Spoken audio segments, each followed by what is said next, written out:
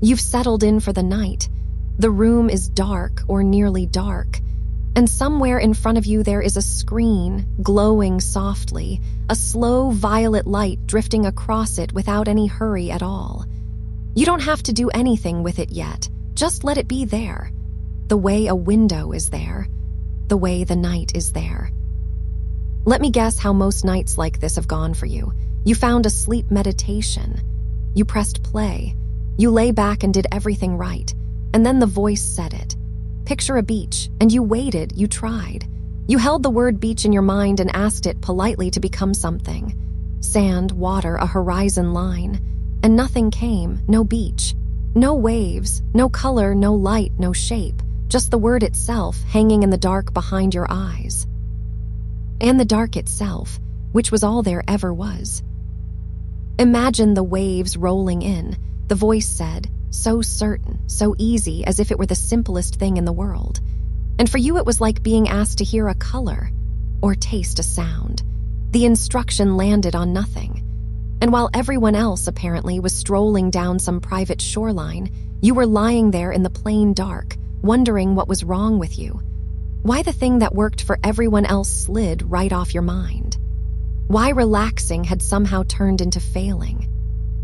If that's you, I want you to hear this clearly before anything else tonight. Nothing is wrong with you. Nothing has ever been wrong with you. There's a name for the way your mind works. It's called aphantasia, a mind that doesn't make pictures. When you close your eyes and someone says beach, you don't get an image. You get the idea of a beach, the knowledge of one, maybe the word itself. But no inner movie, no mind's eye lighting up with sand and sky. And this is not rare, and it is not a deficit, and it is not something you failed to learn. Somewhere around one person in every 30 or 40 is built this way. Millions of people, going about their lives, thinking in words and concepts and feelings instead of pictures. Most of them never even knowing there's a name for it. Many of them, like you, quietly concluded years ago that meditation doesn't work on them. But meditation was never the problem. The scripts were. Nearly every sleep meditation ever recorded was written by someone with a picture-making mind for other picture-making minds. And no one thought to write one for you. Maybe that's even how you found your way here. Maybe one night, tired of failing at beaches, you typed something into a search bar. Aphantasia sleep, or can't visualize meditation, or sleep meditation without visualization. Some small, hopeful string of words, wondering if anyone out there had thought of you. Someone did. You're in the right place. This session was made for exactly the mind you have, and it will never, not once, ask you to make a picture. That is a promise it will keep all night. One small thing to say plainly, and then we'll let it go. This is a calm session for rest and relaxation. It isn't medical advice, and it isn't a diagnosis or a treatment for anything. Many people find that something like this helps them settle. It may help you too. But if sleep has been genuinely hard for a long time, or it's weighing on your health or your days, a doctor or a sleep specialist is the right person to talk to. They'll take it seriously, and you deserve that. For tonight, though, this is simply a quiet voice, a soft light, and a long, slow drift downward. That's all it needs to be. So here is the idea at the heart of tonight.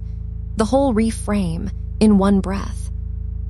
You don't need a mind's eye tonight, because there is a real image in front of you. Look at the screen, that slow violet light drifting. That was made to be watched, not conjured. It exists out there in the actual world, doing its slow, quiet work whether or not your mind can make pictures. Because it isn't asking your mind to make anything. Every other meditation handed you a set of instructions your mind couldn't run. This one runs the image for you. The screen does the work your mind's eye was never built to do. It holds the soft light, it keeps it moving, it never flickers into anything sudden or bright.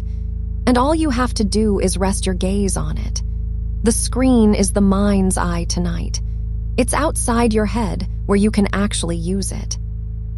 And notice what that changes. There's nothing to try at anymore. No effort, no summoning, no waiting for something to appear that never appears. The image is already here, already moving, already slow. You cannot fail at this because there is nothing to achieve. Watching is not a skill. It's just what eyes do when you stop asking anything of them. So let's begin the only technique tonight asks of you, and it is barely a technique at all. Let your eyes rest on the screen, anywhere on it. There's no correct spot. The middle and edge, wherever your gaze happens to land. It's all the same soft light. And just watch the drift. Watch the way it moves without hurry. The violet haze leaning slowly one way, then slowly another. Never rushing, never arriving. It has been drifting like this since before you pressed play, and it will go on drifting long after you've stopped watching. It doesn't need you. That's part of what makes it restful. It isn't performing for you. It isn't going anywhere. It's just moving the way slow water moves, the way warm air moves over a road at dusk. Motion with no destination at all. There is no pattern in it to find. And this matters, so let it really land. Your mind, especially at night, loves a puzzle. Loves to name things, predict things, finish things, but this light has nothing to solve. No shape is about to form.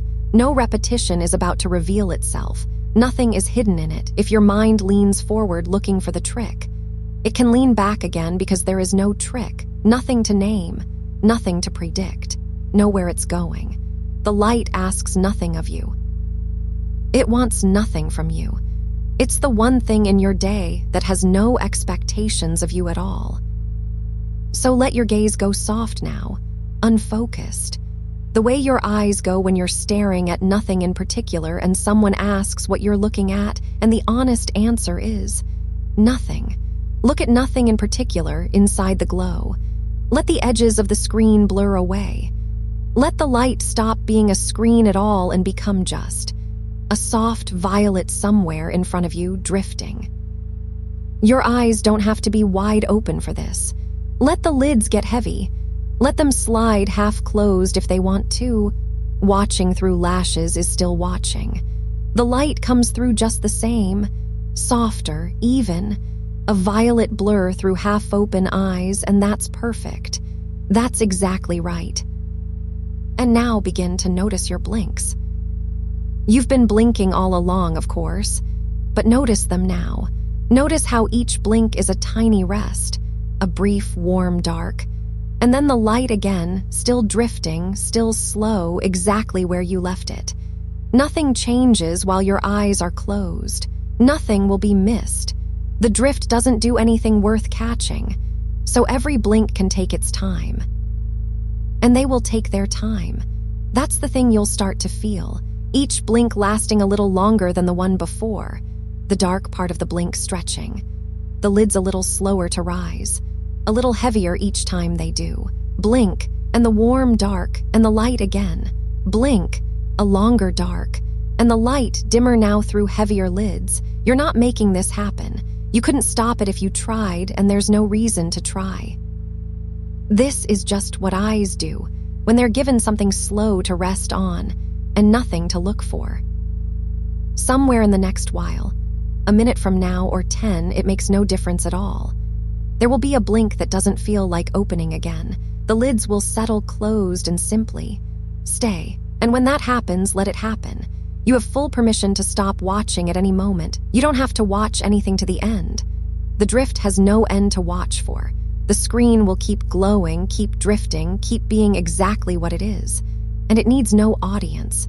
It was never a show. It was a hand to hold on the way down. And when your eyes close, you can let go of it, because by then you'll already be moving. And here is something gentle to know in advance. When your eyes do close, the light doesn't vanish all at once. There's a soft afterglow behind the lids, a faint warmth where the violet was, a memory of motion dissolving slowly, the way the sound of a bell keeps humming after the bell has stopped. You don't have to hold on to it. Let it fade at its own speed. And as it fades, this voice will still be here, and the voice will carry you from there.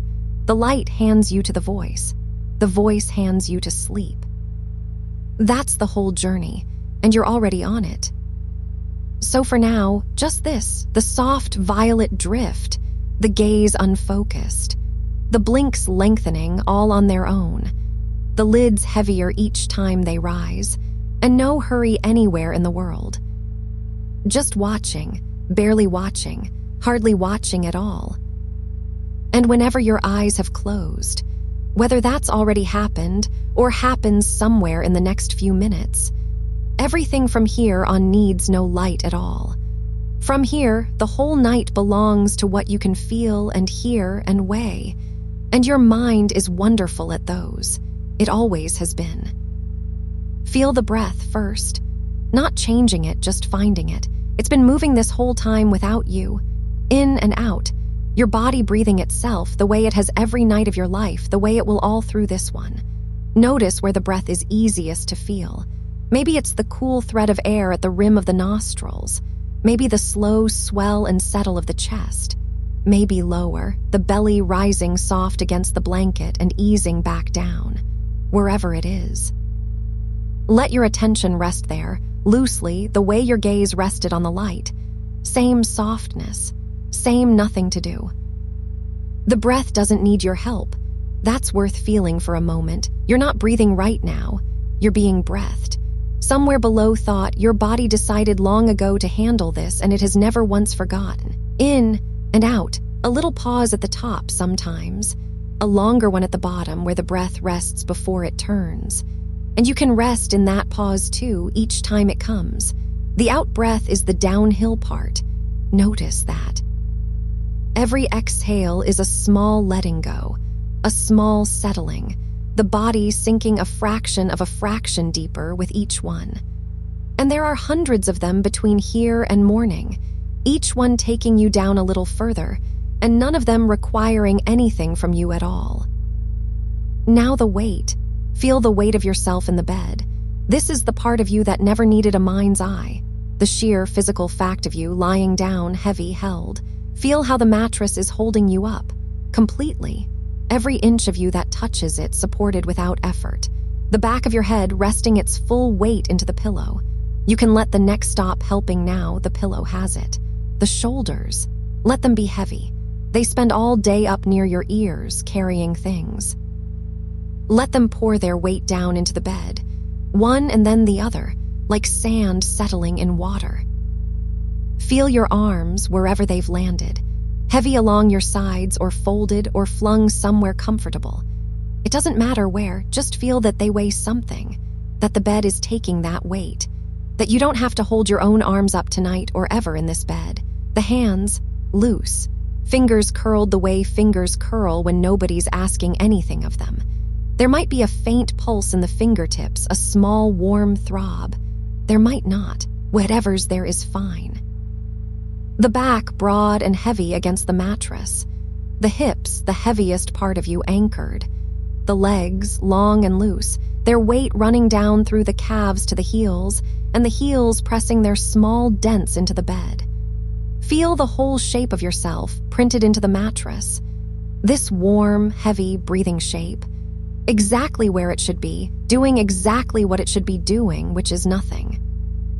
And with every out-breath, the shape gets a little heavier, not because you're making it, just because that's the direction the night flows, down and down, the way water finds the low places without being told. Now the warmth, somewhere the blanket is resting on you, feel where, its weight is a kind of touch, light, even, patient, lying over your chest, your legs, your feet, the same way it lay last night and the night before. Under it, your body has been quietly making warmth this whole time. You're wrapped in heat of your own making, a slow pocket of it deepening the longer you lie still.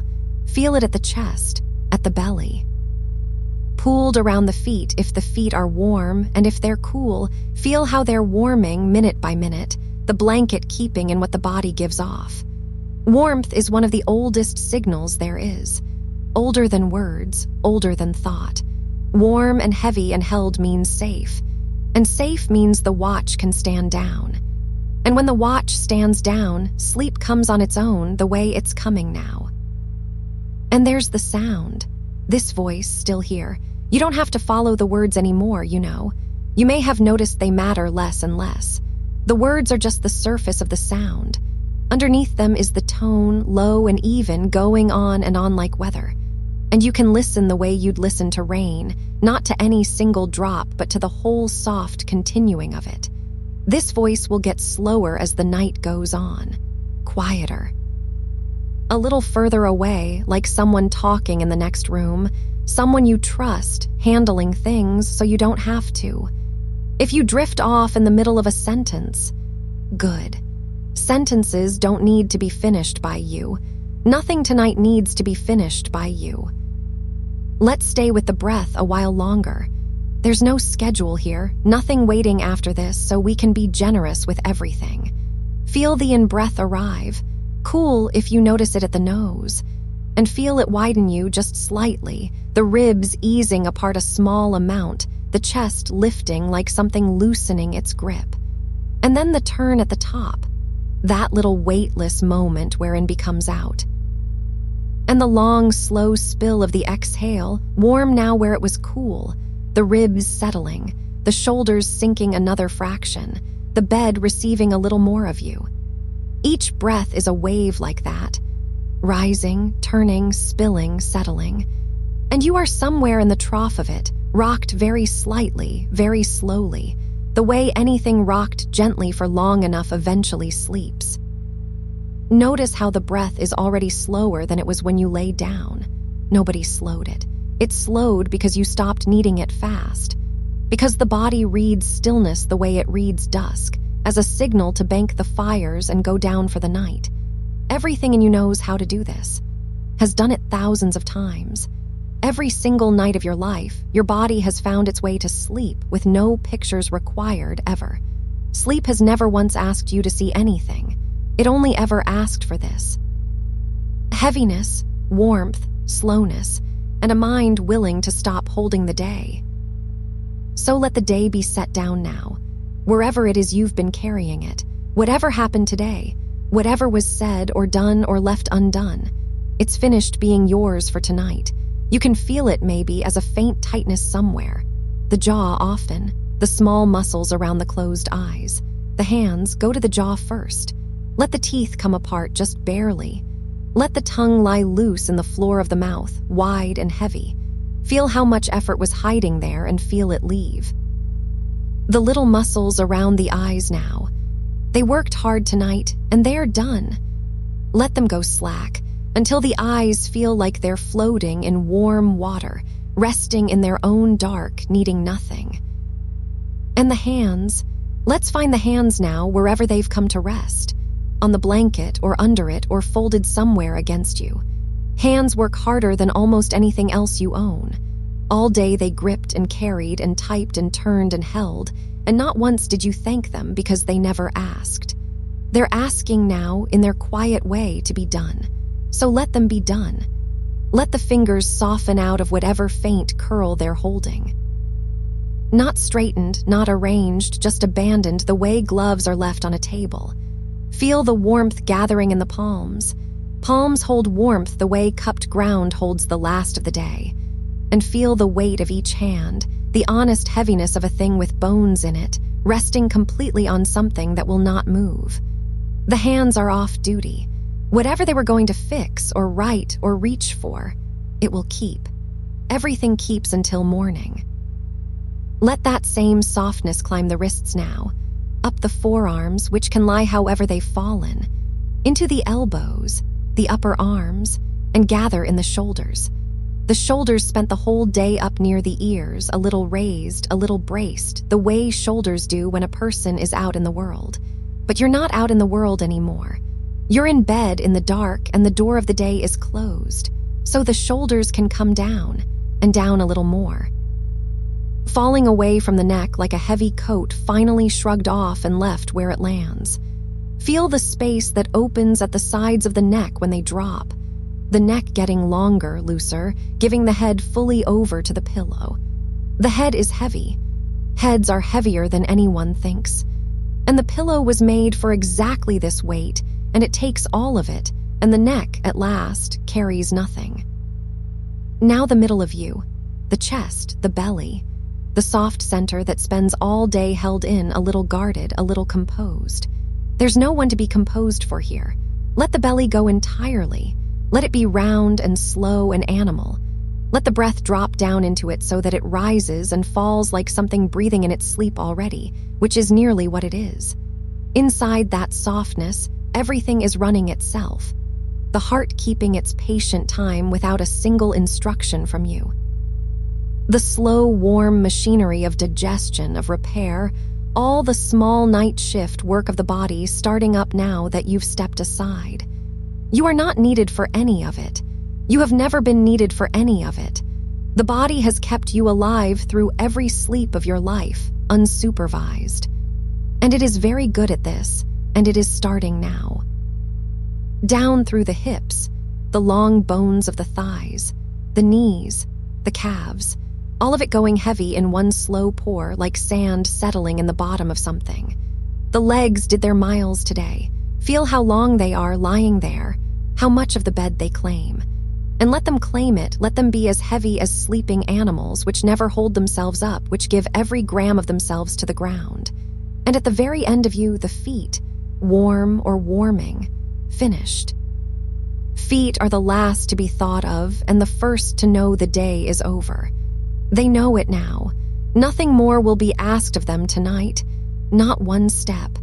And something in the whole body eases when the feet understand that. So the body is going out like a house at night, room by room, a light at a time. The hands dark, the shoulders dark, the long hallways of the legs dark, and somewhere upstairs there's still one lamp on. The mind still faintly lit, still murmuring. And that's fine. That lamp dims on its own. You don't have to reach for the switch. You never have to reach for the switch. It dims because the whole house under it has gone quiet, and lamps like that follow the house. And while it dims, let me tell you something about that mind of yours, the one that doesn't make pictures, because there's a thing about it worth hearing on the way down. You have known everything you've ever known without images. Think how strange and how remarkable that is. You know the way home, every turn of it without a map appearing anywhere. You know the people you love, completely, in a way that has nothing to do with faces. You'd know them in the dark by voice, by footstep, by the particular quality of their quiet. Your knowing lives deeper than pictures. It always has. It lives down where meaning is, where weight is. And nothing about that is missing anything. A mind like yours holds the world the way a hand holds a stone in the dark. Fully, certainly, without needing to be shown it.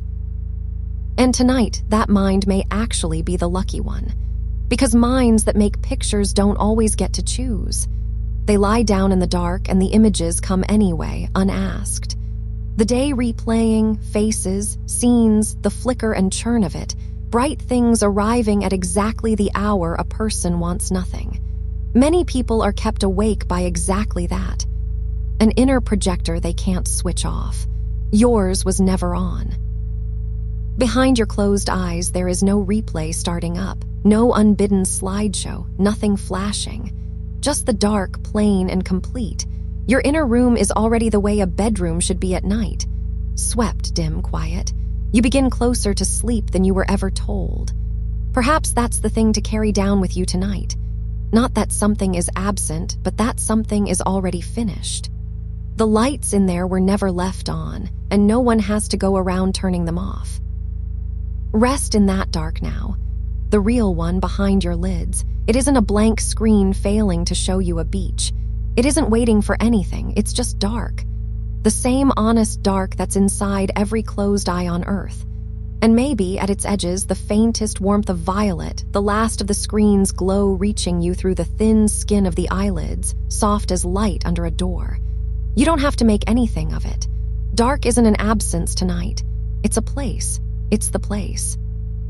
Bodies have been going into this exact dark to sleep for as long as there have been bodies. It is the oldest room there is, and you're already inside it, and nothing in it needs your attention. So attention can go where it naturally goes when the eyes are done, out to the ears, which never close. Listen without trying. There's your own breath, closest of all, that soft tide sound at the nose. There's the small, dry whisper of fabric when anything shifts. There's the house itself, holding its shape around you the way houses do at night, with its faint settlings, its almost sounds. Maybe something further off. A car passing that belongs to someone else's evening, going somewhere you'll never need to know. The low nothing in particular hum that cities and rooms and nights all have under everything. Every one of these sounds arrives on its own and leaves on its own. You don't have to do anything with a sound. You can't hold one, and you don't need to. They pass through the dark like slow birds through open air, and the dark is no different after each one, and neither are you. And notice, there are no clocks in this. I haven't told you the time, and I'm not going to, because time is not your job tonight. Time in the dark doesn't tick anyway. It pools. It goes wide and still like water with no current in it. Whether sleep comes in the next minute or drifts in an hour from now matters not at all. Because this, right here, already counts. Rest is not the waiting room before sleep. Rest is on the same clock as sleep, doing much of the same work. The body repairing, the pressure easing, the day dissolving. So there is nothing to check and nothing to measure. You cannot be late for sleep. It isn't a train. It's a tide, and tides don't need you standing on the shore watching for them. They come in over whatever is lying still. Thoughts will still drift through, of course. They do, even now, even this deep. That's fine. Notice what your thoughts are made of, though. In a mind like yours, without pictures, thoughts come as quieter things. Words, half-words, tones, little tilts of meaning. More like doors closing softly somewhere down a long corridor than like anything flaring up. You don't have to open any of those doors. A thought is only a knock. And at this hour, no one has to answer. Let each one sound and fade. Unanswered, unopened. You'll find that a thought not followed gets shorter, and the next one shorter still. Sentences in the mind starting to trail off the way this one might, losing their verbs, losing their reasons, becoming just syllables turning over, and then not even that. That's not your mind failing. That's your mind arriving. And here's a wide, slow thing to rest inside while the syllables run out. Right now, across the whole dark half of this turning world, people are doing exactly what you're doing. Millions of them. Lying down in rooms you'll never enter, in languages you'll never hear, all of them heavy, all of them warm, all of them letting go of a day you'll never know about. Sleep is coming in over all of them like one enormous soft weather system. And you are inside it too, one of them, part of the oldest shared act there is. And not one of those sleepers is required to picture anything. Sleep has no entrance exam. The animals prove it every night. The dog folded by the stove, the birds gone silent in the hedge, creatures that may never in their lives form a single mental image. And they sleep perfectly, deeply, every night of their lives. Sleep is older than imagery, older than words. It asks only what you have already given. Stillness, warmth, weight, and the slow untying of attention. You've paid the whole fare. The rest is just the ride. So there's nothing left on the list, because there was never a list. The body is heavy and getting heavier. You can feel that, can't you?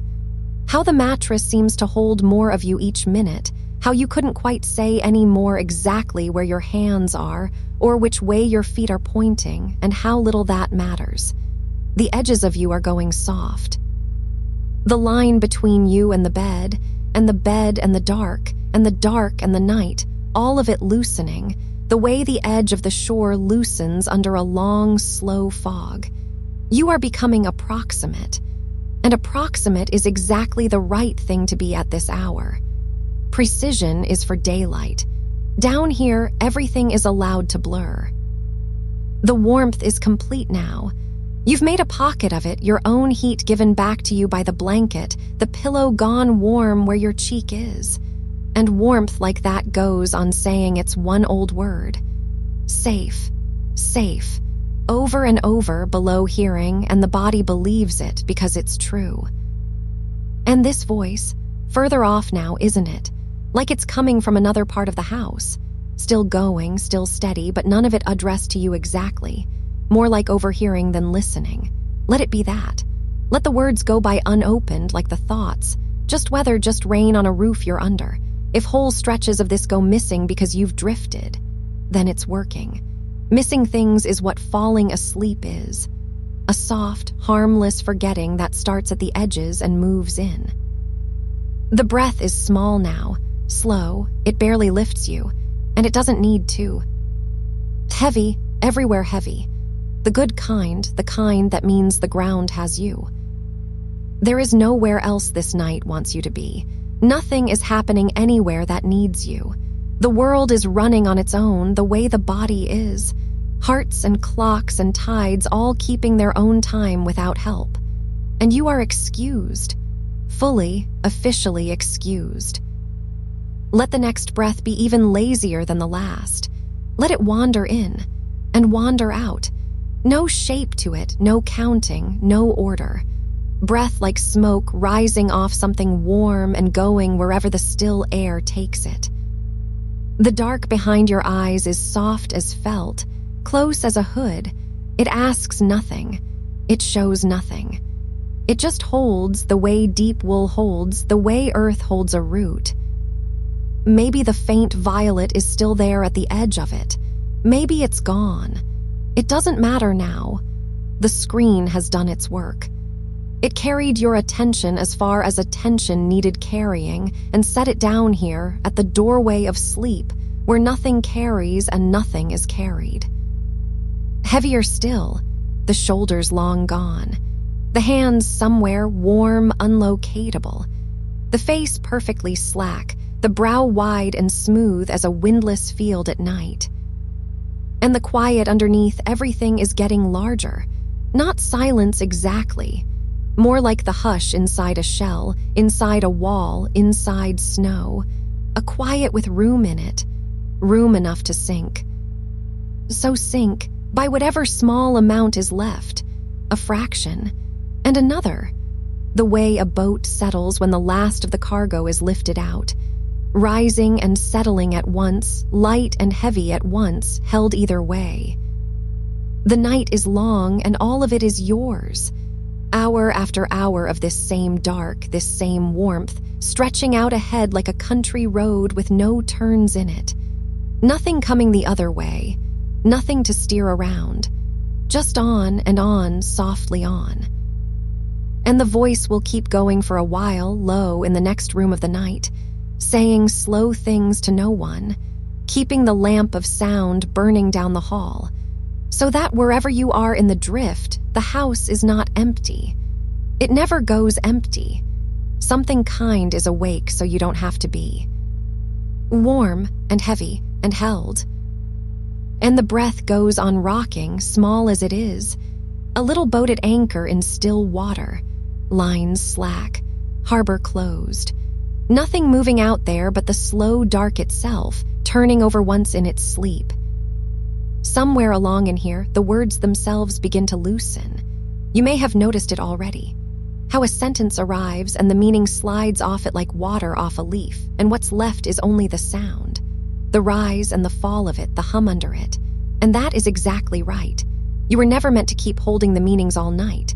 Let the words become what they really are down here, just warm sound. A low tone with edges.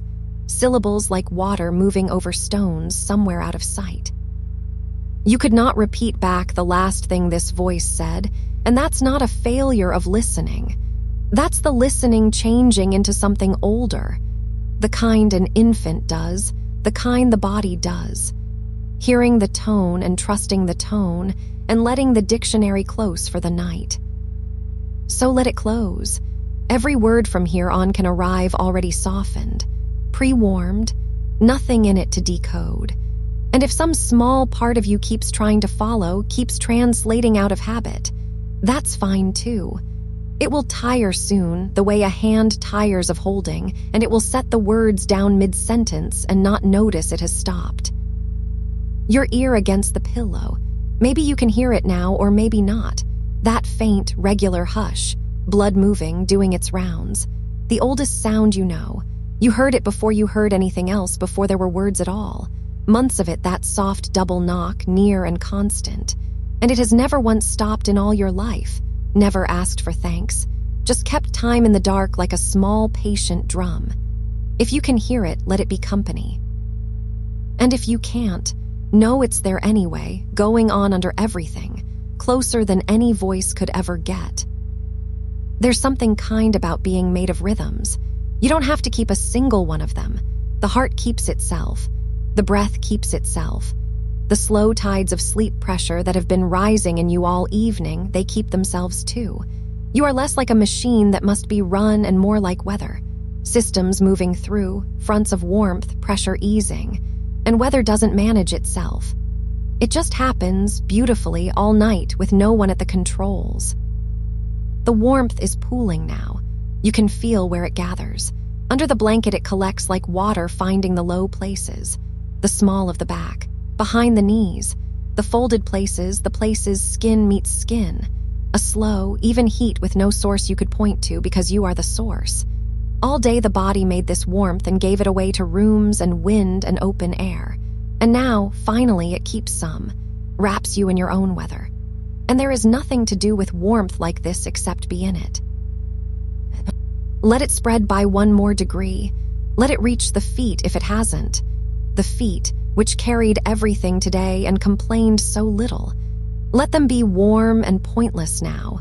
Two quiet animals at the end of the bed, off duty, curled into themselves. They don't need to be anywhere until morning. Nothing in the whole night requires standing.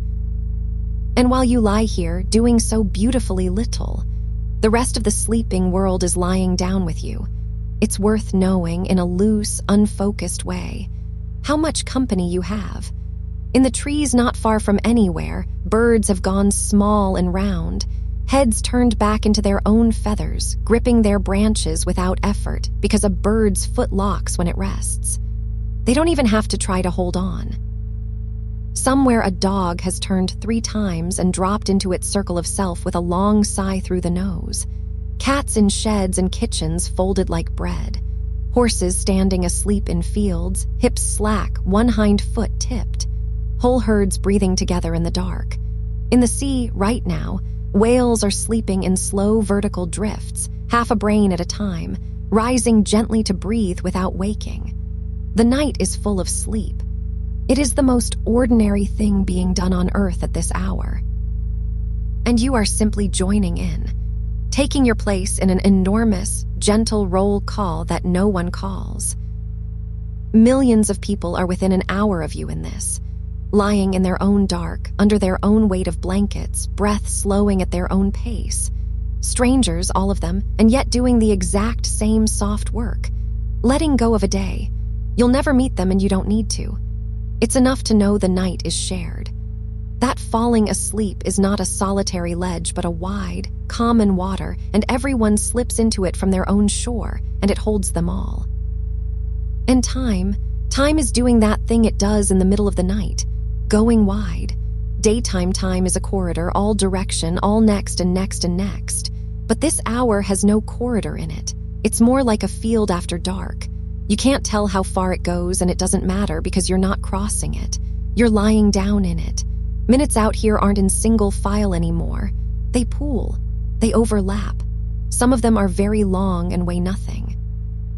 If you wondered right now whether 5 minutes have passed or 40, you couldn't say. And how good that is. To be somewhere the count has stopped. The night doesn't count itself. It just deepens and holds and pales at the far end when it's ready. And none of that needs witnessing, least of all by you. You are excused from time the way you were excused from the world. The clock will go on doing its small, dry arithmetic somewhere, and not one number of it applies to you until morning. Sleep doesn't come at a time. It comes at a depth, and you are already so far down. While you drift, the body is beginning its night work, quietly without ceremony. This is the shift when it mends, when the little repairs get made, the ones too small to name. Muscle settling its accounts, skin renewing at its slow secret rate, the days spent chemistry gently rinsed and carried off. The mind, too, further in is starting to sort, taking the day's loose pile and filing what matters, letting the rest sift away like sand through open fingers. None of this needs supervising. In fact, it goes better unsupervised. It waits for exactly this, for you to be gone enough that the crews can come out. So every step down you take is a door opening for them. Your drowsiness is useful. Your heaviness is the signal everything else was waiting for. By doing nothing, you are doing the night's whole job. And isn't that a strange mercy? That the most necessary thing left in your day is surrender. That the body's deepest maintenance can't be worked at, only allowed. You have spent so much of your life earning things. This can't be earned. It can only be received the way ground receives rain, by lying still and being porous. So be porous now. Let the heaviness soak all the way through, past muscle, into the long bones which are older than your worries and slower than your thoughts. The bones don't hurry for anyone.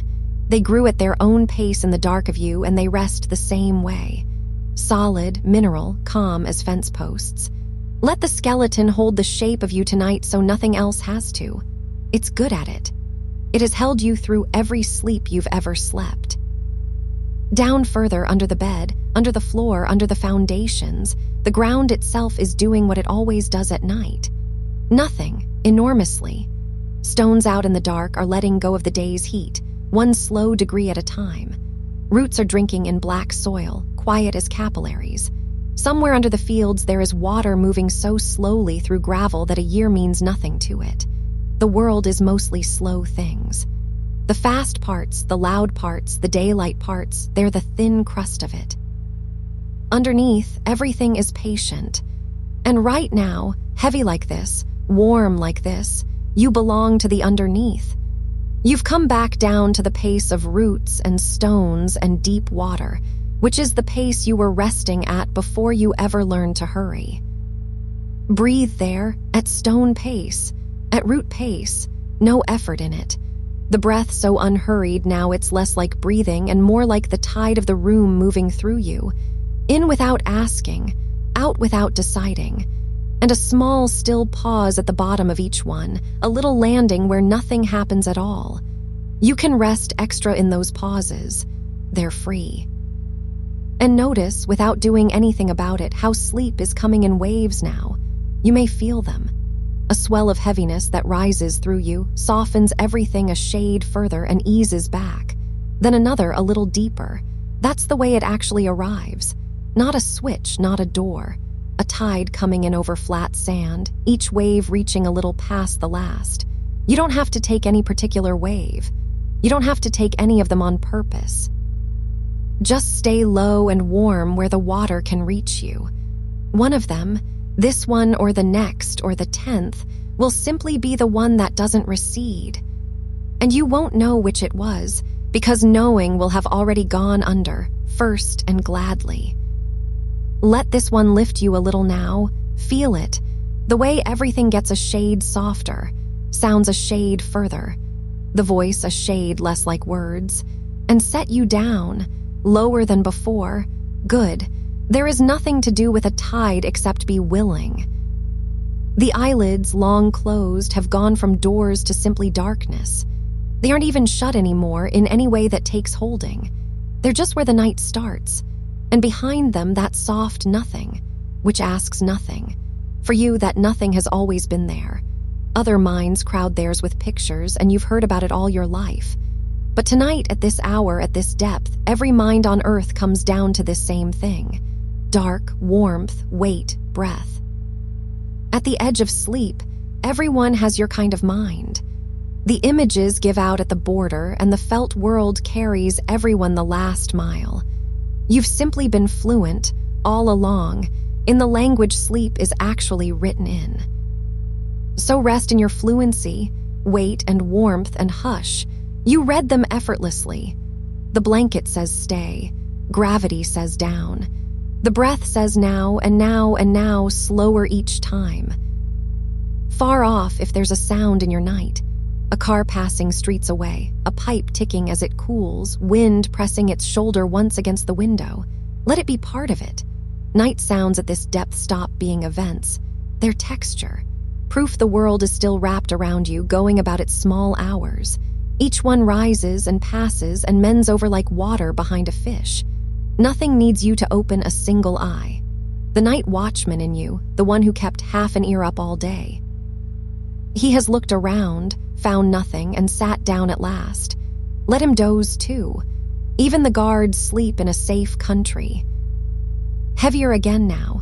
You keep arriving at heavier as if it were the last stop, and then the night finds you another inch of down. That's how deep rest is. There's always a little more floor below the floor, and every level of it is safe. You can't fall through any of this. You can only settle, the way dust settles in a still room, the way sediment settles in a pond after the last ripple, fine grain by fine grain, until the water above it stands perfectly clear. Let the mind be that pond. Whatever is still stirring in it, let it stop being stirred. You're not holding the spoon anymore. Nothing is. And left alone, every cloudy thing clears on its own. Not by working, by waiting. And you don't even have to wait on purpose. The night waits for you. The jaw, one more time, softer. Let the teeth stand apart in the dark of the mouth. The tongue lying wide and loose like something warm asleep in its own small bed. So much talking lives in that jaw, whole years of explaining. None of it needed until tomorrow, and maybe less of it than you think, even then. The hands have melted past finding. Somewhere in the warmth there are hands, that's all you could say. And the arms are just long, warm weights, laid down like tools after harvest. Work done. Handles worn smooth. Nothing to grip until the sun is well up, and even then, gently. And the breath, smaller again, a thread of it. Enough. The body is a very quiet economy now, spending almost nothing, needing almost nothing. A banked fire. Coals under ash, holding their steady orange warmth till morning without a single new log. That's you for the next hours. Banked. Kept. Slow warmth that tends itself. If a thought still drifts past now and then, and one might, let it have the manners of this hour. They get quieter too, thoughts, when the house of you goes dark. They stop knocking and just pass in the lane outside, murmuring, on their way somewhere that isn't here. You can hear one go by without holding the door. You never have to hold the door again tonight. And the voice, nearly weather itself now. It will go on, low and even, the way rain goes on after you stop noticing rain. You have full permission to lose it entirely, to sink below the sound of it into the plain, warm dark where nothing is even being said. That's not the end of anything. That's the point of everything. Every word tonight was only ever a stare. And stares don't mind being left at the bottom. Down here the night is very simple. Warmth, weight, the hush of blood, the tide of breath, 4 soft facts, and all 4 of them are kind. Hold none of them. They hold you. Somewhere above you, on the surface you've left, the screen is still drifting its slow violet drift, faithful as a night light, asking nothing of the room. And the room is holding its stillness. And the bed is holding you, layer under layer under layer of held, like something precious packed for a long journey, wrapped and wrapped again so nothing can jostle it. And the journey is only this: hours of dark, traveled without moving, arriving at morning without a single step. Let the breath out long now. Let it take whatever it finds on the way, and don't reach for the next one. It comes on its own. There, it always comes on its own. That's the whole lesson of the night, told in one small motion. What you need arrives without your asking. Rest is like that. Sleep is like that. It's coming toward you right now across the last little distance, unhurried, certain, soft-footed as warmth moving through a house. And you don't have to meet it. You don't have to greet it. You can be long gone when it arrives, already deep, already elsewhere, and it will simply settle over you like one more blanket, the weightless kind, the final kind. and tuck itself in at the edges.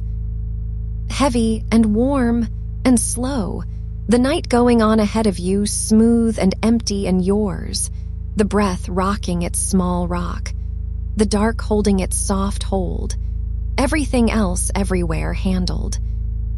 And still lower, by a grain, by a breath, the way evening turns to night without a line you could point to.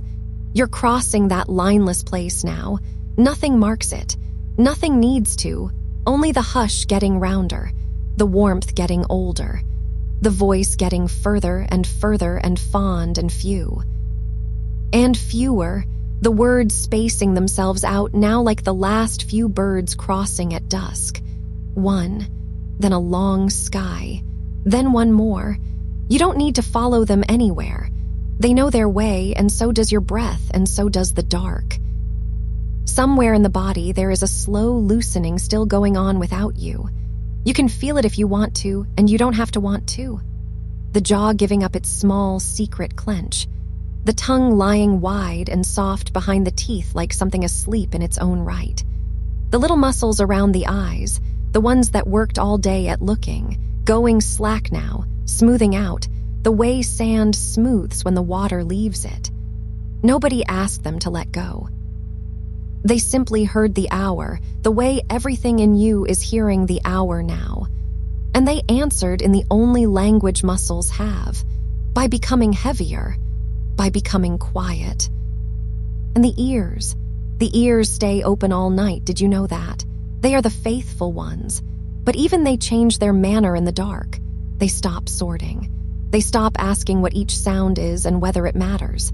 They become like a net with the widest possible weave, and every sound in the house, every sound in the street, every sound in this voice passes straight through and back out into the night, and nothing is caught and nothing needs to be caught. A car somewhere, the tick of the room cooling, a syllable. Through and gone, through and gone.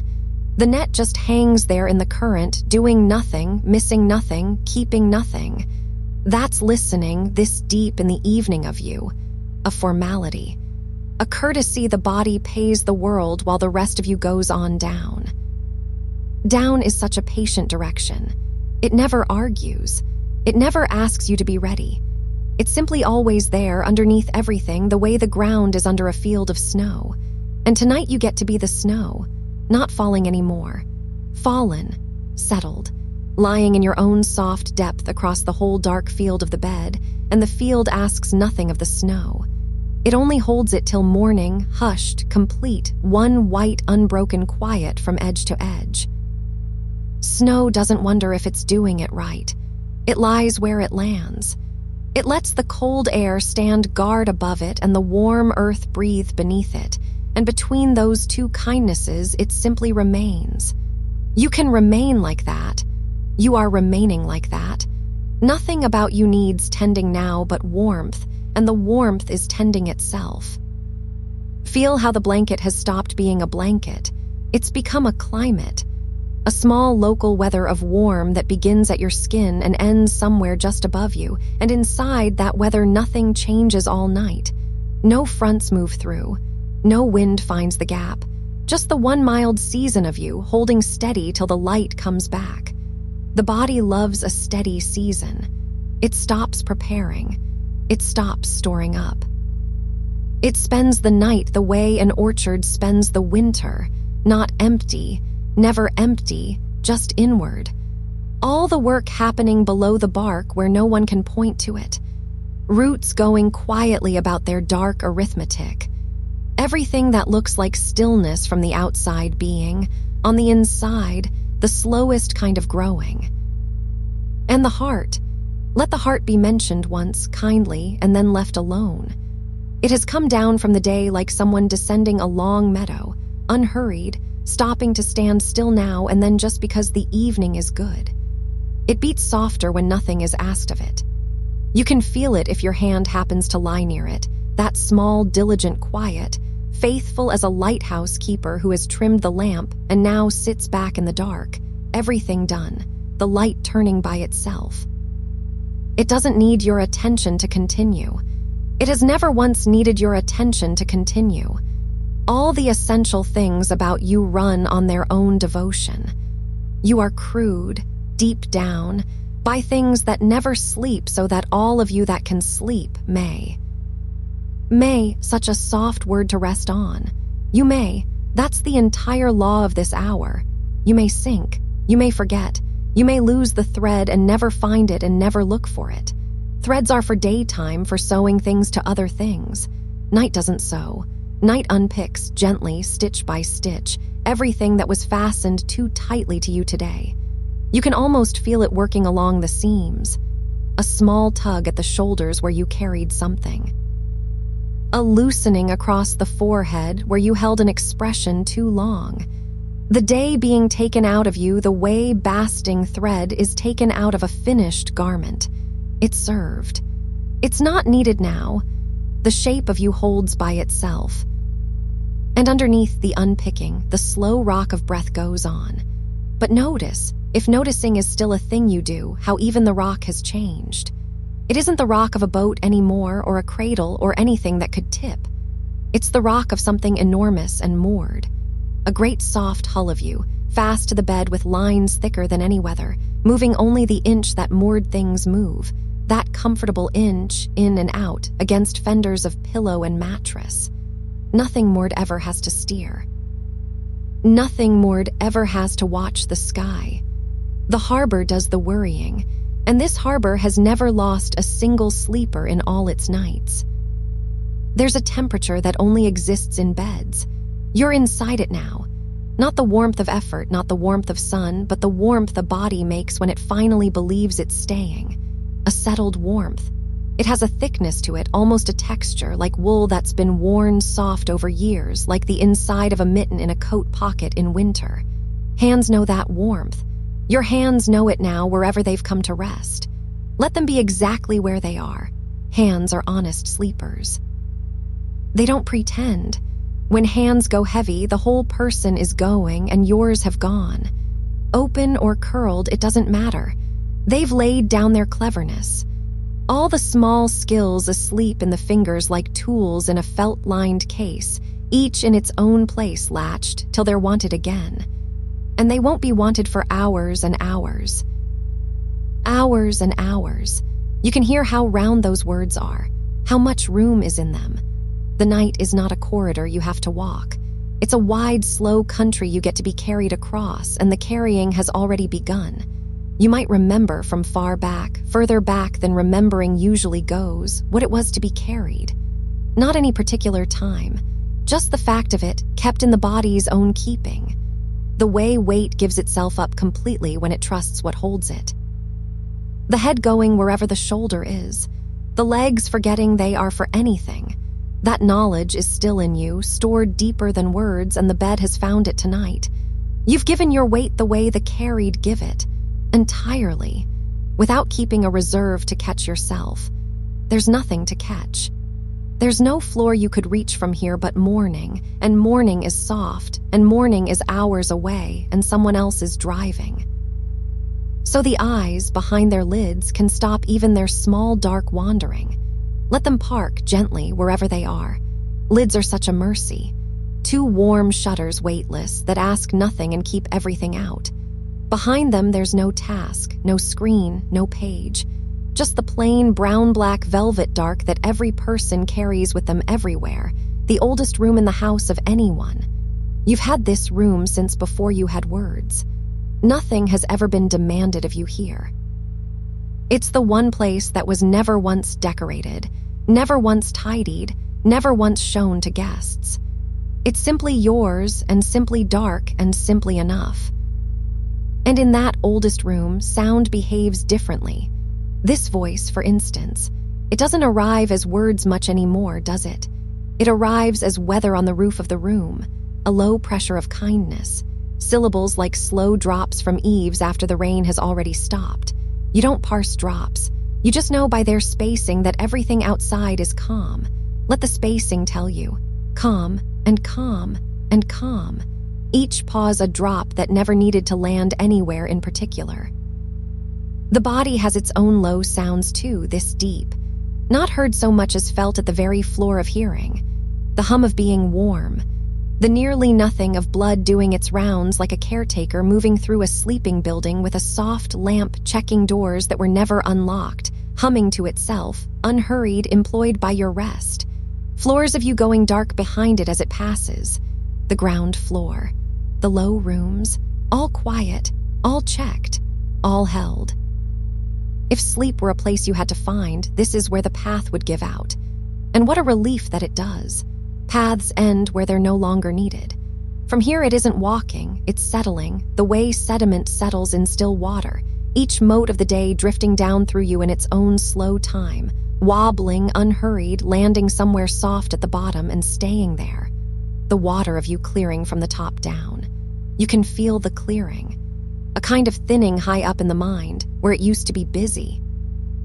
More and more of you becoming that still, clear, unlit water that doesn't reflect anything because there's nothing above it to reflect. Water at the bottom of a well is like that. It has never once held the sky, and it has never once missed it. Cool, mineral, patient, sweet. People lower buckets all day and the well never runs anxious. It just keeps its dark plain water in its dark plain stone and is always somehow full. You are always somehow full. Whatever today spent, tonight is already returning quietly at some rate below noticing, the way a well refills from seams in the rock too small to have names. You don't do the refilling. You couldn't if you tried, and trying would only stir the water. So don't try. Be the stone around the water. Be the dark around the stone. Be held the way the deep things are held, by simple enclosure, by the fact that nothing down here ever falls, because down here is where falling finishes. Falling finishes. Hear how gently that lands. Everything that was falling in you all day. The plans tipping over, the moments dropping away behind you, the little lurches of almost and not quite. All of it has finished falling now. It's all lying still at the bottom of the hour, and none of it broke. It never breaks. It only ever needed somewhere to come to rest, same as you. And now the whole settled cargo of the day can be left exactly where it lies, unsorted, uncounted. Night is not an accountant. Night is a warehouse of soft, dark shelves that asks no inventory. Doors shut, lights off, everything keeping perfectly until it matters again, if it ever matters again. Most of it won't. Most of what falls through a day is packing straw. It did its job by cushioning. Let it lie. And the breath, still there, of course still there. But listen how little of it there is now and how completely it's enough. A spoonful of air taken and returned. The body down to its night rations and thriving on them. Small breath, small pulse, small warmth, the whole estate of you running on almost nothing. The way a candle flame goes low and blue-hearted and steady when the air is still. No flicker left in it, just the essential burning, the pilot light of a person. That little flame needs no watching. It has burned through every night of your life, through every sleep you've ever slept, through all the hours you were nowhere at all, and it never once went out. It will not go out tonight. You have its word. You've always had its word. So the last of the holding can go. Whatever was still propped, let it lean all the way. Whatever was still half carried, set it all the way down. There's a final kind of heaviness that isn't weight at all, it's belonging. The heaviness of a stone in its stream bed, of a root in its ground, of a sleeper in the exact bed, the exact night, the exact dark that fits them. You're wearing the night now like something made to your measure. It doesn't pull anywhere. It doesn't ride up or bind. Custom dark, cut for you alone, hemmed with quiet.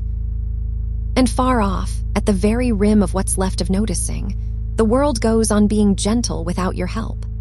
The screen drifting its patient violet drift for no one, like a fountain running in an empty courtyard at 3 a.m, beautiful anyway, faithful anyway.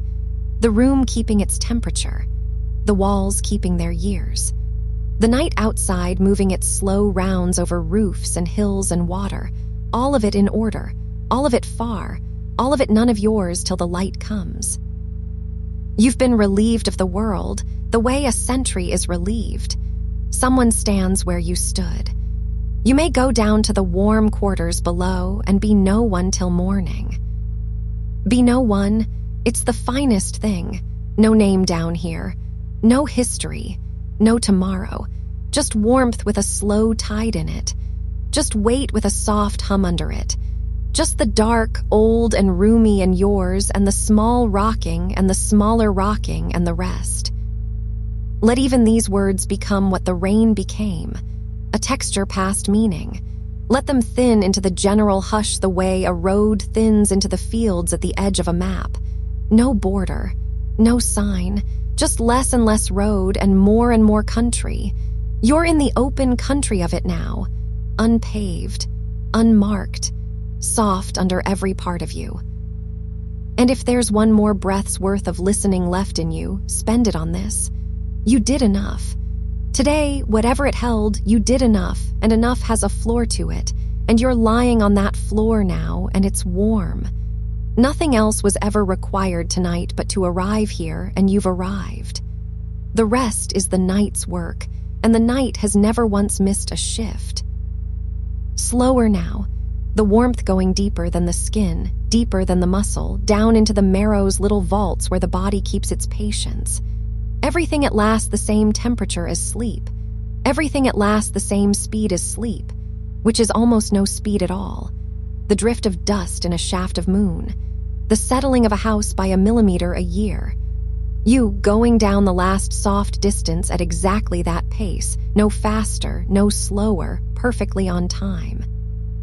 The breath out, long, longer, all the way to its quiet end and past it into the little pause where nothing happens. Rest in the pause. The pause is also yours. Then the small tide returns on its own, as promised, as always, and takes you a grain deeper on its way back out. A grain and a grain, the hourglass of you nearly still. Sand so slow now it's less like falling than like remembering how to fall. And even that, letting go, even the sand at rest.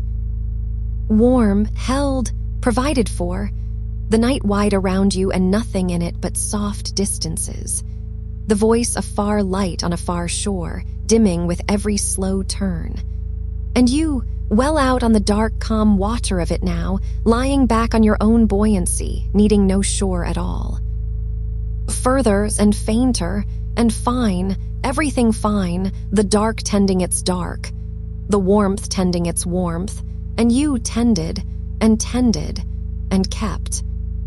Somewhere tonight, snow is falling on a field no one is watching. You don't have to go there. It comes to you as a fact with a texture, the way all true quiet things do. Snow has a sound, barely, a hush laid on top of a hush. Thousands of small arrivals a second and not one of them loud enough to count. That is the pace of what's happening in you now. Small arrivals. Each breath laying itself down on the breath before. Each moment of ease settling on the last. No single one of them heavy, and all of them together becoming a blanket deep enough to sleep under. The body knows this kind of accumulation. It has done it every night of your life, mostly without thanks.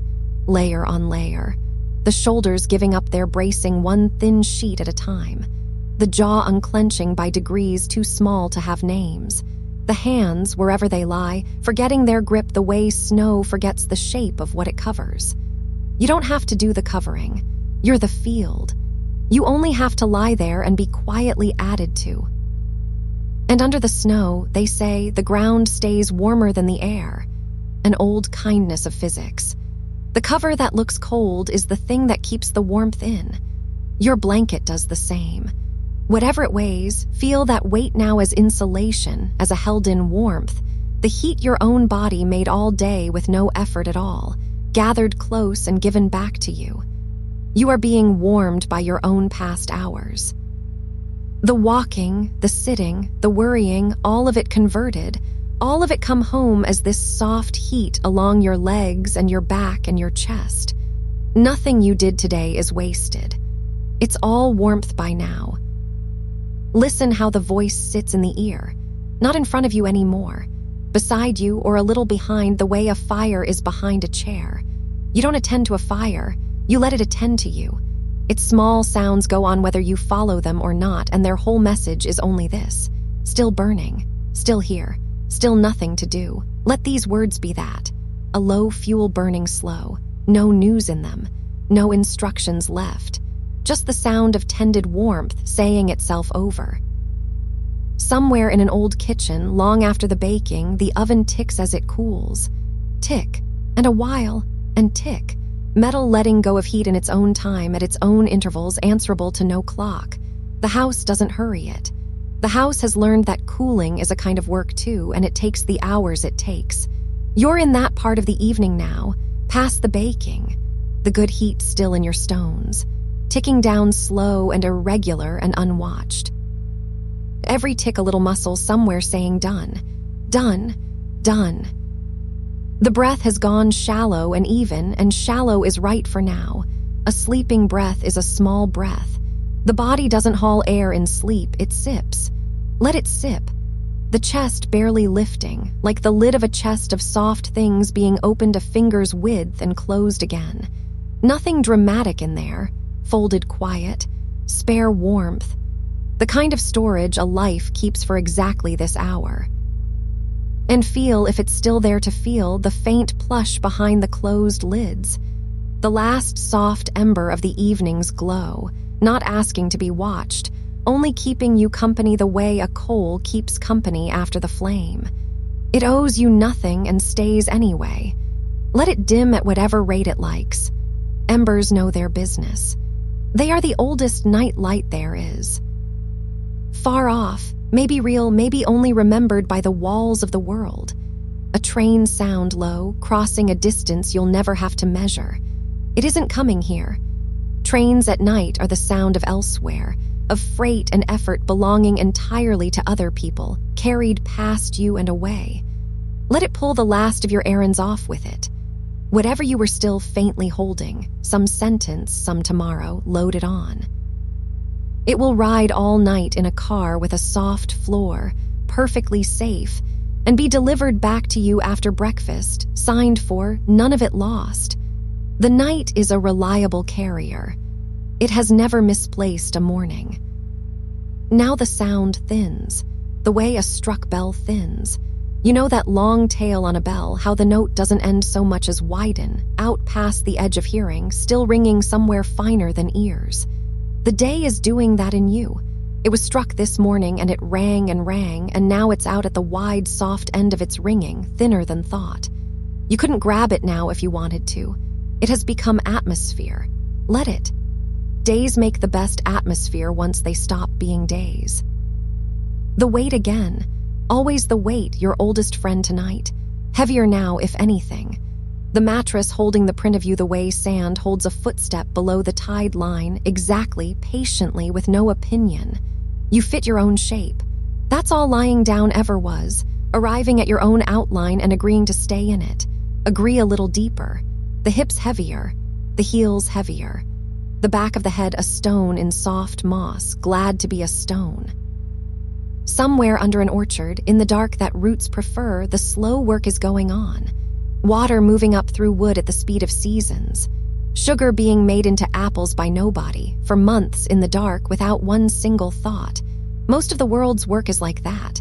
Unattended, unlit. Perfectly done. Your body joined that shift when you lay down. Cells doing their patient carpentry. The heart keeping its old water wheel turning at the low nighttime rate. Repair crews out along every quiet road of you with their small lanterns. None of it needs the manager awake. The manager is, in fact, in the way. Clock out. They'll wake you if anything needs signing, and nothing will. Softer. There's a texture to this hour and its wool. Not the itch of it, the give of it. The way carded wool has no direction anymore, no knots, no memory of the sheep's bad weather. Just loft. Air held in softness, softness held in air. Your thoughts have been carded by now. Whatever they were this afternoon, tangled, directional, pulling. They've been drawn through the long teeth of the evening and they lie in loose clouds with no thread in them. You couldn't spin a worry from them now. There's nothing to grip, only loft. Only the warm smell of clean wool in a dry barn, which is the smell of nothing wrong. And the ear, doing its faithful last shift, lets these words come apart a little more. Hears the vowels more than the meanings. The long O's and the soft S's, the small rain of consonants on the roof of the sentence. It's fine to hear this way. It's the right way now. Meaning is a daylight tool. At night, the words go back to being sounds, which is what they were when you first loved them, before you knew what any of them were for. A voice in a dark room, going on, meaning safe, meaning stay, meaning sleep, whatever the words pretend to be about. Low tide somewhere. The harbor boats settled down on the soft mud, leaning a little, resting on the actual earth for the first time all day. There's no indignity in it. It's how harbors sleep. Everything that floats gets to stop floating for a few hours and be held by something that doesn't move. You're at your low tide, down on the soft holding bottom of the night. The lines slack. The hull of you taking the ground gently, evenly, along your whole length. Water will come back and lift you near morning without asking anything of you. Floating will be given back. It always is. For now, rest on the mud of the hour. It's warmer than it sounds. It's the oldest bed there is. A clock somewhere has been left unwound on purpose, the way people do in houses where someone finally decided the hall didn't need to be told the time all night. Feel the relief of that hall. The silence where the ticking was is not an absence, it's a gift with the shape of ticking. Your mind has an unwound clock in it now. The counter of things, the teller of how long, gone still on the wall. No more how long until no more how long since. Night doesn't take a length, it takes a depth. And you're gaining depth at the perfect rate, which is whatever rate this is. The breath out, let it be the longest thing in the room, longer than the bed, longer than the dark, out past the foot of everything. And the pause after it, that little unlit landing at the bottom of the stair of the breath. Stand on the landing a moment. No, don't even stand. Be set down on it, a folded thing, a warm loaf, a sleeping cat placed where sleeping cats go. And then the small in-breath arrives to carry you, and it does the carrying, all of it. You have not lifted a single breath in minutes. Notice that without waking for it. You are being breathed the way a field is rained on. Warm and slack, and provided for. The words themselves getting drowsy now, leaning on each other, taking the long way between pauses because there's nowhere to be. Down in the cellar of the year where the house keeps its jars, everything put up in summer is holding. Sealed sweetness in the dark, rows of it, needing nothing, wanted by no one till deep winter and content. Some part of you is shelved down there tonight. The sweetness you made without noticing in the middle of your ordinary days. It keeps. In the dark it keeps best. Nothing spoils in this cellar. The dark here is a preservative, an old cool kindness, and you're in its keeping, lidded and quiet and good. The face has nothing left to hold. Let the small muscles around the eyes be the last to hear the news and the first to enjoy it. They've held so many expressions today, and every one of them is off duty. The space between the eyebrows going wide and plain like a field after harvest. The corners of the mouth unemployed. The tongue lying in the mouth like a dog by a stove. Nothing to say has become nothing to hold has become nothing at all. The good nothing. The nothing with a temperature and a slow pulse and a roof over it. And if a thought still drifts through now and then, let it be weather. You don't argue with weather from inside a warm house.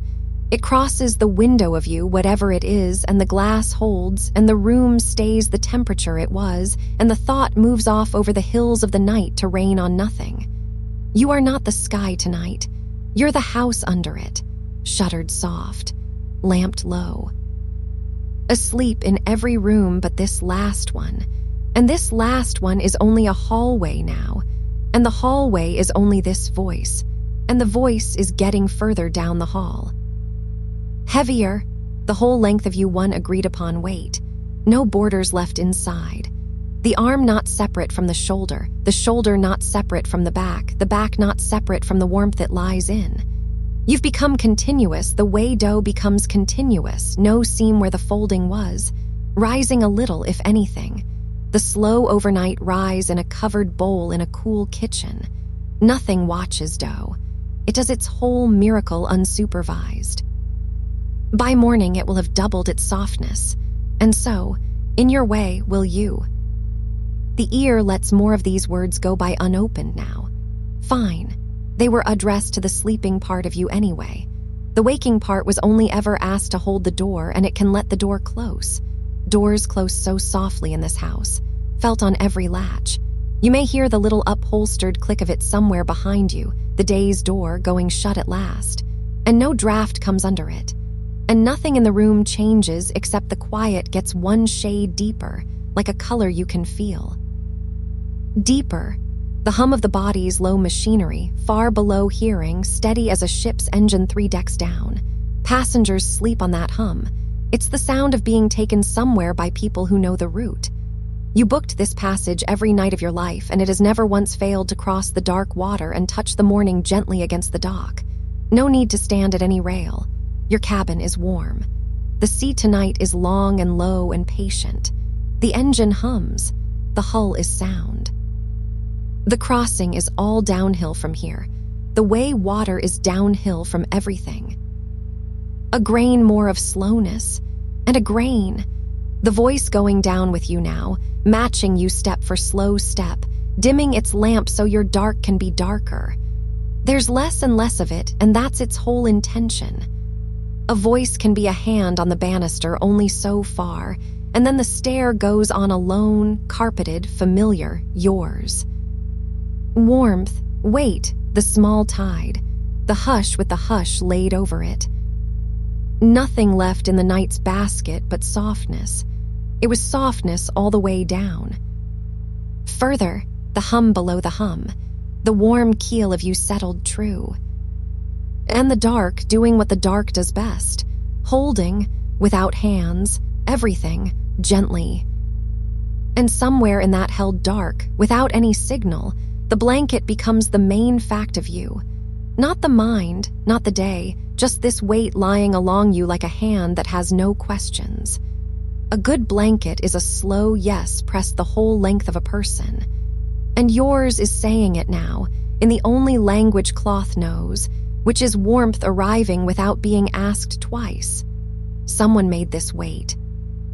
Somewhere, at some hour, thread went through cloth one stitch at a time, and every stitch was a small patient decision, and all those decisions add up to this, to being held by a thing that took its time. You can rest inside other people's patience. That is allowed. That is half of what patience is for. Feel how the warmth is not on you so much as around you now. It has learned your shape the way water learns a cup. There was a moment, a while ago, when the bed was one temperature and you were another, and you have been trading with it quietly ever since, and the trade is finished. You and the bed have agreed on a warmth, and neither of you remembers whose it was first. That agreement is a kind of sleep already. The body signs it before the mind does. The mind is only hearing about it now, late, the way news reaches a small town. And outside the warmth, let there be snow, not to be pictured, to be heard, because snow is a sound before it is anything, or rather it is the subtraction of sound. You know that hush. The way a snowy night presses its thumb gently on the whole world's volume. Traffic goes felted. Footsteps go secret. Even your own breathing sounds like it's been wrapped in something. That is the quality of quiet around you now, whether or not one flake is falling anywhere on earth. The snow quiet, the quiet with a texture, the quiet you could almost hold in a mitten. It lies down over everything the way you have lain down, without effort, without a plan, one soft arrival at a time until the ground of the night is completely covered. And under snow, things rest. That is the whole economy of winter. The field does nothing and is not ashamed. The seed does nothing and is not behind. Every root under every white field is doing exactly what you are doing right now, which is lying still in the dark while something gentle accumulates overhead. Nobody lectures a field in January. Nobody stands at the fence and asks it to produce. The field is allowed its long, horizontal months, and everything the field will ever be is being decided in that stillness, decided slowly, decided underground, decided without a single thought. You come from a long line of things that rested their way into spring. Deeper now, down where the warm animals go, because there is a den somewhere in you there always has been. A curled place, round as a held breath, lined with everything soft the year could spare. And the animal that knows how to find it is not the clever daytime animal. It's the older one, the one under the language, the one that has never once in its life had trouble sleeping because it never learned to argue with the dark. Let that one take over the controls now. It knows this descent by heart. It has done this every night since before you had a name. Feel it turning you the last few degrees toward warmth, tucking the chin of you, slowing the great soft engine of the blood. A hibernating heart beats slow as a drum heard from another valley. Yours doesn't need to go that far. It only needs to remember that slow is a place, and the door to it is open, and the den smells like cedar and sleep and the fur of every winter that ever ended well. The breath, meanwhile, has gotten small and honest. It isn't performing anymore. Nobody's breath performs at this depth. It just goes about its low work in and out, and in the seam between them, that little landing at the bottom of the out-breath, there is a stillness you can lean on. Not held, never held. Just a pause the body takes because it likes it there. A rest written into the music. Every breath of your life has had that rest in it, and you almost never visited. Visit now. Nothing happens there. That's the entire attraction. It is the least furnished room in the world and the most restful. Out, and the pause. And the body, all by itself in its own time, reaches for the next breath the way a sleeper reaches for the covers, without waking, without thought, because reaching for what keeps us alive is the one skill that never needed practice. And listen, not sharply, the way you'd listen to rain from 2 rooms away. This voice is becoming less like words and more like a low string being bowed somewhere below the floor of you. A cello knows this trick. A long note, drawn slow, and then the bow lifts, and the note doesn't stop so much as it forgives itself outward, wider and softer and wider and softer, until you cannot say the moment it became silence. That is what every sentence here is doing now, lifting the bow. Letting the sound widen into you instead of at you. And the parts of the note you miss are not missed. They land in the wide, dark water of you and keep traveling, rings going out, long after the ear has closed its little office for the night. Because the ear does close in its way, not the hearing, the listening. Hearing goes on all night, faithful as a lighthouse keeper, but listening, the leaning in, the making sense that clerk has put on his coat. He's left the lamp of the ear burning low for safety and gone home. So these words arrive at an unstaffed station now. They stack themselves gently on the platform. No one signs for them, and that is exactly right. The deliveries were always addressed to the dark itself, and the dark accepts everything and files nothing, and is never behind on its work. Heavier again, a settling like sediment in a jar of river water left on a sill. You know what happens to that jar? Nothing. Nothing happens to it, and that nothing is the whole cure. The water doesn't work at becoming clear. It couldn't work at it if it tried. Trying is stirring. Every effort is another spoon. The water only has to be left alone, and everything in it that was swirling, the silt of the day, the fine grit of every conversation, the gold dust of the good moments too, all of it comes down of its own weight in its own order. The heaviest worries first, the finest last. And the water above grows still and dark and clean. You are that jar tonight, set on the sill of the bed, and no one is going to move you until morning. and everything in you is on its slow way down to the soft floor of you, and the stillness you can feel widening behind your face is the clear part, growing. Let it grow. You don't supervise clarity. It isn't yours to make. It's only yours to not disturb, and you couldn't disturb it now if you wanted to. The hands are too far away. The hands went to sleep somewhere back near the beginning, 10 small, honest workers first into bed as always, and the arms followed, and now the wanting itself is yawning. Wanting is always the last thing awake, and the first thing it wants is to stop. Down further, to the roots of things. There's a garden nobody weeds at night, and it does its truest growing then. Cell by cell in the black soil, no light, no audience, no instruction. A carrot has never once been encouraged. The whole green world runs on unsupervised darkness, always has. And the body is a garden of exactly that kind. Right now, in the dark of you, repairs are being made that no one ordered. Small crews with lanterns you'll never feel are moving along the corridors of the muscles, tightening what the day loosened, smoothing what the day creased. Sleep is when the body finally gets the place to itself. It has been waiting all day for you to leave. And you are leaving beautifully by the softest exit, and the body is already turning up its quiet industry behind you, glad of the room. The bed takes more of you. There's always more to take. You'd think by now you'd given the mattress everything, and then some deeper layer of holding on lets go something in the hips, something between the shoulders that was still after everything, very slightly carrying, and down it goes. And the bed says nothing and receives it, the way ground receives rain after the first hour. Past full, past measuring, just taking it in because taking it in is what ground is. And the warmth has a smell now, or the memory of one. Clean cotton, the faint bread warmth of a body at rest. Maybe something older under it, some cupboard smell from a childhood house, the one the nose kept when everything else was given away. Smell is the doorman of the deepest rooms. It doesn't ask the mind's permission. If something warm and old and kind drifts up through the dark right now, let it in without checking its name. It knows the way better than you do. It has been coming to this bed longer than you have. Softer. The sentences are lying down inside themselves. You can hear it. Each one starts with less ambition than the last and ends closer to home.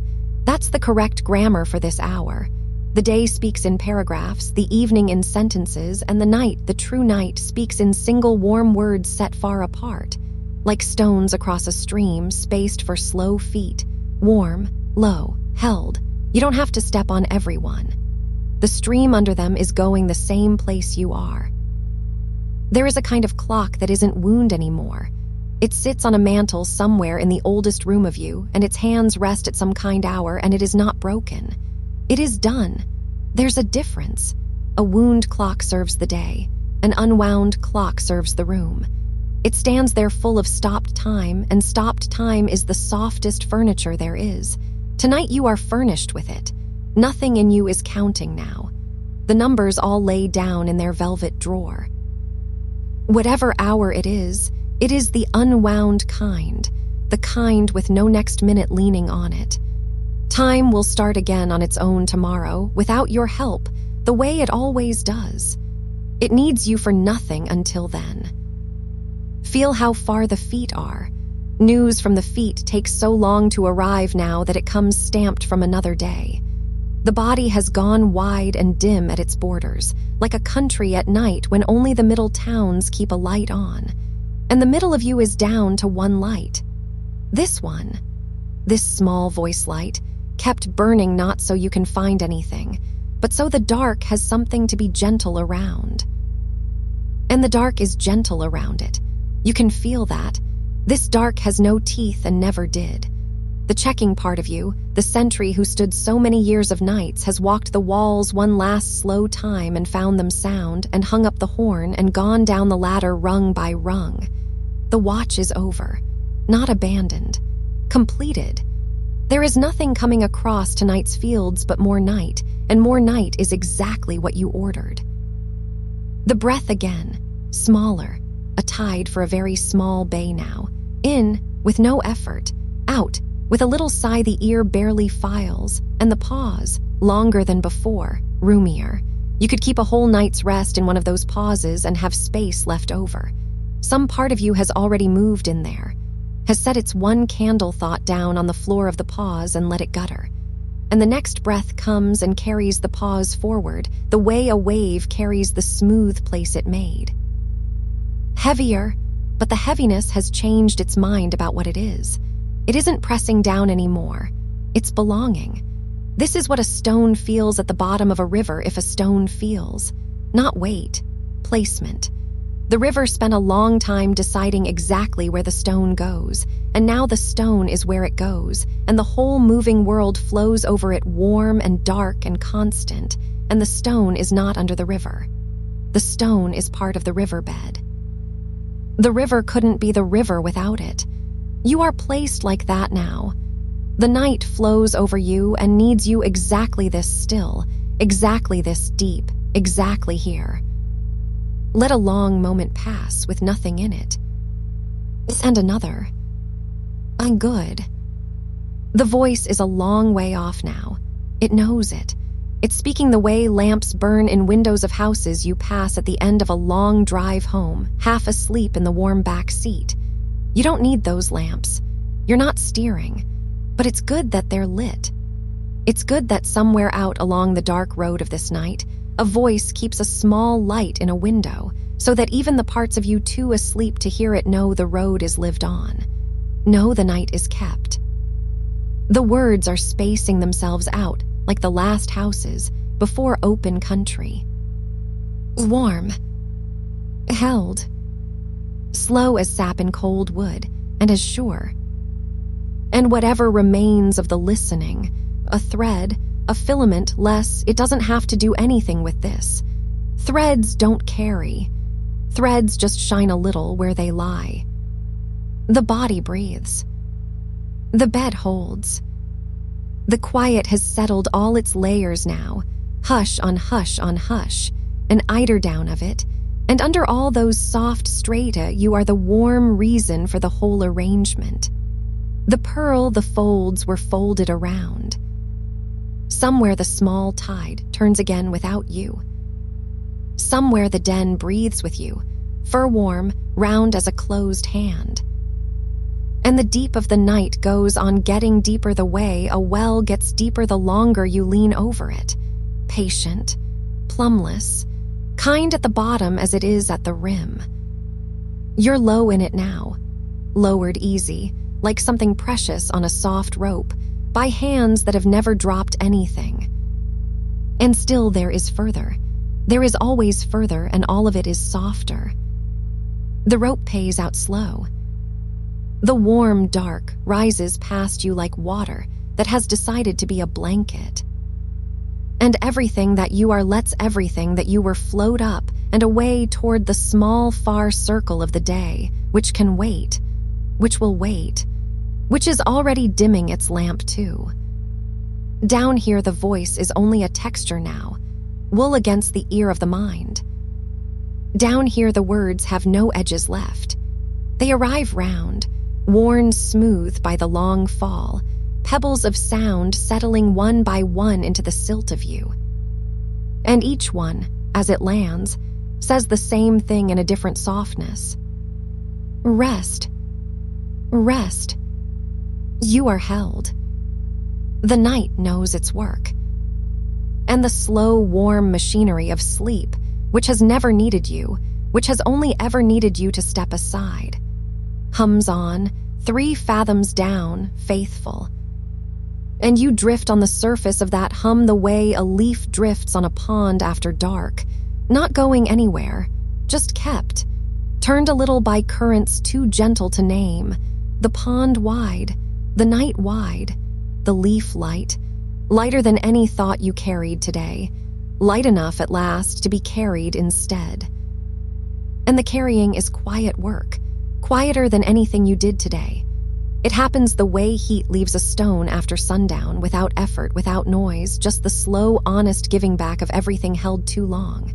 You held things today, Everyone does. And now, 1 degree at a time, the holding is leaving you, out through the shoulders, out through the small of the back, out through the palms lying open somewhere in the warm dark of the bed. You don't have to feel it happen. You don't have to check. Stones never check. They just cool, and cooling grow content. Listen, far off through the floor of everything, there is a kind of hum tonight. Maybe the house, maybe the blood, maybe only the sound quiet makes when there is enough of it. It doesn't matter which.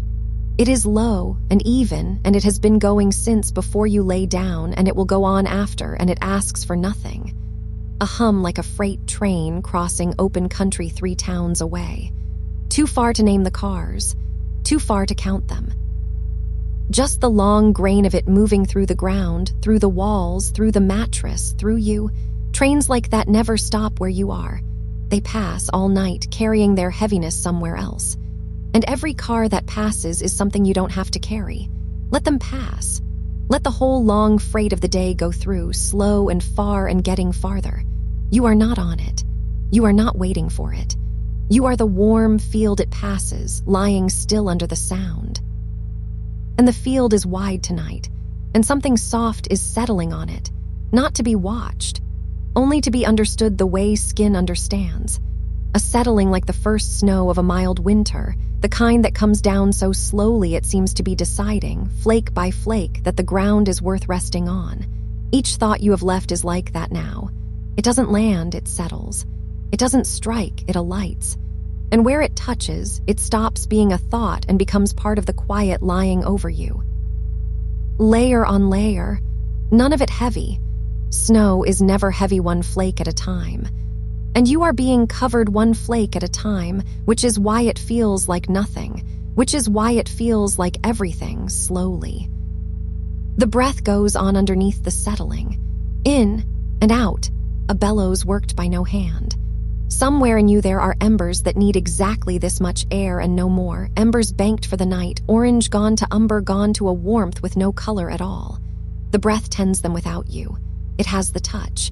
Too much air and they'd flare, too little and they'd sleep too soon, but the breath has done this every night of your life, and it knows the measure to a feather. So the warmth is kept, low, steady. A hearth damped down to last till morning, and you get to be the room the hearth is in. Shadows soft on every wall of you, nothing in the room but rest. There's a way a low string sounds when it's tuned downward in a quiet hall. The note doesn't fall so much as deepen. It keeps its voice but loses its urgency. Down a tone, down another, until the sound is less a note than a place, something the air does rather than something the air carries. This voice is being tuned that way now, down and down.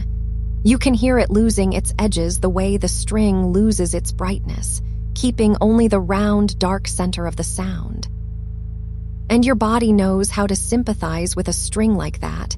Something in the chest, something in the bones of you, hums along a fathom under hearing, tuned to rest, tuned past rest, resonating slow with the 1 long note the night is holding and holding and holding. And under the note, the ground of you goes on doing what ground does in winter. Nothing magnificently. An orchard sleeps that way. All its business drawn down out of the branches, down below the frost line, down where the roots hold the year like a saved coin. Nothing about a winter orchard is anxious. Nothing about it is behind. It is exactly on time by a calendar too old to hurry. And you are on that calendar tonight. Whatever felt unfinished at 10 o'clock belongs to the branch world, the twig world, the world of weather. You have gone down below the frost line of it, where it is dark and mild and slow, and everything that matters is already stored. The jaw lets go a little more. You didn't ask it to. It heard the string.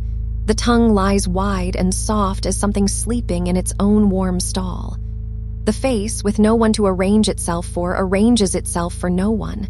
Smooth, unwritten, the way paper is before anything needs saying. And behind the face, the mind has stopped drafting. No sentences forming back there. No lists. Just the soft, mechanical afterimage of language. the way a loom keeps a faint rhythm in the wood after the weaving's done. Somebody somewhere is spinning wool tonight. Someone is always spinning wool. The wheel turns, the fiber drafts out long and thin, the twist runs up the strand and makes it strong. And sleep is spun onto you like that, drawn out of the rough stuff of the day, turned, evened, wound on. You can feel the yarn of it going round you, not binding, never binding. Looping the way a blanket loops, stitch on stitch, row on row, each pass of the voice another row knitted over your shoulders, over the long bones, over the cold places that forgot to say they were cold.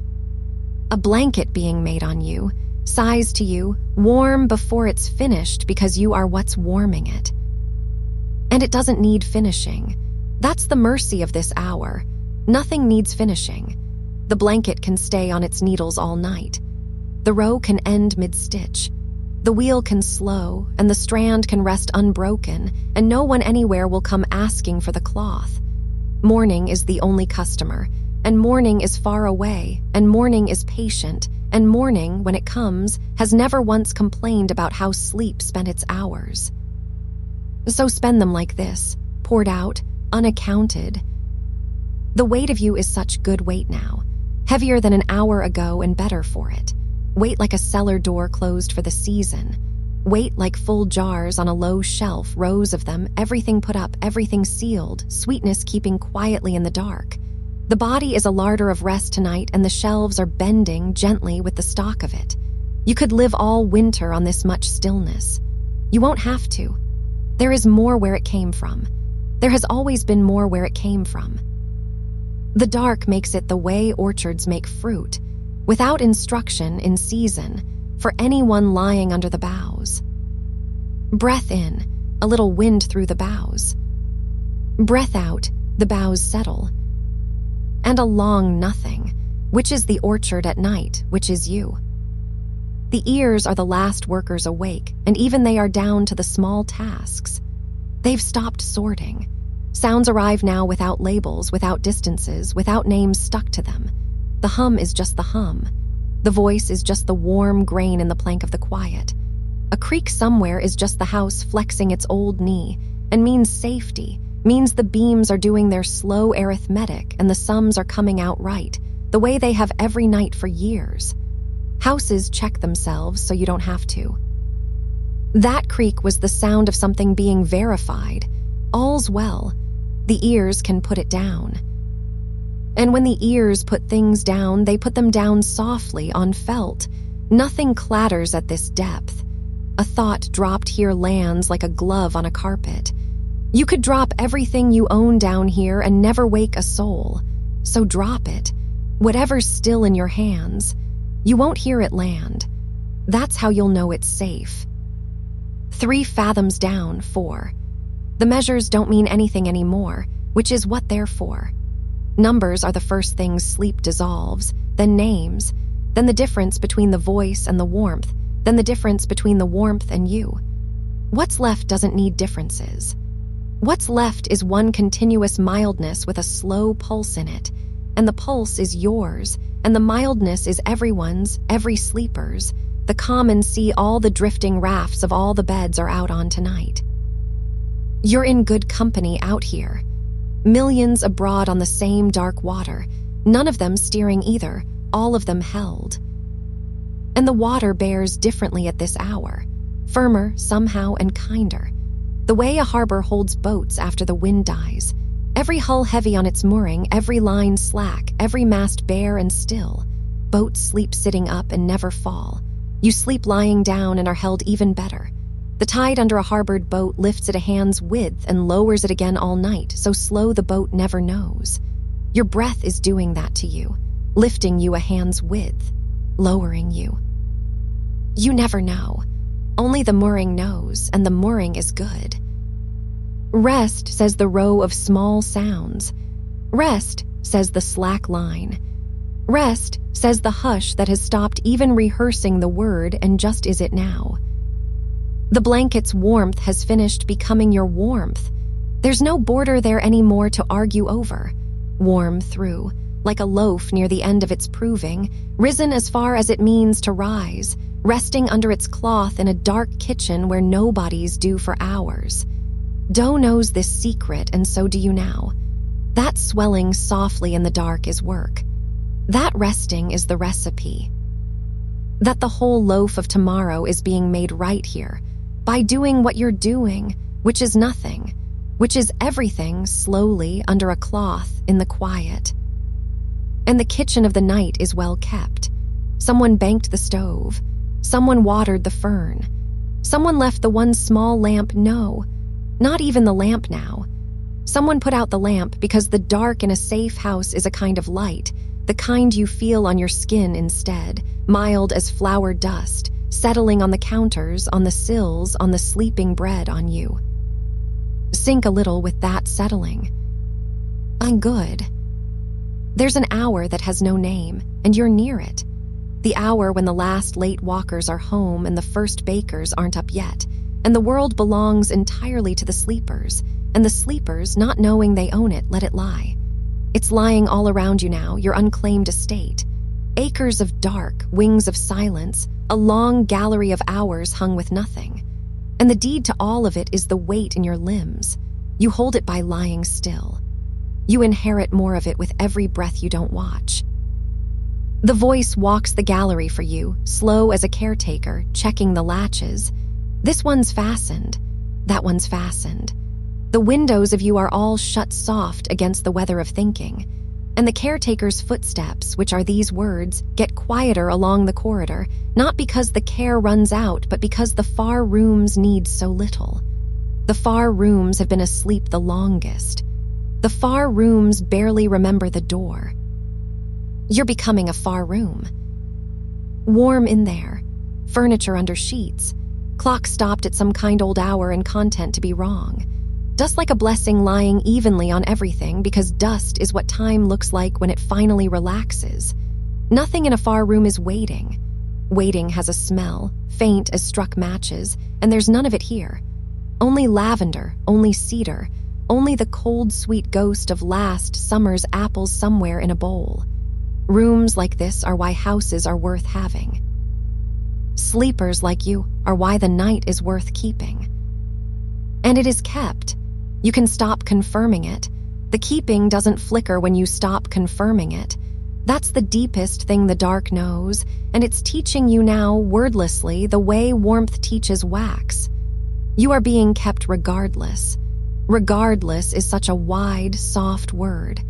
It means the holding doesn't read conditions. It means the floor of the night was poured without a trapdoor in it. It means whatever you failed to finish, failed to say, failed to be today, the bed did not hear about it and would not have cared. Beds are magnificently ignorant. They know one fact: a body is here. And they act on it all night with their whole, flat, faithful strength. A body is here. That's the entire news of you. How restful to be a single fact. The breath agrees. In one fact, out one fact, nothing compound left, nothing with clauses. The grammar of you is down to its warm bones. Noun, verb, rest. And even those are blurring the way words blur when a page is read too late, the lines going to gray ribbon, the ribbon going to river, the river going to the underside of the eyelids where reading ends and the book slides unnoticed to the floor. Let it slide. The floor of this night is carpeted 3 deep. Nothing that falls here breaks. Nothing that falls here even finishes falling. It just becomes part of the softness partway down. You're partway down. You're the part of partway that has stopped measuring. And the hum goes on, farther inside you now than outside. The train long gone, the field white and easy, the snow of the last thoughts all landed and lying still. Nothing left up there to fall. A cleared sky of a mind, which for you was never a gallery anyway, never a screen of shapes. Yours was always this: the dark and the words and the feel of things. And look how far the feel of things has carried you tonight. All the way down here, without one image asked for, without one beach, without one staircase. Just weight and warmth and a voice and the slow gray silk of sound. Your kind of mind was made for this hour. Your kind of mind is native here. So be home. Heavier now, the good heaviness, the borrowed from mountains kind. The hips full of it, the heels full of it. The head a warm stone rolled to rest at the bottom of a long, mild slope, moss already minding it. Mountains sleep for 10,000 years at a stretch and wake refreshed. You only need until morning. The proportions are laughably in your favor. And the small tide lifts, a hand's width, and lowers. And the harbor holds its boats, and the field holds its snow, and the orchard holds its winter, and the house holds its far rooms, and the night holds the house, and something older and kinder than the night holds that. It goes up like smoke, the holding, hold above hold above hold, higher than asking. And it comes down like warmth through a blanket, all the way to the one warm fact at the bottom of everything, which is you, breathing. The voice will stay out on the road a while yet, walking its slow round, trying the latches, humming under the humming. But it's speaking to fewer and fewer of you now, and gladly.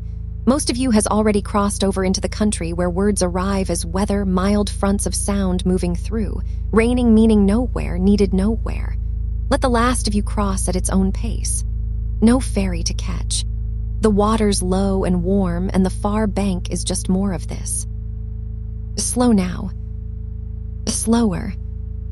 The wheel turns once more and rests against its own momentum. The strand holds. The row waits on its needle, warm. And somewhere under the eiderdown of the hours, morning turns over in its own sleep, a long way off, dreaming of being needed, not needed yet. Not for a long, soft, fathomless while. The breath goes on without a listener. The warmth goes on without a keeper. And down the last slow inches of this hour, easy as a leaf on the skin of dark water, easy as flower dust finding the sill, you settle, and the settling itself grows sleepy. And even the drifting begins to drift. And even the drifting drifts, down past the last of the loose thoughts, into a stillness with its own floor and its own weather, which is no weather at all. Somewhere under the floor of this quiet there is water. Old water, well water, the kind that has never once been rained on, never met a wind, never carried a boat or a reflection. It has been dark so long that dark is simply what it is made of, the way you are made of breath and warmth. And it is the calmest thing in the county, and it is directly below you, and you are being let down toward it now, slowly, without a rope, without a pail, without any of the machinery of descent. Just lowered, the way evening lowers the light, without hands. And notice, if any noticing is still on duty, that this dark you are entering is not the dark of something missing. It is the dark of depth. There is a difference, and your body knows it even when the words for it stay upstairs. The dark of missing is thin and anxious and asks to be filled. The dark of depth is thick and satisfied and asks for nothing. It has temperature, cool at the edges, warm where you are. It has weight, the softest pressure, like the air in a room where wool is stored. It has a texture the fingertips of attention can rest against without gripping. A mind that makes no pictures was never shut out of this. This was never a gallery. This is the deep shelf under the gallery, where the real things are kept, the felt things, and you have always had the only key. Far off, hours ago maybe, a bell rang somewhere. You didn't hear it, it doesn't matter. Bells ring over sleeping towns all night, and the towns sleep on, that's the arrangement. But here is the thing about a bell. Long after the ringing is over, the hum stays in the metal. You could lay a hand flat against the cold bronze an hour later and feel it, a trembling too fine for the ear, the sound still living in the body of the bell, going nowhere, becoming stillness so gradually that no one can say when it finishes. And that is you now. The day rang you. It rang you with errands and voices and small alarms and the 100 little clappers of the afternoon. And the ringing is over. And what is left is the hum. This warmth in the chest, this faint, kind vibration in the hands and the face, the sound of having been alive all day settling back into the metal. Let it settle. It needs no help. A bell never works at growing quiet.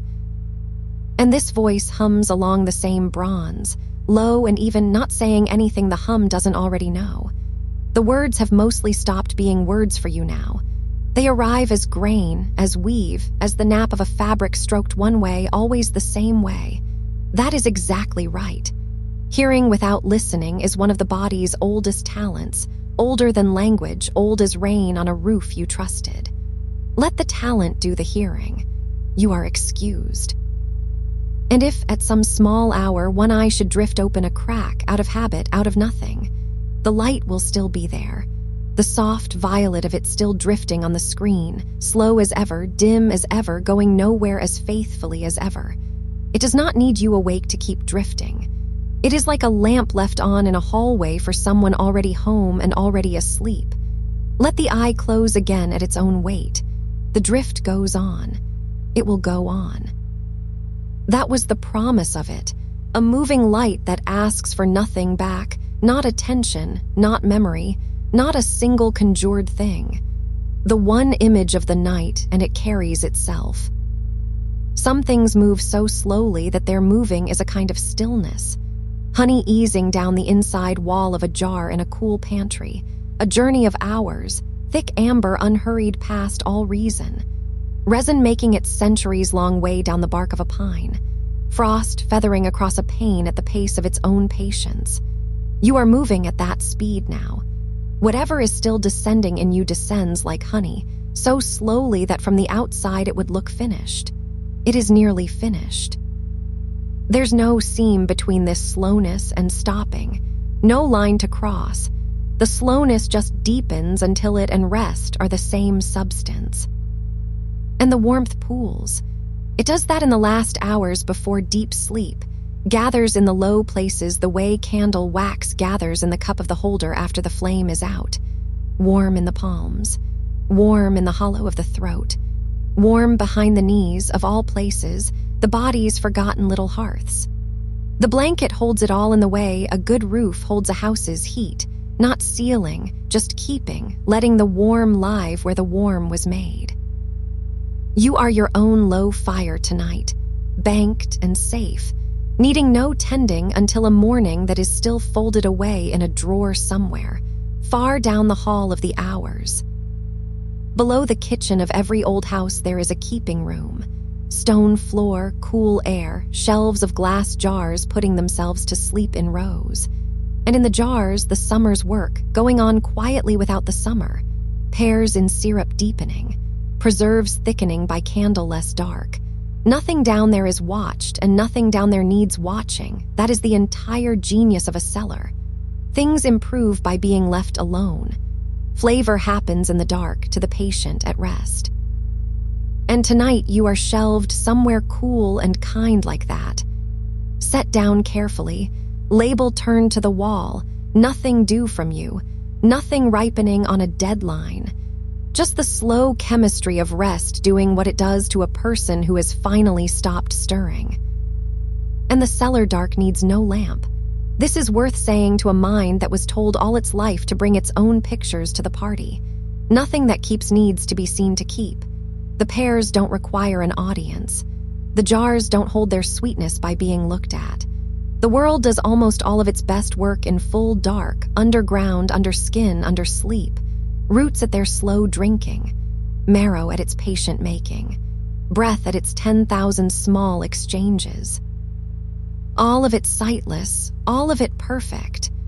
You are joining the majority of the world tonight, the unlit working world, the part that never once needed an image to be whole. Under a river somewhere, stones are being made round. It is nobody's project. No one is assigned to it, no one checks the progress, and yet every stone in every riverbed on earth is slowly being relieved of its corners, year over year, by nothing but water and patience. Water so soft you could not bruise a peach with it, and it shapes granite, given time. And time is exactly what the night has the most of, so let the night water move over you.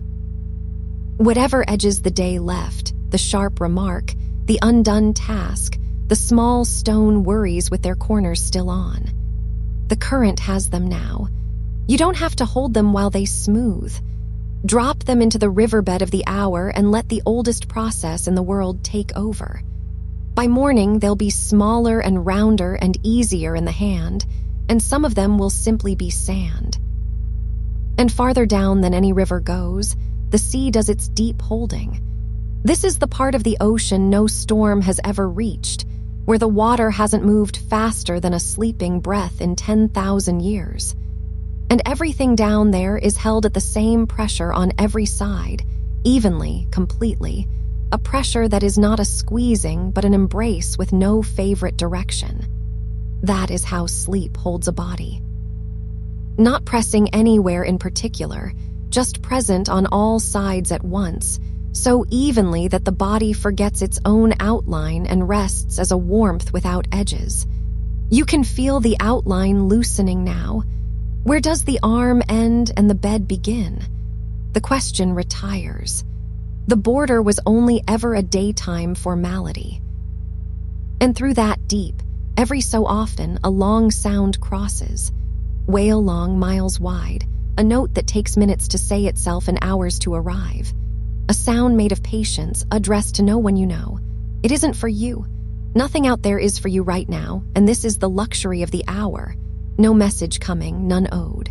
The great slow sounds of the world can cross and cross all night, and every one of them passes over you the way weather passes over a field already harvested. Nothing to gather. Nothing standing. Just the hum and the held warmth, and the breath going its own way like a well-loved road that knows itself in the dark. In some early kitchen, hours from now and nothing to do with you, dough is resting under a cloth. It was worked, and now it must be left. That's the recipe. The leaving is in the instructions. And under the cloth, in the dark and the warmth, it rises. No effort anywhere in the room, and yet the whole loaf of tomorrow is quietly becoming itself. Rest is not the pause between work. Rest is a workshop with the lights off. Something in you is rising under the cloth of the blanket right now, patiently, at yeast speed. And by morning it will have doubled whatever it is, the mended part, the rested part, the part of you that gets its shape back only when you finally stop needing. The house clock has quit counting, not broken, just off duty. Somewhere its pendulum still crosses and recrosses its small dark room, but the counting part, the part that turns, swings into numbers and numbers into lateness, that part has gone to bed. And without the counting, the hours don't pass, they pool. The night doesn't spend time, it stores it. You are lying in the deepest part of the pool now, where the stored hours are coolest and stillest, and every minute that arrives just settles onto the rest like sediment, soft on soft, adding to the depth, never draining it. There is more night below you than above you. You would have to swim upward for a long time to reach anything like waking, and nothing in you is swimming. Just breath now, and the breath needs no manager. In at its own width. Out a little longer, the way tired things always leave a room more slowly than they entered. And the small hollow at the end of the out-breath, that little landing, rest there each time. It is the quietest place in the body, the underside of the stair. And wait, only wait. The mattress has learned you by now. Every hollow agreed on, every warmth exchanged. Nothing left to settle, settled. And warmth. One warmth now, no borders in it. Hands, chest, the backs of the legs, all one country with no interior lines. A mild country, a sleeping country. The words come farther apart now, and that is the words being polite. They know the way out. They'll let themselves down the back stairs a few at a time, so the door never has to sound. The violet light drifts on, out there past the eyelids, faithful as a moon that never sets and never fills. It can mind the room now. It's good at it. It has been minding rooms like this all night, all over the dark side of the world, wherever someone with your kind of quiet mind finally found a light that asked nothing of them. And the well water below holds still, and the bell metal hums itself smoother, and the jars keep, and the stones round, and the dough rises, and the deep sea holds its even hold, all sides at once, no favorite direction. You are somewhere in the middle of all that keeping. One more kept thing, the best kept thing in the house. Breath, and the landing after the breath. Weight, and the moss already minding it. Warmth, pooled, banked, needing no tending. And the pool of hours deepens by one more soft minute, and one more. Sediment on sediment, silence on silence. Nothing to reach for, nothing that reaches back. Only the mild fronts of sound moving through, raining meaning nowhere. And whatever is still awake in you is only the size of a coal now, a single warm point far down under the ash, glowing without burning, keeping without asking. It can stay. It's no trouble. Every sleeping house keeps one. The night leans its full length against the walls, and the walls take it easily. Somewhere the river works on its stones without you. Somewhere the cellar sweetens without you. Somewhere the long note crosses the deep, and it isn't for you, and the not being for you is the softest gift of the hour. Lower now, by inches too small to have names. The honey a little farther down the glass. The hum a little farther into the bronze. The breath a little longer on the leaving side. And you, easy in the even hold of it, one warmth without edges in the deepest pool of the stored dark, lowered and never landing hard, because there is no hard left anywhere down here. Only the thick, satisfied dark that asks for nothing. Only the keeping, hold above hold. Only this. Somewhere far from here, in a shed at the edge of a field, a kiln is cooling. It fired all day, and now the day is over and the heat has nowhere to be. So it leaves slowly, the way heat does when nobody hurries it. Through the brick, into the night air, a degree at a time, all night long. And the pots inside sit in the dark, growing harder by growing cooler, finished without knowing they are finished. That is the kind of work happening in you now. Nothing added, nothing shaped, only a slow cooling into your final softness for the night. The days firing over. The long, unhurried release of everything you held.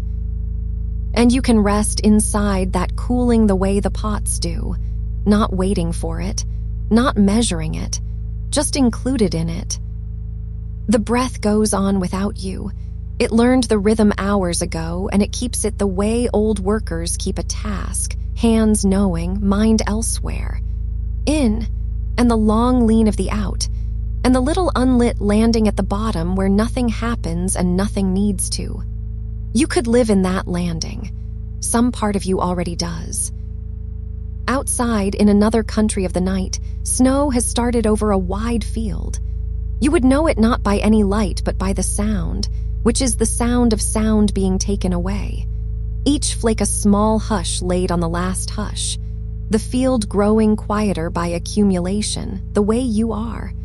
Whatever noise the ground had in it, covered now. Whatever noise the day left in you, covered now. Layer on layer of soft white nothing, and under it everything warm stays warm, because snow, for all its cold, is a blanket first. The seeds under it know this. They are not enduring the winter, they are being kept by it. Held at exactly the depth where nothing can ask anything of them until spring, and spring is a long way off, and no one is allowed to wake them early. You are under that kind of cover, quilted in, insulated by hush, and more hush is still falling softly on the roof of your rest. The violet drift is still out there beyond the lids, doing its patient rounds. You don't need to check. It doesn't take attendance. It glows for the room the way the snow falls for the field, generally, evenly, asking no one to receive it in any particular way. And wait, the body has finished becoming heavy and started becoming part of the bed. There's a difference. Heavy still belongs to you.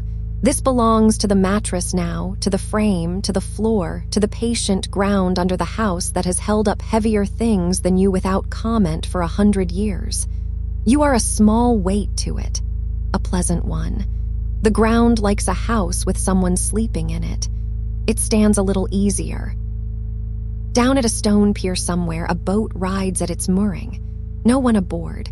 The water lifts it a little and sets it down a little and lifts it and sets it all night. Not going anywhere. Going nowhere is its whole job until morning, and it does the job beautifully. The rope creaks once in a while, softly, just to say still here. And the water answers with its small liquid syllables against the hull, none of them words. You have that same ride now, the breath lifting you a little. Setting you down a little. Moored. The knot tied hours ago by someone who knew knots. Nothing pulling at you but the mild tide of air and the rope of sleep holding, with that soft occasional creak that only means everything is bearing properly. Lifted a little, set down a little, and the harbor dark all around, and the water patient, and the morning nowhere in sight. Warmth still one country, but notice, without waking to notice, how it has banked itself. Like a fire kept overnight the old way, raked together, covered, slowed until it barely breathes so that it lasts. Your warmth is banked now. It will last until morning easily. It is not spending, it is keeping. The blanket over it like the cover over the coals, and under the cover the low, steady mildness that needs no feeding. Somewhere a freight train is crossing the middle of the country in the dark. You know the sound.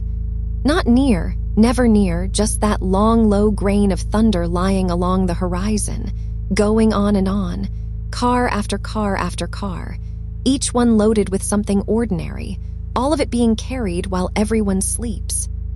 The world moves its heavy things at night so the day doesn't have to watch. And the sound reaches the sleeping towns as a kind of lullaby of freight, a reminder half heard through walls that the carrying is being done. The goods are moving. Nothing has been forgotten. You personally are required for none of it. The train does not stop in your town tonight. It passes. The sound swells so slowly you can't say when it began, and thins so slowly you can't say when it ended. And somewhere in the middle of that thinning is the place where sleepers go deeper, riding the fade down. Ride the fade down. The words are spacing themselves further apart now, and the spaces are not empty. The spaces are the point. A voice at this hour is mostly its silences, the way a night is mostly its dark, and both of them kind. In a farmhouse somewhere the wool is stacked in the loft. Fleece on fleece, carded soft, smelling faintly of lanolin and summer. It holds the warmth of animals that wore it on hillsides, and it will hold the warmth of whoever it's knitted for, and between those two warmths it simply waits in the dark loft, lighter than it looks, softer than anything else in the house. Your tiredness is stacked like that now, shorn off you, carded smooth, no longer your burden. Just soft material in a dark loft, keeping until it's needed for nothing. And under the farmhouse, under the field, under everything, the winter trees stand with their sap slowed nearly to stillness. Not dead, never dead. Just moved down into the roots for the season, the whole green ambition of them lowered underground where the frost can't reach. A tree in winter is a tree sleeping standing up, and it does not worry about spring, because spring is not the tree's job. Rising again is built in. It will happen without effort when the time comes, and the time is not now, and the tree gives the winter no argument. Your sap is down in the roots now too. Everything bright in you lowered safely below the frost line. Nothing exposed. Nothing that has to endure. Just the tall, quiet trunk of you in the weather of the night, unbothered, and the living part of you deep and warm and slow, slower, nearly still. Nearly still is a lovely speed. It is the speed of everything trustworthy. Breath in at its own small width, out on its long ramp. The landing, rest there. The landing again, rest there again. Every arrival identical and everyone somehow softer. In the front room of an old house, a clock has been let run down. On purpose. The family lets it stop on the first night of every holiday because time off should sound like this. The pendulum hangs straight, done swinging, a small brass plumb line pointing at the center of the earth and content just to point. The hands rest at some hour that no longer applies to anyone. And the house without ticking is a house floating free of schedule, every room the same unnumbered hour, the deep hour, the one that doesn't advance. You are in the unnumbered hour now. The pendulum of you hung straight and still. Nothing swinging, nothing counted, nothing next. The holiday of the body, first night, all the days ahead of it still unspent. And in the corner of that same room, a piano with the lid closed. No one playing, no one going to play. But the strings inside still hold their tuning in the dark, every note present and silent, a whole keyboard of possible sound resting under the shut lid, asking to be nothing but ready. That is what your mind is now. Not empty, just closed and in tune. Everything it knows still in there, every note it could play held quietly at pitch.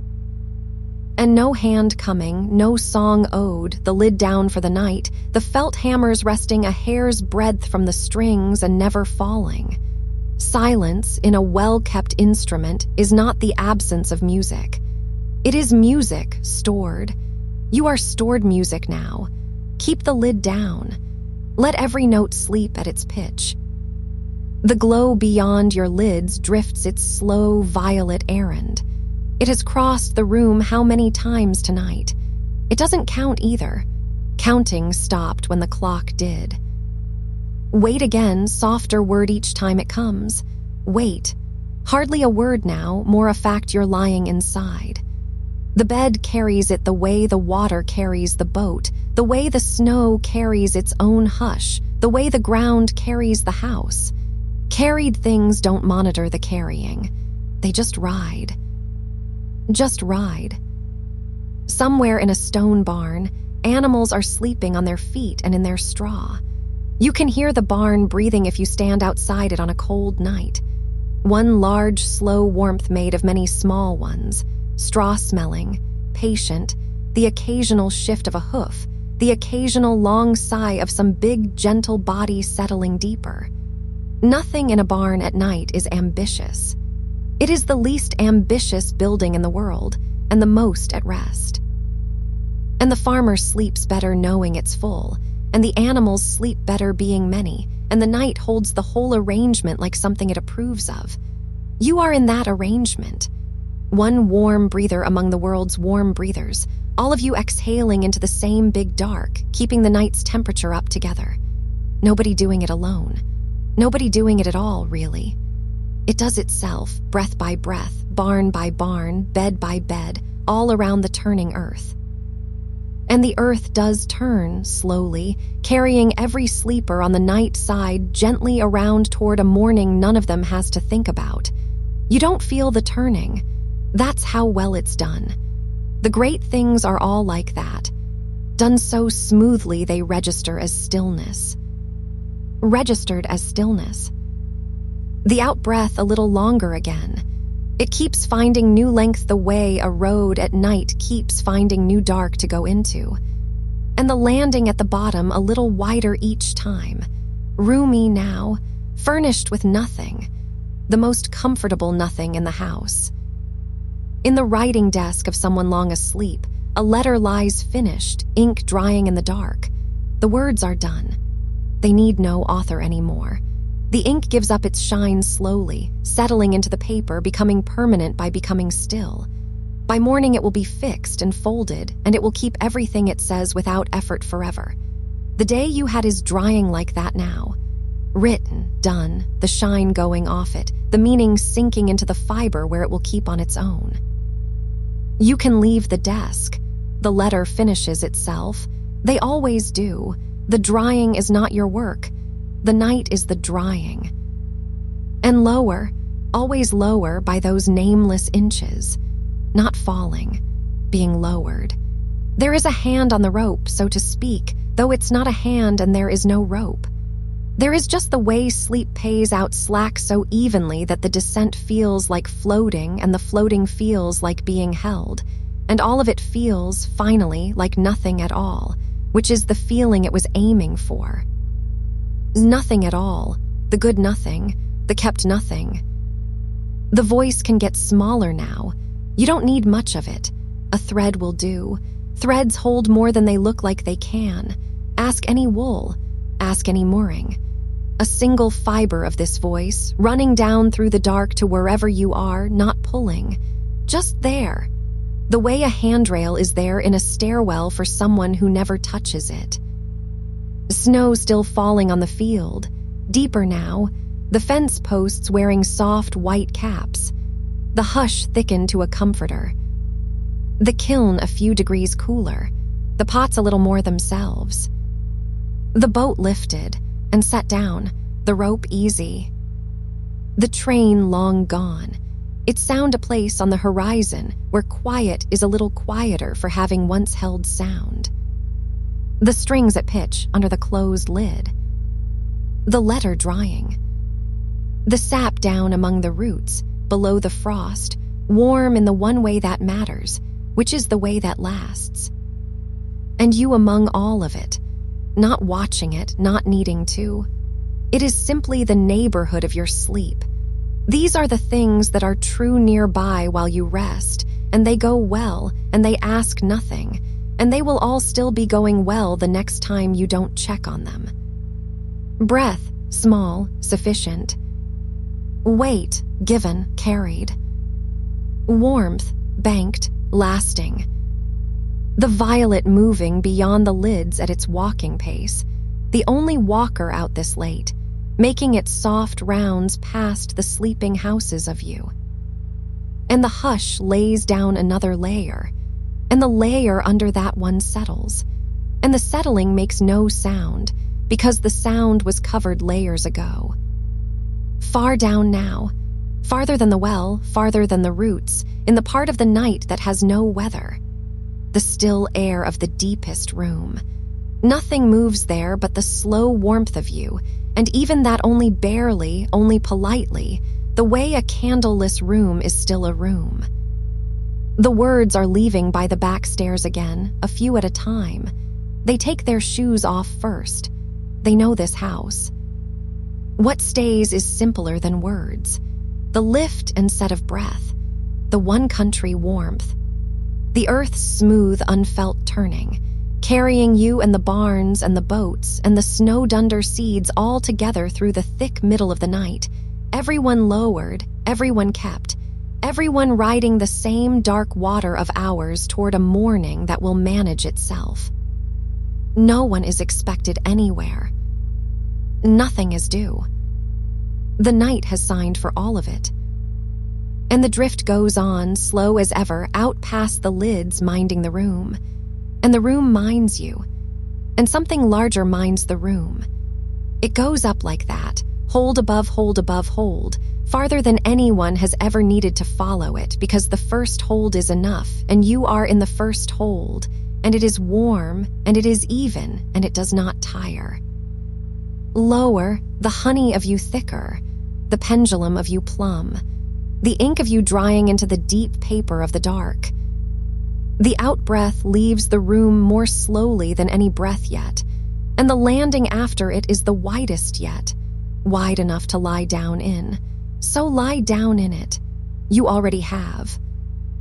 And the snow keeps its slow accumulating promise over the field, and the barn breathes its one big breath, and the water sets the boat down softly and lifts it softly, and neither the water nor the boat can remember which came first, the lifting or the setting, and it doesn't matter, and almost nothing matters at this depth, and what does matter is already handled. Already handled. The thread of this voice thins, but thin is not gone. Thin is how threads are. It runs on beside you in the dark, unspooling slowly, asking nothing, a fiber of sound in the great wool of the night. And you, warm point far down under all the soft layers, coal under ash, seed under snow, note under lid, sap under frost. Every one of them kept, every one of them keeping. The hours pool and deepen. The sediment settles. The dark thickens by one more satisfied degree. And somewhere above it all, faithfully, without needing to be believed in, the slow violet light goes on crossing and recrossing the little sky of the screen, the one sky tonight that never clouds and never brightens, keeping its mild watch over the long field of your sleep. And the field sleeps. And the watch keeps. And the breath, small and sufficient, lets itself down one more stair, and rests on the landing, and the landing holds. And holds. And below even this, older than the night itself, the stone is resting. Stone that has never once been in a hurry. Somewhere under every sleeping town there is a cave no one has entered, a dark room the earth keeps for itself, and in that room a single drop of water gathers on the tip of the rock, gathers for 100 years. And let's go. That is the clock down there. 1 drop a century. And the cave finds it almost too fast. You are resting on top of all that patience. It comes up through the ground, through the foundations, through the bed frame, into the mattress, into you. The patience of stone, which has nowhere to be, which was here before hurry was invented, and will be here after hurry has worn itself out. Let that patience be lent to you for the night. You don't have to earn it. Stone doesn't lend the way people lend. It just lies there being ancient, and anything lying on it grows a little more ancient too, a little more settled, a little more mineral around the edges. Your bones already know. Bones are the stone the body makes. And tonight they are doing the thing stone does best. Nothing. Beautifully. At great length. The drop gathers. The cave waits. Neither of them is waiting for you. And far from the cave, in the widest water of the world, the whales are sleeping. They sleep the way you are learning to, in long, slow halves, hanging upright in the deep like great gray bells that have decided not to ring. The ocean holds them without hands. Miles of it below, miles of it around, and the whales hang there in the middle of all that holding, rising a little, easing a little, their enormous breath saved up and spent so slowly that an hour is only a few of their heartbeats. Nothing that large is afraid. They gave it up long ago. It was too much to carry at that size.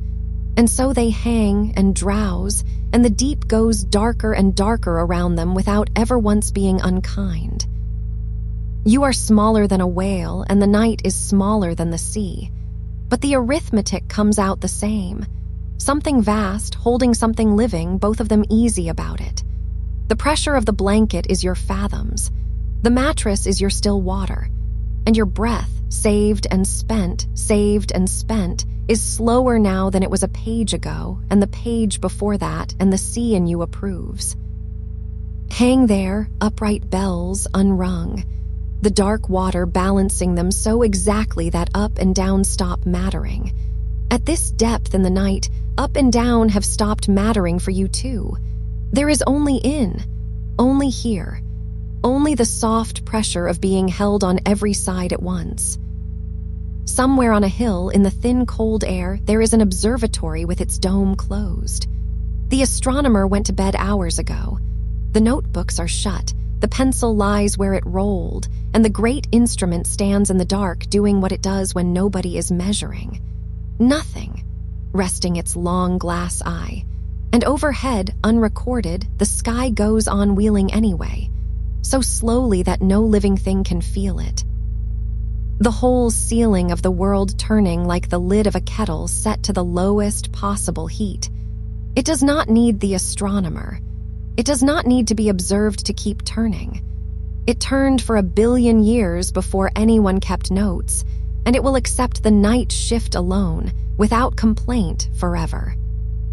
That is the arrangement you are entering now, the arrangement of things that continue without supervision. The sky does not report to anyone. The tide does not file anything. The grass grows all night with no one signing off on it. And your sleep is joining that company, the great unsupervised works of the world, which are also its most reliable. Everything you ever had to oversee is off your desk. The desk itself is gone. There is only the slow ceiling of the night, wheeling at kettle-lid speed, and you underneath it, excused. Excused. What a word to fall asleep inside. You are excused. The breath agrees. It goes out longer than it came in, and the pause after it is not empty, it is furnished. Furnished with warmth and weight and the faint, far hum of a world running itself. In a kitchen somewhere, hours after the last light was turned off, a loaf is cooling on a wooden board. It came out of the oven long ago, but bread keeps its warmth the way a body does, from the middle outward, giving it up so gradually that the kitchen never notices the moment the giving ends. The crust ticks, once in a great while. A tiny sound, the sound of warm becoming room.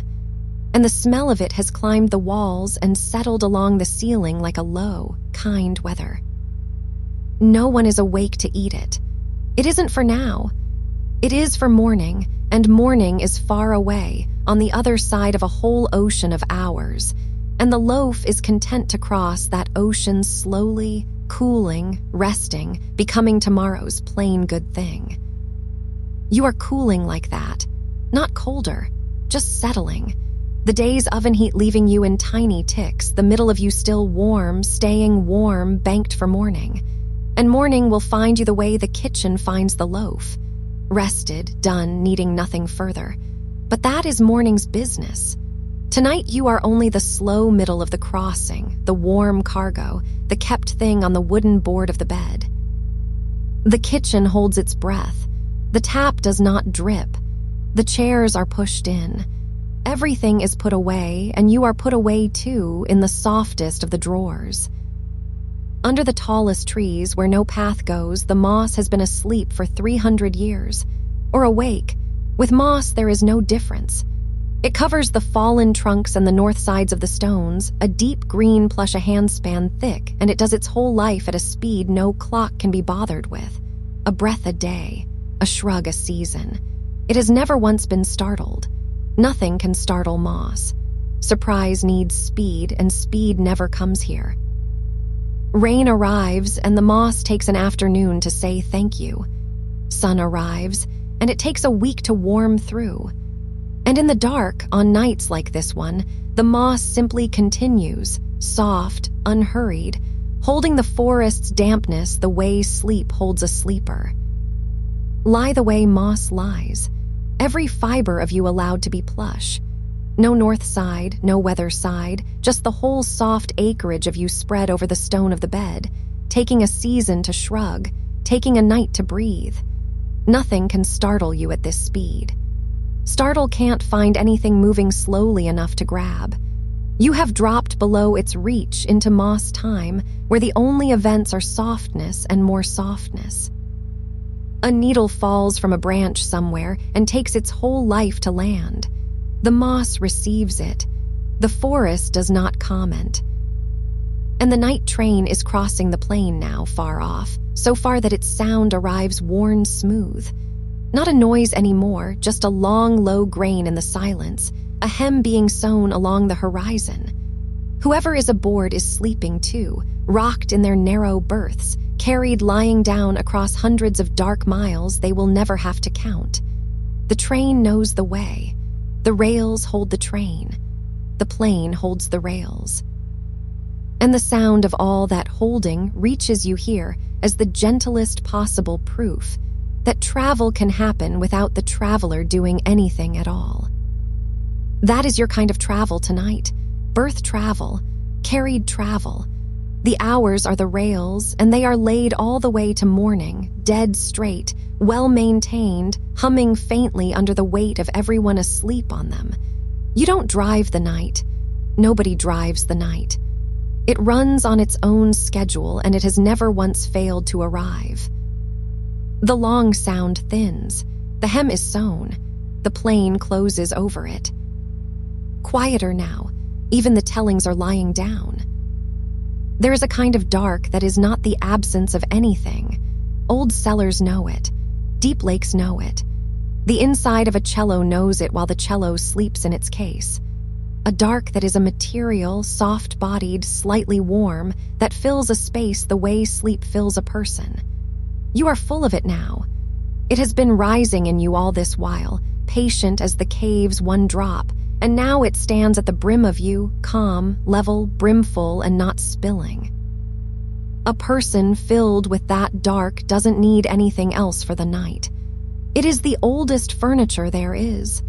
Every creature that ever slept has slept inside it, and it has never worn out. Rest in the brimful of yourself, level, unspilling. The surface of you so still that the night could set anything down on it and cause no ripple. And the night sets nothing down. It only looks on the way deep water is looked on and lets you be still. Even the voice telling you this is filled with it now. You can hear the dark in the voice. The words come slower because they are waiting. Waiting and glad to wade.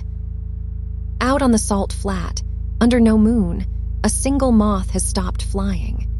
It landed on the cooling ground an hour ago and folded its wings, and now it is the only softness for a mile in any direction, a small gray plush at rest on the great white patience of the salt. The flat holds the day's warmth close to the ground, one last shallow inch of it, and the moth sits in that inch the way you sit in the warmth of the bed. Small thing, vast place, and no fear anywhere in the equation.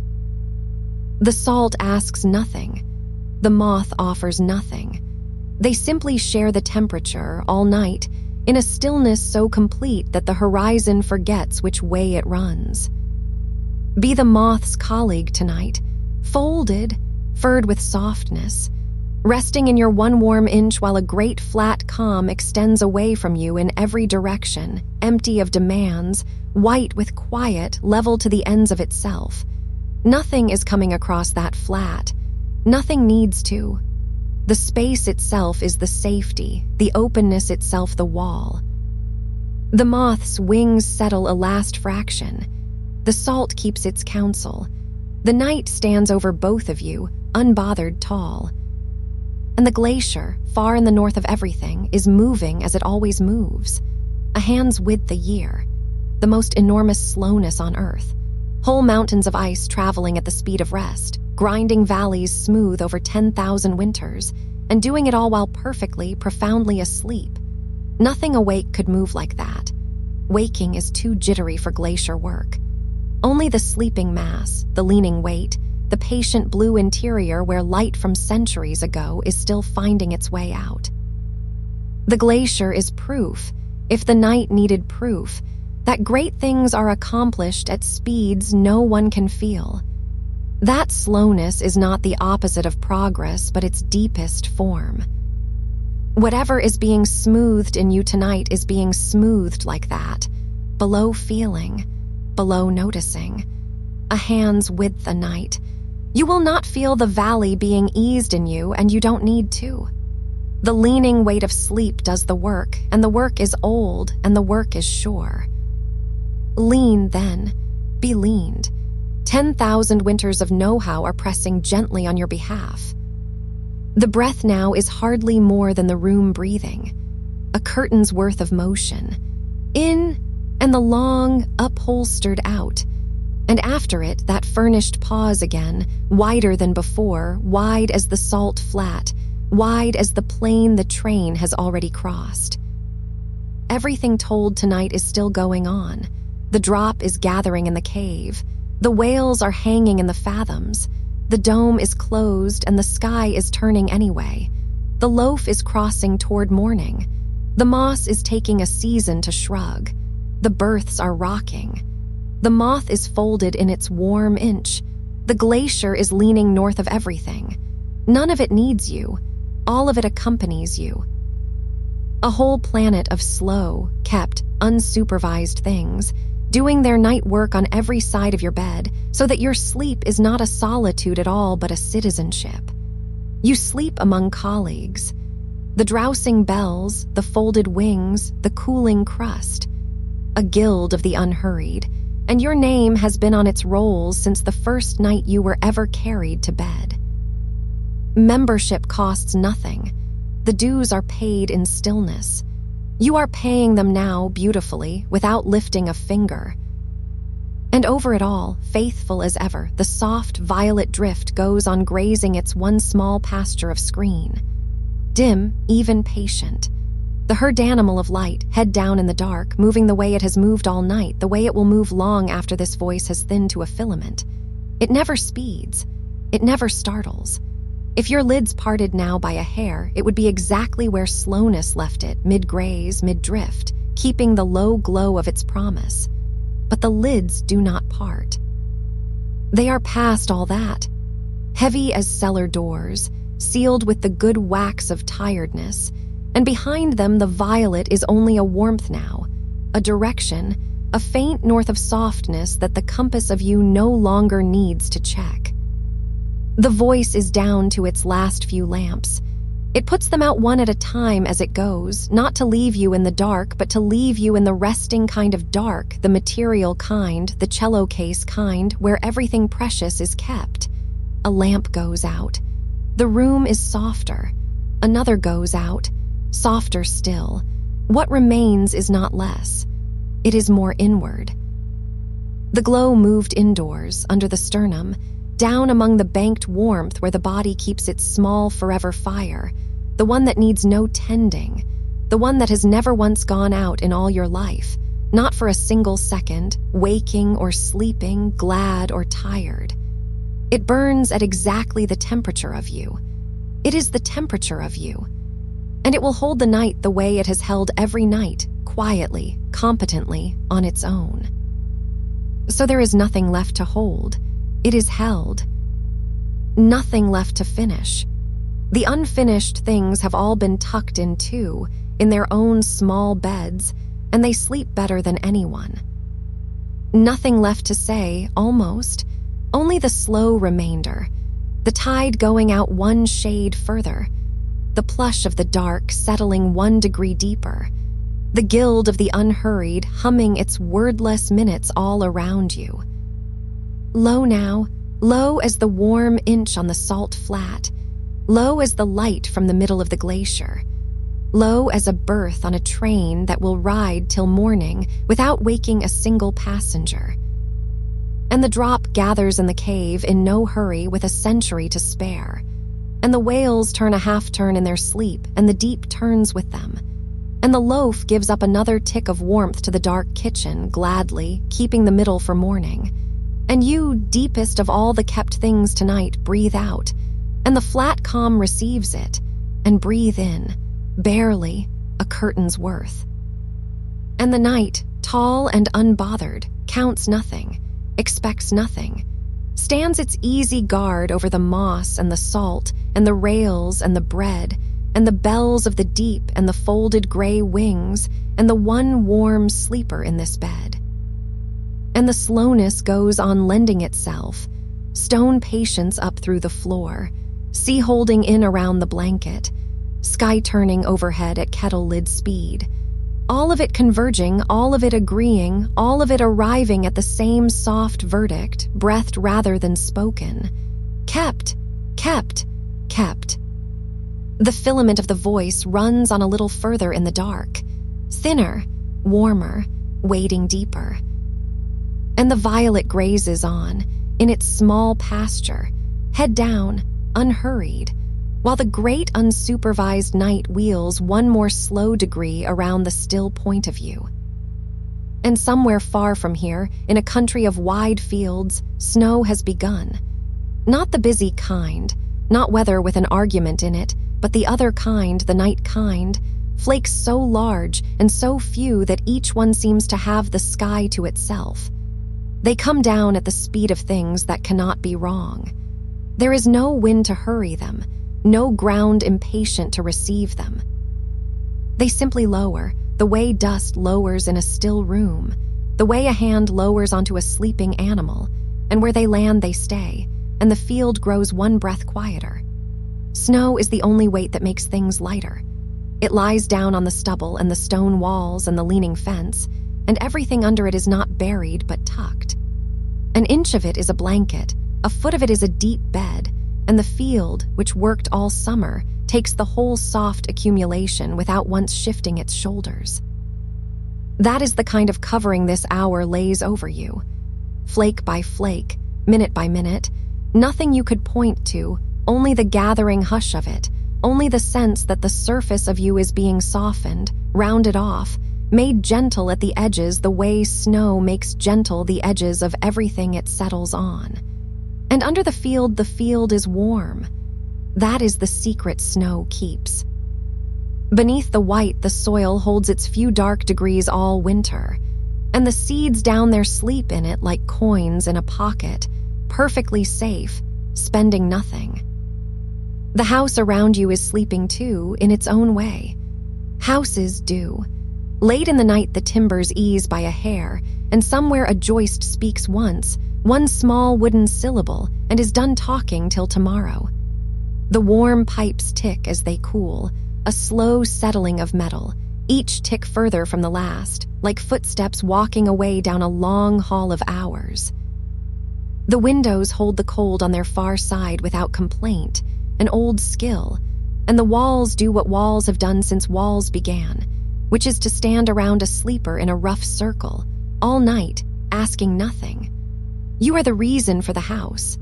Every nail of it was driven so that this could happen, this one thing, a person warm and horizontal in the dark while winter minds its business outside.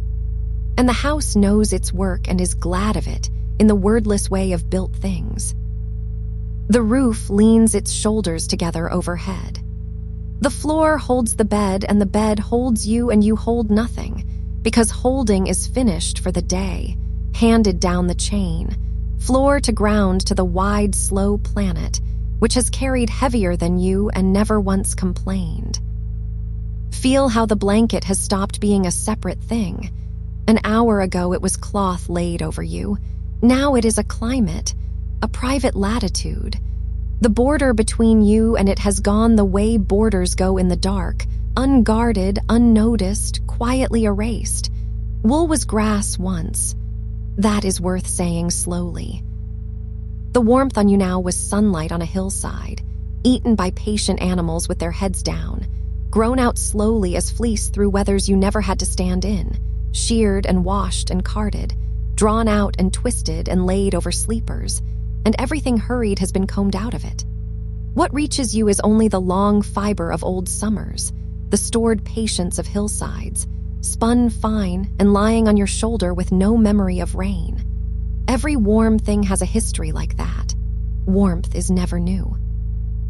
It is always handed along, sun to grass, grass to fleece, fleece to blanket, blanket to the sleeping arm, and the arm passes it inward to the blood, and the blood carries it on its slow rounds like a lamplighter who never runs.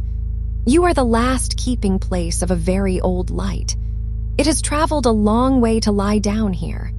Let it lie. And under the ice of a river, far north of every town, the water is still moving. This is another of the night's quiet facts. The surface is locked and white and silent, a lid of stillness you could walk across, and beneath it the river goes on at its winter pace, dark and smooth and unhurried, sliding under the frozen roof mile after mile without a single sound reaching the air. Stillness above, slowness below. That is the whole architecture of a sleeping person.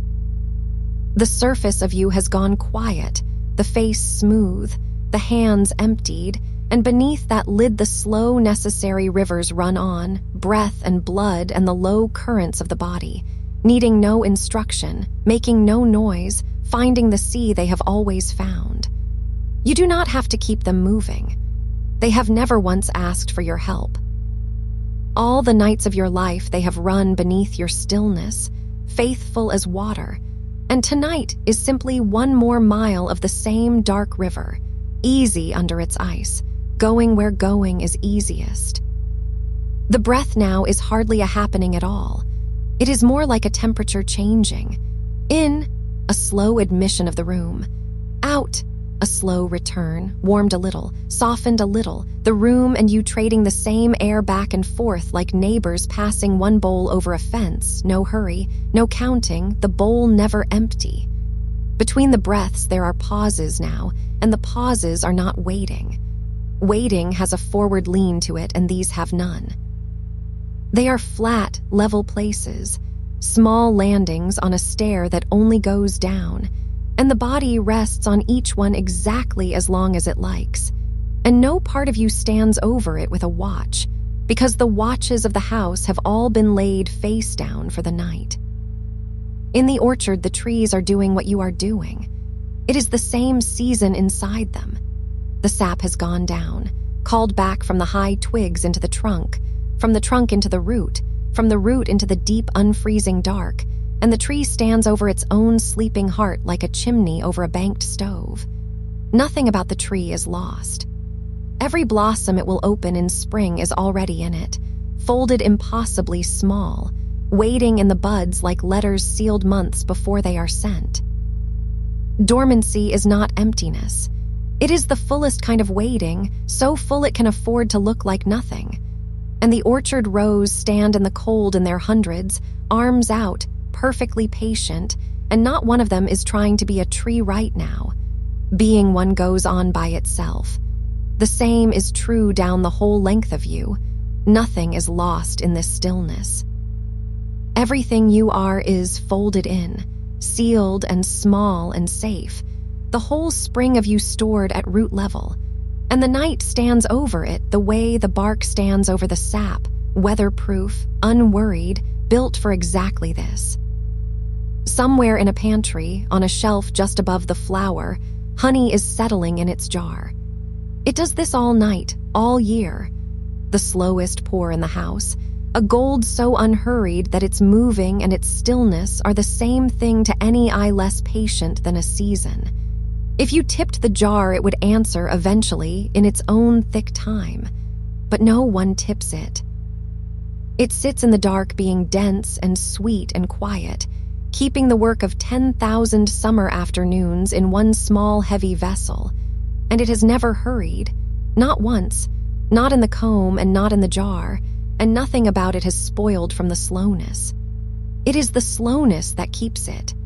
Some things are preserved by exactly this, by thickness, by darkness, by being left alone on a low shelf through the long nights. And tonight you are shelved like that, dense with the summers of yourself, sealed and sweet and getting heavier by the breath, and no hand will tip you before morning. Behind the closed lids, the violet is still there in the way that warmth is still in a stone after sundown.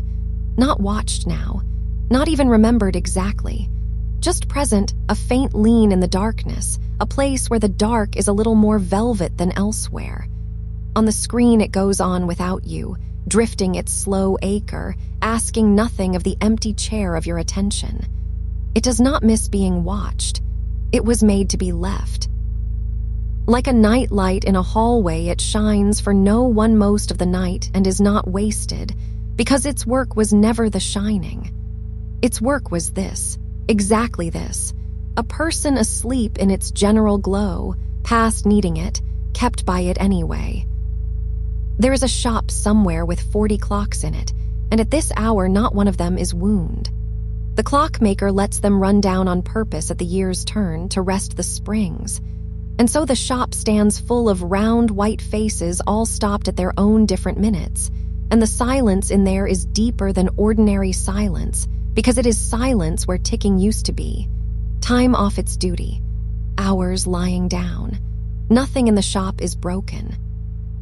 Everything is only resting, springs slack, hands still, the whole profession of counting suspended till the man comes back with his small brass key. That is the room you are in now. The counting has been let run down. The minutes of you have stopped at their different minutes, and none of them mind. Whatever number the night has reached, it has stopped reaching it. And the hands of everything lie flat and easy, and the spring of you goes slack in the good way, the way that lengthens its life, and no key will turn in you till the sun does it, gently, hours and hours from now, and even then only if you let it. The voice is walking softer now. It has taken its shoes off, so to speak. It goes along the corridor of the hour in wool socks, touching nothing, glancing in at the open doors of you and finding every room already dark, already breathing, already past the need of it. It talks now the way water talks under ice, more current than sound. You are not following the words anymore, and that is right. That is the design. The words gave up their meaning some way back, set them down by the path like a hiker setting down stones. And what continues is only the tone of them, the low, warm river tone, the sound of somebody meaning well in the dark nearby. A sleeping person cannot be lonely while that sound goes on. It is the oldest sound there is, older than language, the murmur on the far side of the wall, the elder voice in the next room going on about nothing while the child sails out and out on the raft of it. Out on the winter field, the snow is an inch deeper than when it was first spoken of. It got that way without a single event. That is how the best accumulations happen, the deep sleeps and the deep snows. No moment of arrival, only the soft mathematics of one small thing landing on another for long enough. And the fence posts wear their round white caps now, and the stone wall has become a long, soft loaf of itself, and the field under everything is warm and slow and does not know it is beautiful. You are an inch deeper, too. It happened the same way. Nothing landed hard. Nothing announced itself. Only flake on flake of ease, breath on breath of heaviness, until the shape of you under the covering has gone round and soft and general. A hill where a person was, a warm geography weathered smooth by the gentlest possible weather. And the river slides on under its lid, and the sap stands low and patient in the root, and the honey thickens by one more unmeasurable degree. And in the resting shop the stopped hands hold their easy angles like dancers told they may lean on the wall.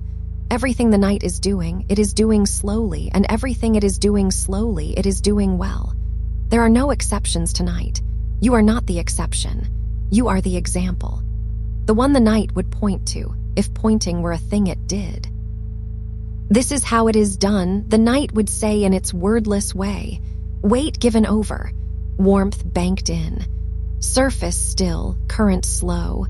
The whole art of it performed without trying by a person who is no longer even listening. So let the last few words be very plain ones, laid down slow, like the last few flakes of the fall. You are warm, and the warmth is old and true and paid for long ago. You are heavy, and the heaviness is the good conductor, carrying you down through the floors of the hour without a single stair to climb. You are safe, walls in their circle, roof at its lean, winter on the far side of the glass where it belongs. And you are not needed anywhere until long after the light comes back. Not by the field which has its snow, not by the river which has its ice, not by the orchard or the pantry or the 40 resting clocks, not even by this voice, which needs only the sound of your breathing and has it and finds it enough. The dark deepens by one more velvet degree, unhurried as honey, certain as snow. And the breath goes out, and the level place receives it, and the breath comes in, smaller, a snowflake's worth. And under all the lids of the night, under the ice, under the white inch, under the closed and easy eyes, the slow things go on carrying you, mile by dark mile, at the speed of settling, at the speed of sap, at the speed of the one gold pour that never reaches the table and never needs to. The voice banks itself lower, like the stove in the tree. It keeps only the coal of its tone alight. Enough to be a warmth in the next room. Enough to be a wall against nothing, since nothing is coming.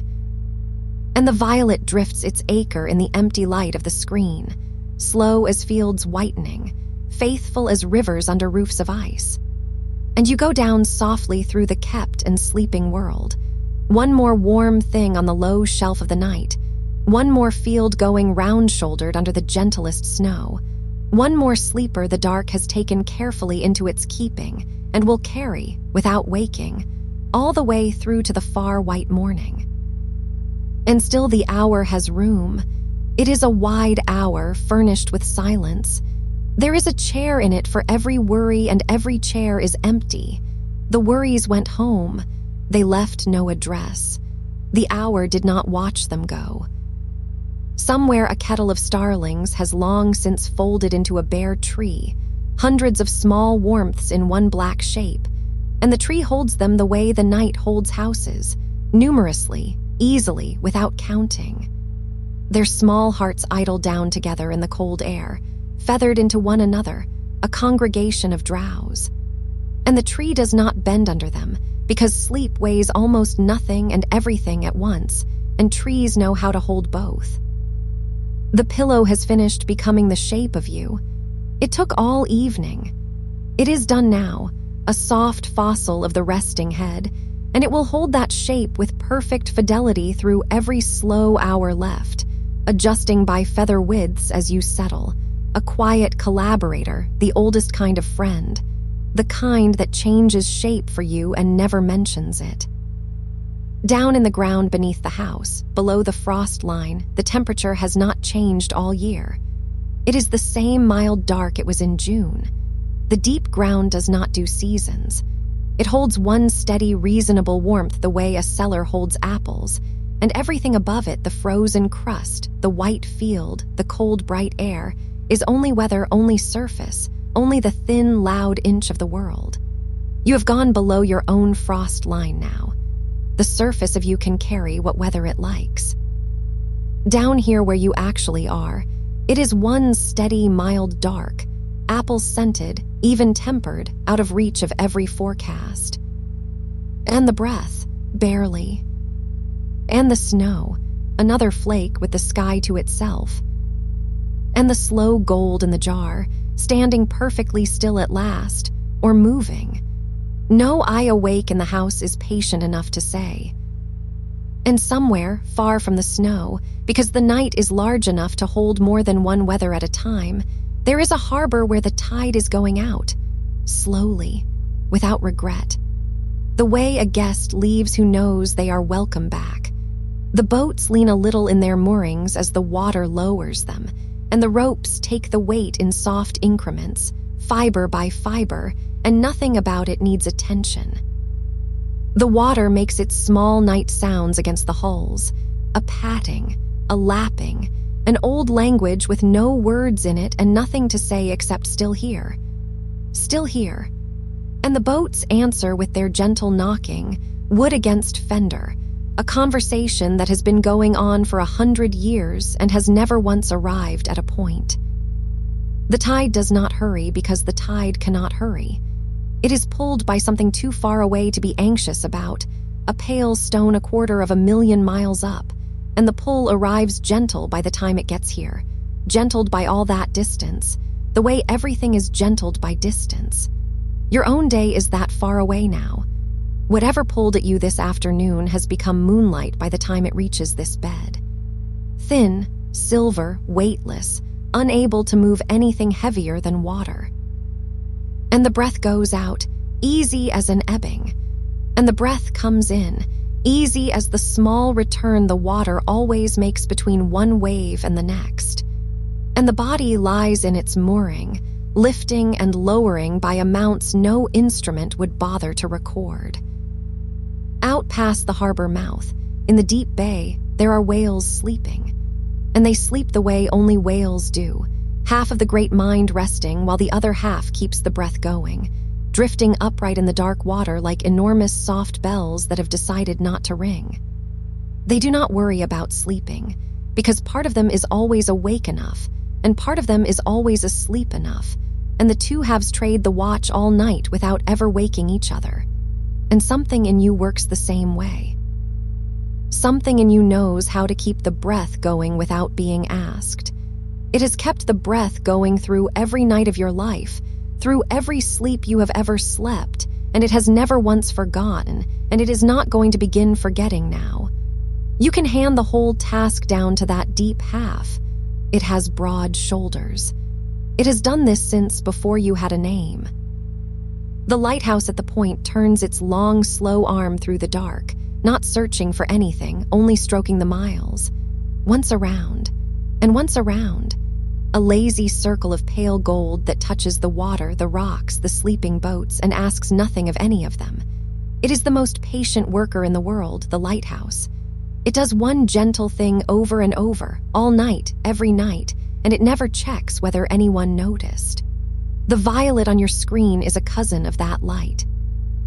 It drifts its one slow drift over and over, asking nothing, checking nothing. And whether your eyes are open or closed or somewhere in the soft country between, the drift goes on being faithful, the way lighthouses go on being faithful, for the sake of the going on itself. And the breath turns like the light, around and around. Each circuit a little wider, a little slower, sweeping a little more of you into the dark it keeps. Inland now, away from the water up the quiet road, there is a town where every window is dark, and in the middle of the town there is a library, locked and sleeping.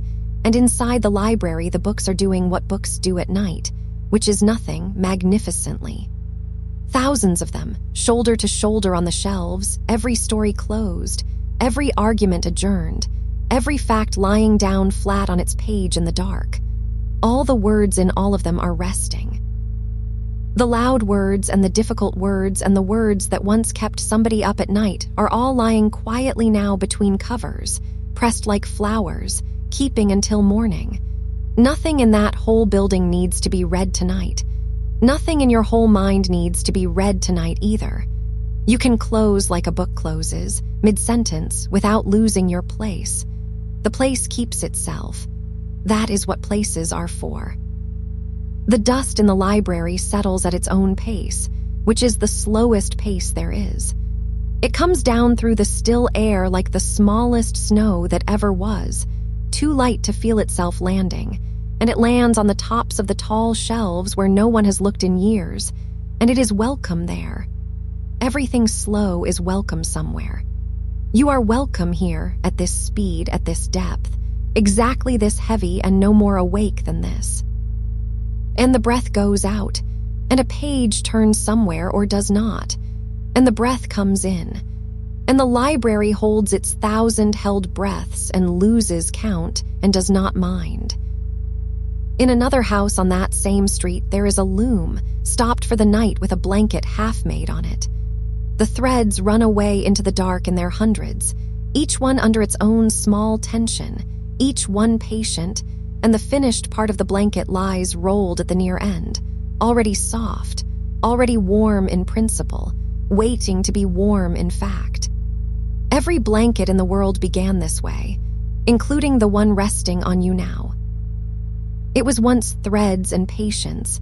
It was once half-made in a dark room, and now it lies across you with all that patience woven in, all those hours of slow work pressed down into softness and laid over your shoulders like the settled outcome of a very long kindness. You are sleeping under finished patience. It holds you the way finished things hold, without effort, because all the effort happened long ago and somewhere else.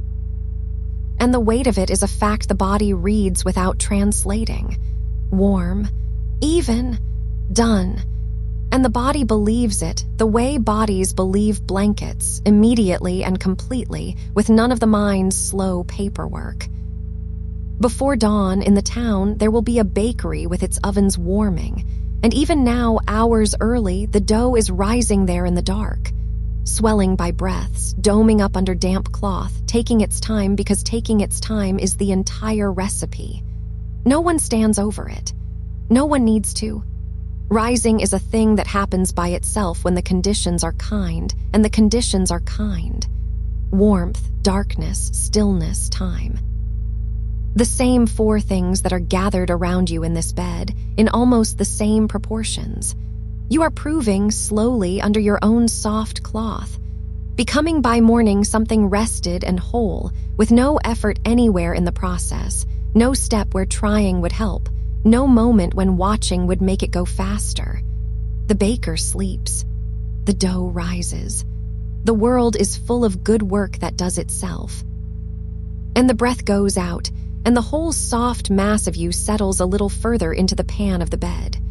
And the breath comes in, small, warm, leavening. Under the town, under all the towns, the wells go down to their water. Round stone throats dropping through the dark to where the water table lies, black and level and perfectly calm, a buried lake with no wind on it ever, no weather, no waves, not one ripple in 100 years unless a bucket asks for one.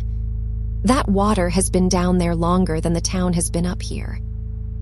It fell as rain on hills that have since worn round, and it soaked down slowly through a century of stone, filtered finer and finer, losing everything it did not need, arriving at last at that stillness with nothing left in it but itself.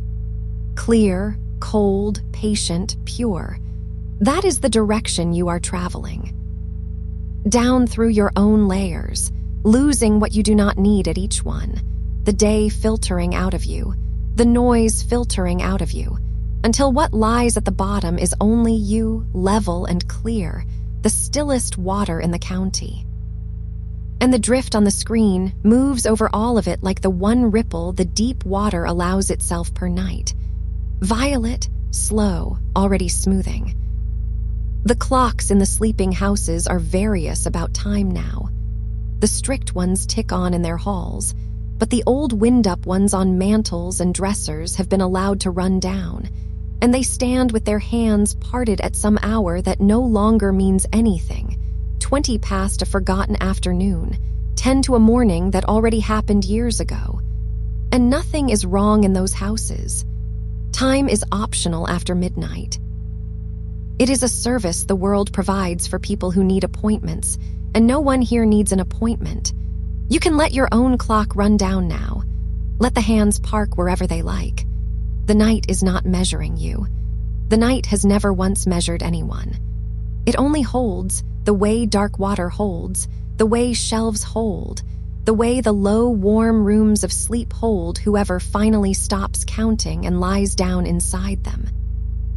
And the breath goes out, unnumbered, and the breath comes in, unnumbered. And between them there is a pause that no clock anywhere is responsible for. A moth has found the one lit window in the town, which is no window at all, only the moon on glass, and it rests there on the cool pane with its wings closed up like a small gray hymn book, going nowhere. Moths understand soft light better than anyone. They give their whole attention to it and ask nothing back, and when the light is gentle enough, as this light is, as your violet is, the attention becomes rest, and the moth simply stays, hour after hour, attached to the glow by nothing but preference. You are moth still now, resting against the soft light of this hour by preference, by gravity, by the sweet economy of a body that has stopped spending anything. Wings closed, book closed, staying. And far out along the valley, a night train goes through without stopping, 2 miles off, and its sound reaches the bed the way all far sounds reach a sleeper, rounded off, blued, more felt than heard. A long, low cord drawn under the floor of the night, rising a little, falling a little, gone. It carries people sleeping in their seats through the dark countryside, heads against windows, borne along without effort through miles they will never remember, and that is the kindest kind of travel, and it is the kind you are doing. Carried, scheduled by no one, due nowhere, passing through the long, dark counties of the night with your head at rest against the glass of it, while somewhere up front something faithful drives. And the breath goes out like a far whistle, softened by every field it crosses. And the breath comes in like the hush after, which the valley keeps. The salt marsh at the edge of things lies flat under the moon, and the tide creeps into it now along 1,000 small channels, brimming them silently, mirror by mirror, until the whole marsh holds the sky in pieces. And the marsh grass leans with the water, all one direction, combed and easy, and the herons sleep standing, one-legged, folded, trusting the mud. Everything out there has found its resting posture, the posture it was built to hold all night at no cost. And you have found yours. Whatever shape you are lying in now is the shape the night approved, the shape the mattress has countersigned, the shape the blanket has sealed. There is no better one to search for. The search is over, and it ended in comfort, some minutes ago, without a sound. And the violet drifts, brimming its own small channels on the screen, mirror by mirror, asking the eyes for nothing, holding the watch for whoever has stopped watching.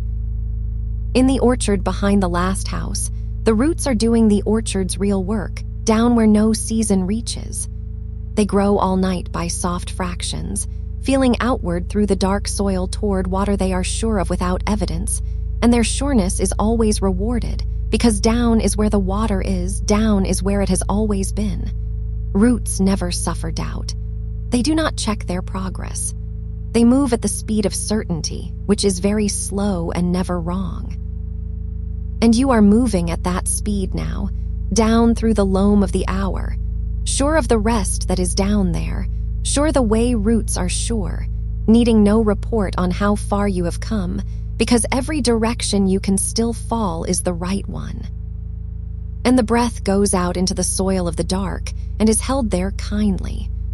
And the breath comes in carrying the cool mineral quiet of deep ground. The voice can be smaller now. It can be the width of a root.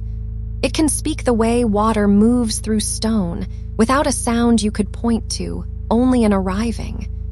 And still it stays, low in the dark beside you, the last lit window in the town of this hour, no brighter than it needs to be, which is barely lit at all. Somewhere a ferry sleeps at its dock with its engines cold, and the water it will cross tomorrow lies flat all the way to the island, unbothered, holding the ferry's route in perfect readiness like a made bed. Crossings keep. Mornings keep. Everything on the far side of sleep is being held for you in perfect readiness, and none of it can be improved by worrying tonight, and all of it improves with rest, the way water smooths when the wind lies down. And the wind has lain down. It went to its own bed behind the hills, and it took the last loose sounds with it, and what is left is the underneath of quiet, the quiet below the quiet, the one that was always there, load-bearing, older than the house. The body is almost all weight now, a warm cargo, stowed and settled. The hands have forgotten their trades. The feet have forgotten the floor. The face has poured itself smooth like the last candle of the evening, and the wax of it set soft, holding no expression but ease. And behind the lids, or before them, it makes no difference now. The violet does its slow acreage, a field of dim light being crossed forever by nothing in particular, at the speed of tides, at the speed of proofing bread, at the speed of roots believing in water. And the breath goes out, a channel brimming, and the breath comes in, a channel emptying, and the marsh of you lies flat and silvered and full of pieces of sky. Deeper now, by one root width, by one dustfall, the night train is in the next county. The moth has not moved. The whales trade the watch in the bay, half and half, and the half of you that keeps the breath has the wheel, and its record is perfect, and its shift runs until morning. The words are further apart now because the places they name are further apart.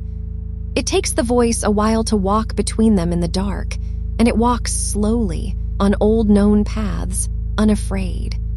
And where the words fall silent, the paths go on anyway, downhill, grass soft, toward the low pastures where sleep grazes.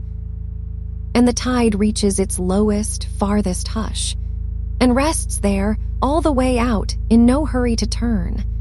And the boats lie easy in the low water, touching the mud like sleepers touching the mattress, held by the whole earth at last instead of the busy sea.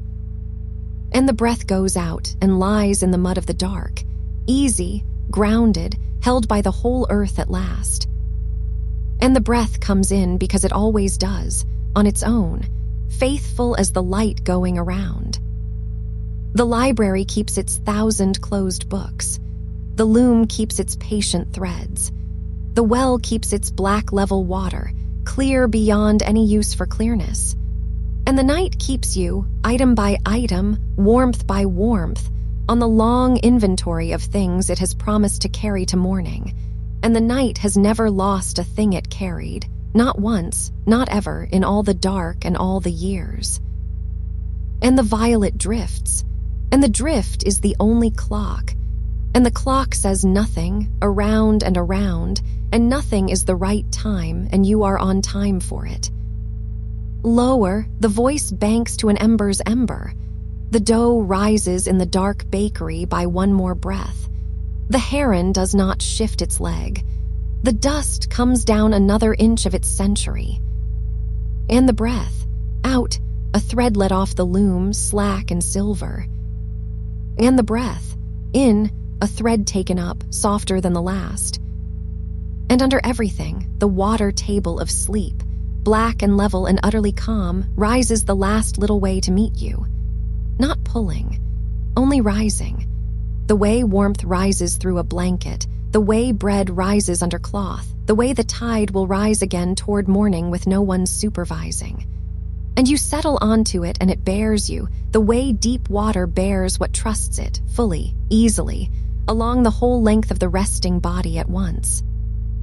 And somewhere far above the water table, far above the roof and the weather, the snow has started in the high country. Not here, not on you. In the mountains you will never have to climb, on meadows no one is watching. The snow comes down in the dark, flake by flake, each one taking its whole life to land. And it lands without sound, on stone, on old grass, on the backs of sleeping sheep who feel it only as one more gram of blanket. And the mountain grows heavier and softer at the same time, the way you are growing heavier and softer at the same time, and no one has to count the flakes, and no one ever has, and the snow gets where it is going anyway. And the breath goes out, one flake landing. And the breath comes in, the sky letting go of another.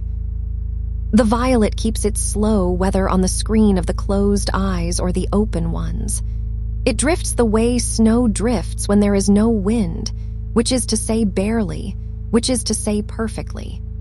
And it asks the same thing the snow asks of the meadow, which is nothing, only to lie there and be added to gently all night by softness arriving from far away.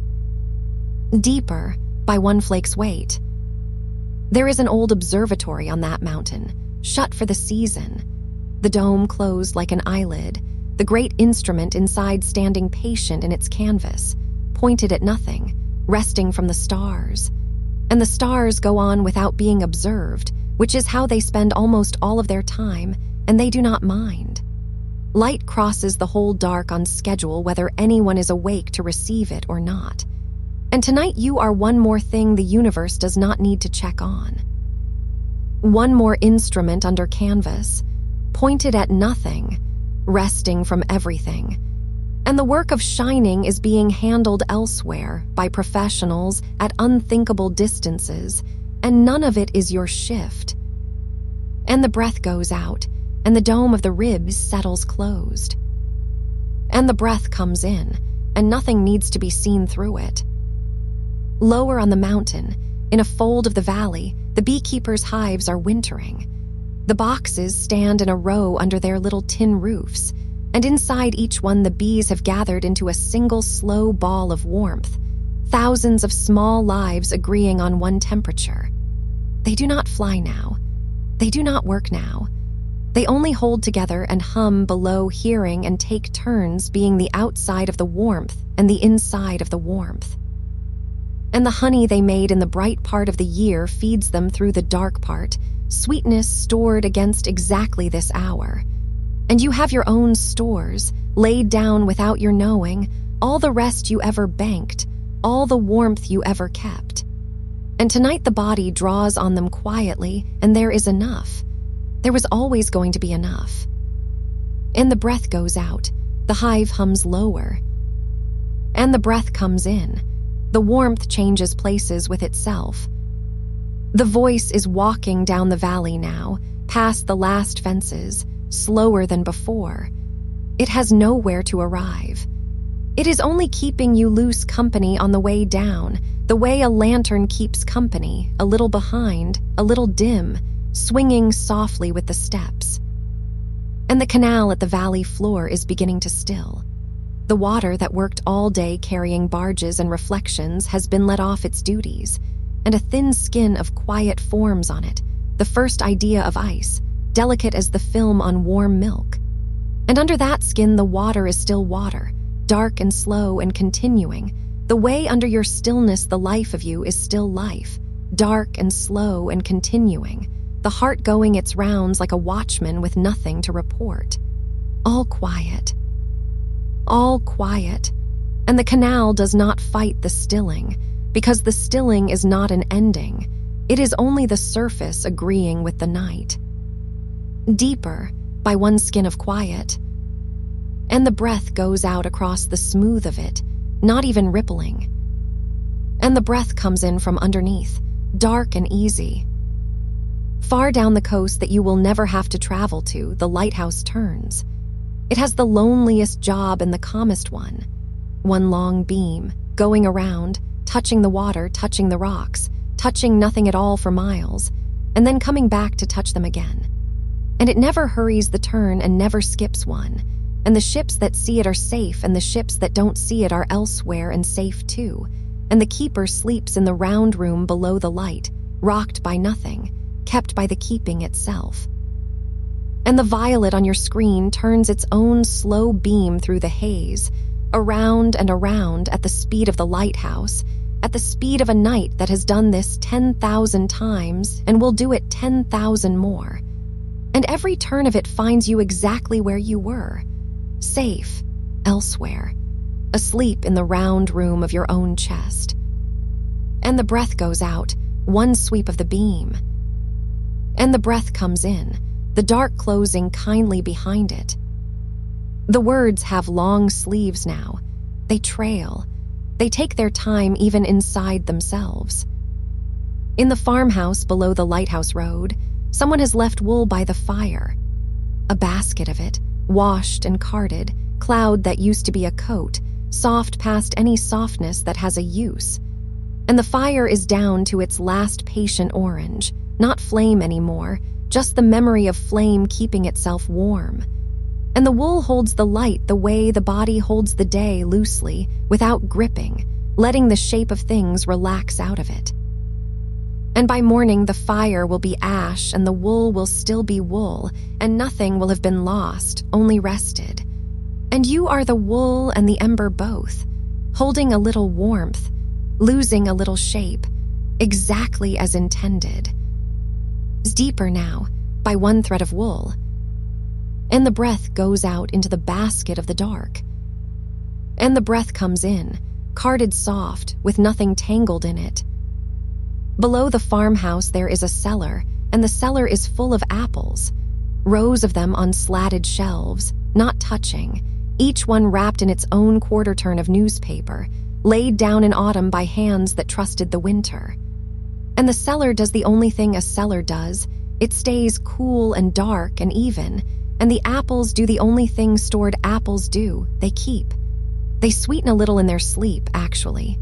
The long dark improves them. And that is a true thing about rest that nobody says enough, that some ripening only happens in the dark, unwatched, wrapped, laid down. And you are laid down. And the night is even and cool around the warm of you. And whatever is keeping in you tonight is keeping well and will be sweeter for the dark, and none of it needs checking before morning. And the breath goes out, a cellar door closing softly on good stores. And the breath comes in, cool, even unworried air. The violet drifts. It has drifted all this way with you, patient as a slow river seen from a bridge at night, and it will drift on after the words thin out, holding the watch, holding the wall of the dark up with no effort at all. On the north side of an old stone, somewhere in the wet quiet of the woods, moss is doing its work, which is no work. It grows at the speed of stone warming, it drinks the dark itself. It makes a softness on the hardest thing in the forest and takes centuries about it and is never once behind schedule. And everything in you that felt hard today is being mossed over now, slowly, kindly, by the same unhurried green patience. Not fixed, not argued with. Just grown over with softness until the hardness is only the thing the softness rests on, the way the mattress rests on the frame, the way you rest on the whole dark earth. Deeper by one season of moss. And the breath goes out and settles on the north side of everything. And the breath comes in through centuries of soft. In the town at the river mouth, the glassblower's kiln is cooling for the night. It cannot be hurried, this cooling. Glass that cools too fast remembers the hurry and cracks along it. So the kiln is built to lose its heat the way you are losing your waking, gradually, evenly, degree by degree through the small hours, so that everything made today comes to morning whole. And the glass sits inside in the fading orange, going from liquid patience to solid patience, and the maker has gone home and trusts the slowness completely, sleeps on the trust of it. And your day is annealing too. Whatever was shaped in it is settling now, evenly, without you, and the slowness is not delay, the slowness is the craft.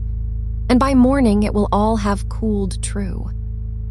And the breath goes out, 1 degree given up gladly. And the breath comes in, nothing cracking, nothing rushed. Lower, the voice is a coal under white ash now.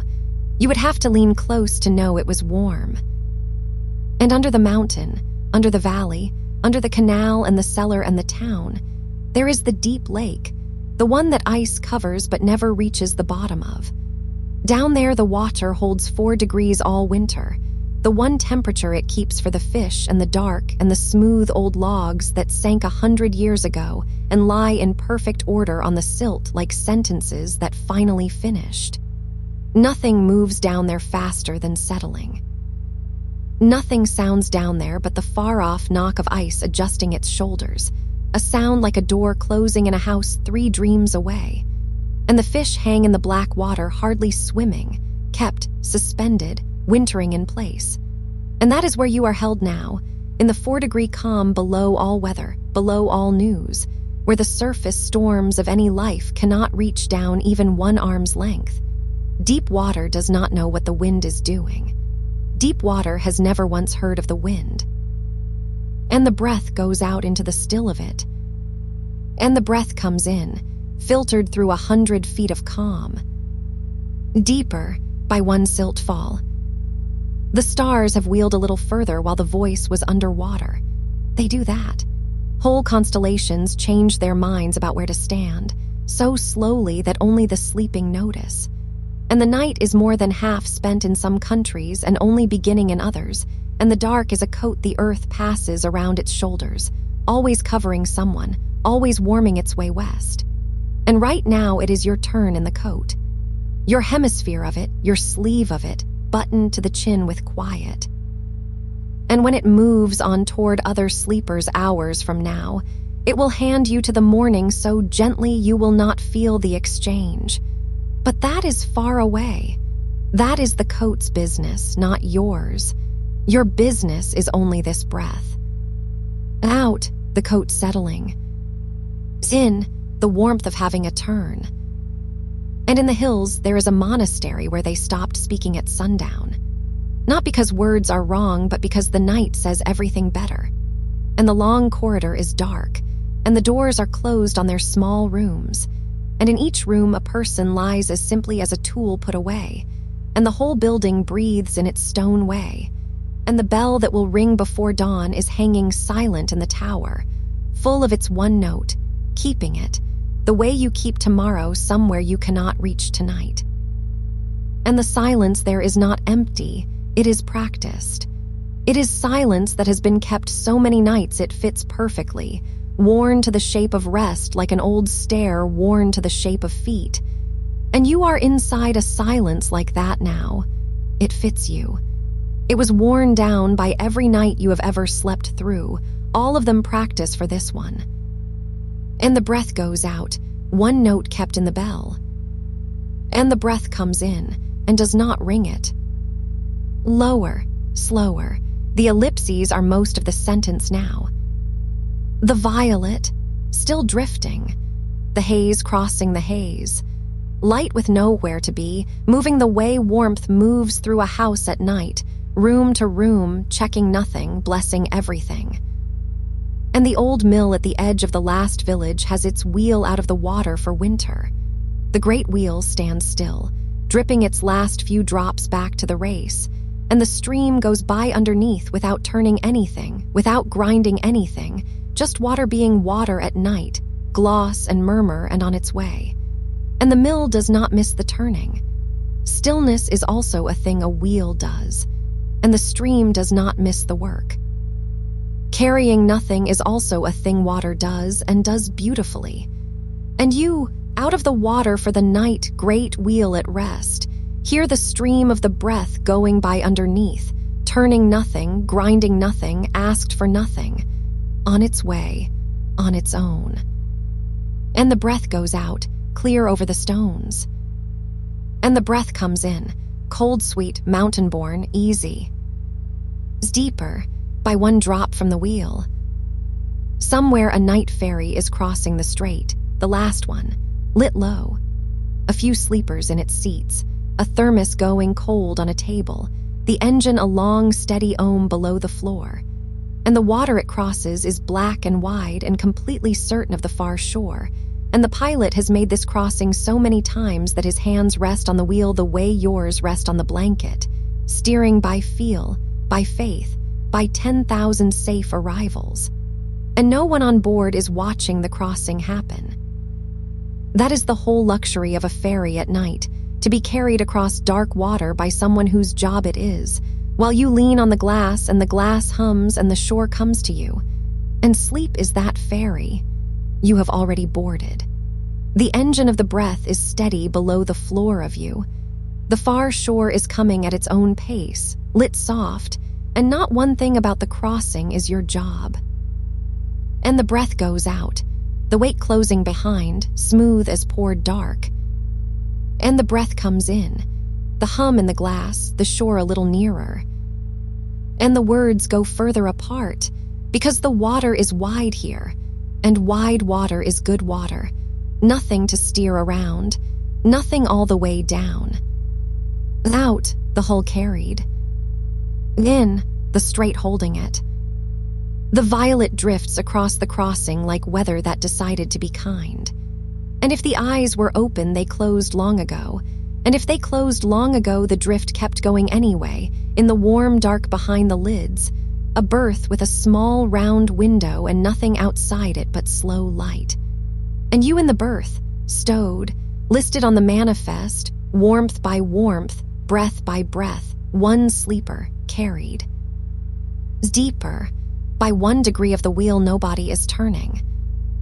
And in the last country before wordlessness, there is an orchard under the snow now, the same snow that started on the mountain an hour of the voice ago.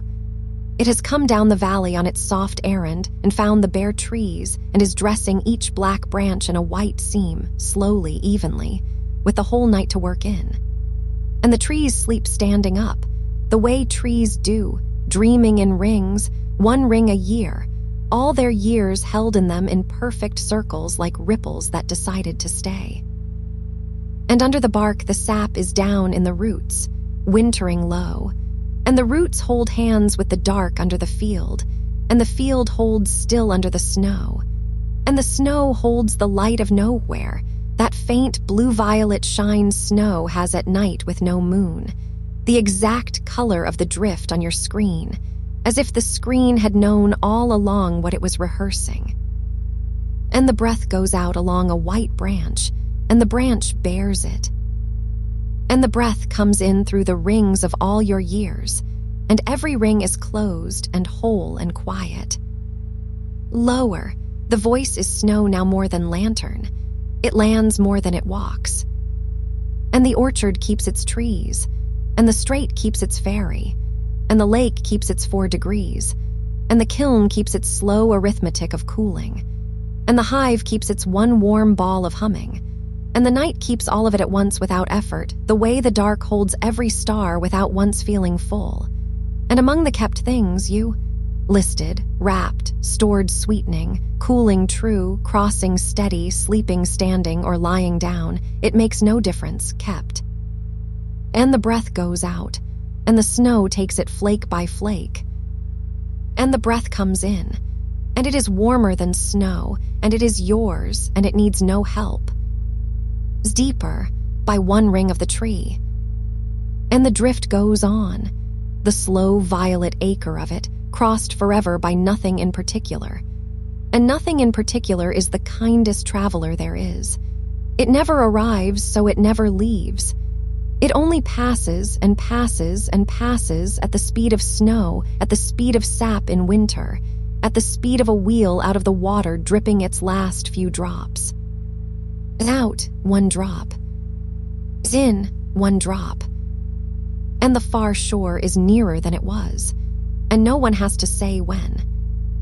And under the far shore, deeper than any keel could reach, there is water older than the crossing. Rain that fell 100 years ago on hills whose names have softened since.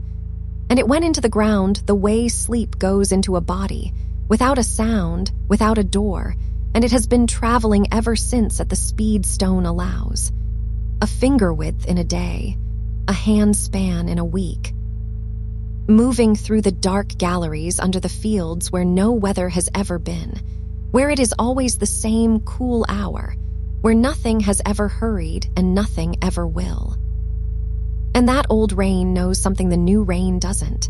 It knows that arriving is optional, that a journey can be the whole life of a thing and still be complete at every point along it.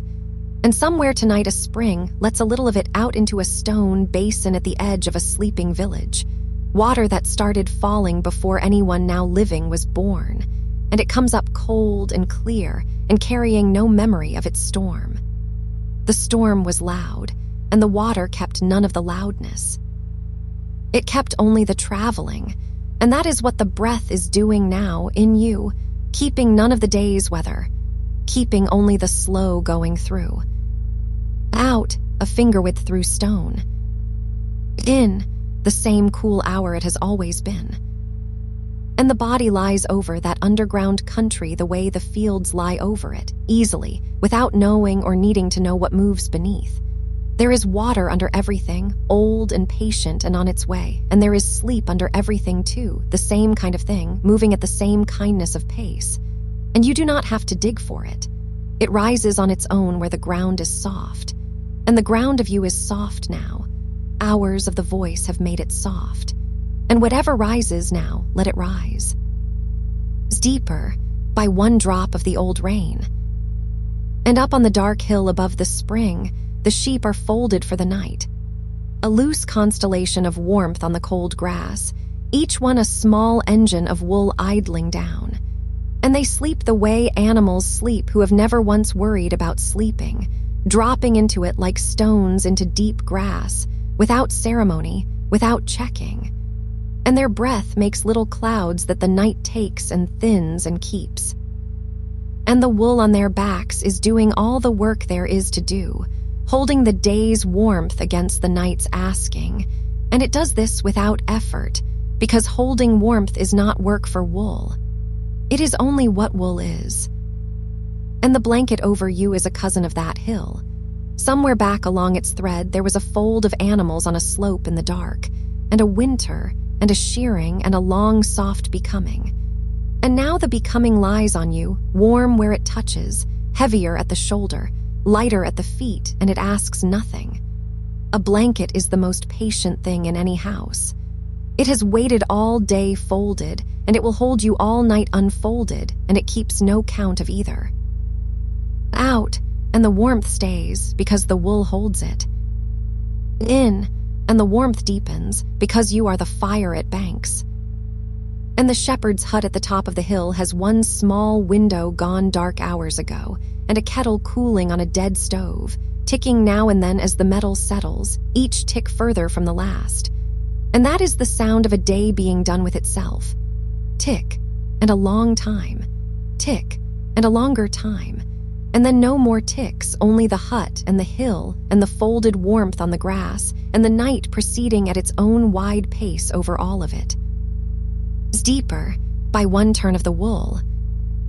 And in the village below the hill, the bell in the stone tower rang for the last time hours ago. It rang some small hour and then let go of ringing. But bronze does not stop all at once.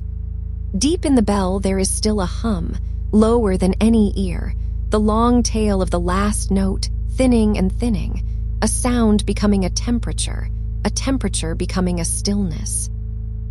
And the bell hangs in the dark of the tower with its whole voice folded inside it, needing nothing, ready for no one, simply hanging, the way heavy things hang, with a patience that is almost gratitude. And the body is a bell after ringing. All day it was struck, small strikes, the phone and the door and the name said sharply and the thought that circled. And every strike is still in you somewhere as a hum going down. And you do not have to silence anything. A bell never silences itself. It only permits the quiet to finish what the ringing started. And the quiet is finishing it now. You can feel the note going down through the chest, down through the long bones, out through the heels into the mattress, into the floor, into the ground where the old rain travels, taking the last of the days, ringing with it drop by drop. Out, the hum one shade lower. In, the bronze one shade cooler. And nothing in the village knows the bell is still sounding, and nothing needs to. The truest sounds are the ones below hearing, the hum of the wires, the seep of the spring, the wool holding warmth with a sound like nothing at all. And this voice is joining them now, going down under hearing a little at a time, so that later, when you cannot find it, it will not be gone. It will only be below, with the bronze and the water humming you along. Deeper, by one tail of one note. And east of the village, where the land forgets to be land, the river arrives at the sea the slow way, through a wide estuary that takes miles to say goodbye.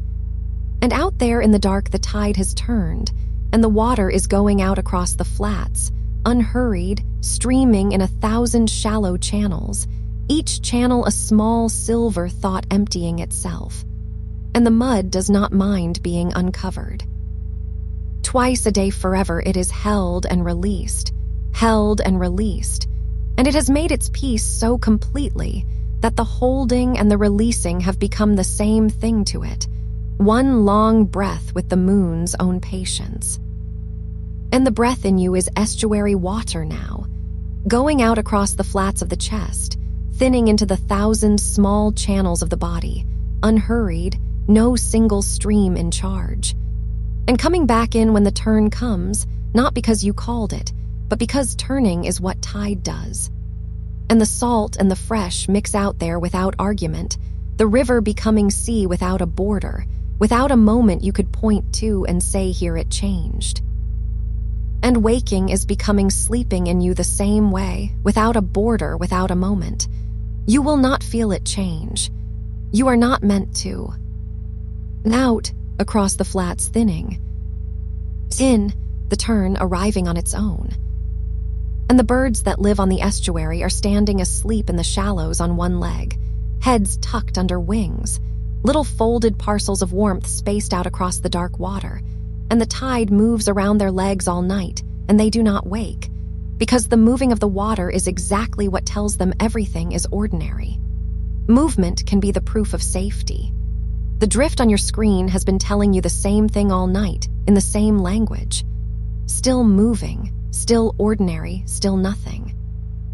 And even with the eyes long closed, the proof goes on, felt more than known, a soft ongoingness at the edge of everything, like tide around a sleeping bird's leg. Deeper, by one turn of the tide. And further up, where the hills shoulder out of the fields, there is a standing stone that has been in its place so long that place and stone mean the same thing. And on its north side, where the sun never comes, there is moss. And the moss is the slowest resident of the whole night. It grows the width of a whisper in a year. It drinks fog. It has no argument with winter. And it holds a kind of time so much wider than yours that inside its time your whole night of sleep is one green instant, over before it began, complete before it started. And it is restful to lie in the neighborhood of something that's slow. The moss will not notice this night, and so this night, seen from the moss, has already gone perfectly. Whatever you were going to worry about has, in moss time, been over for centuries. Resolved, weathered, grown over, soft. And you can borrow that if you like, not by doing anything, just by lying here inside the green instant, letting the wide time hold the narrow time the way the stone holds the moss, going nowhere together at ease. Out, the width of a whisper. In, one green instant entire.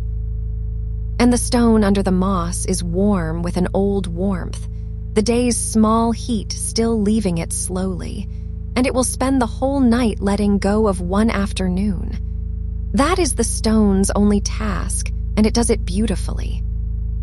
And your body is doing the stone's task too, easing out the last few degrees of the day, offering them to the sheets, to the room, to the patient air, and the room accepts them without comment, and cool and warm find their agreement somewhere along your skin, and the agreement is comfort, and the comfort is now.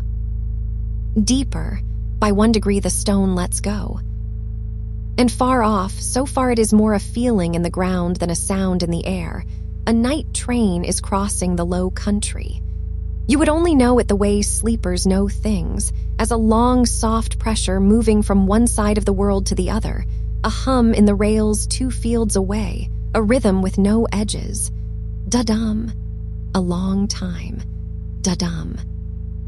And the train carries freight that no one is awake to want yet, timber and grain and quiet machines, all of it rocking gently in the dark cars, all of it asleep in its own way, lashed and settled and swaying a half-inch either side of true. And there is a mercy in a far-off train at night that nothing else has.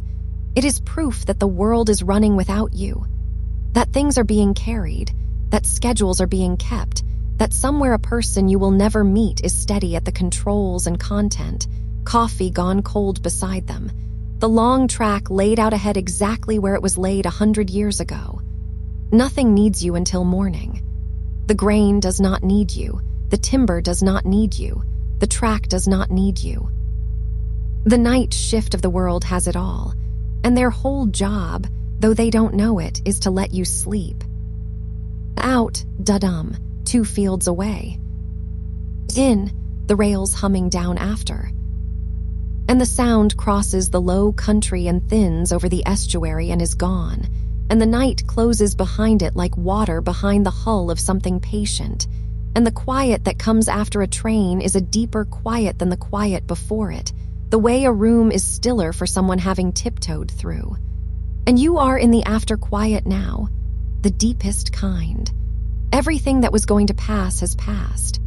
What remains is only what stays. Deeper, by 1 train gone by. And what stays is so little and so enough.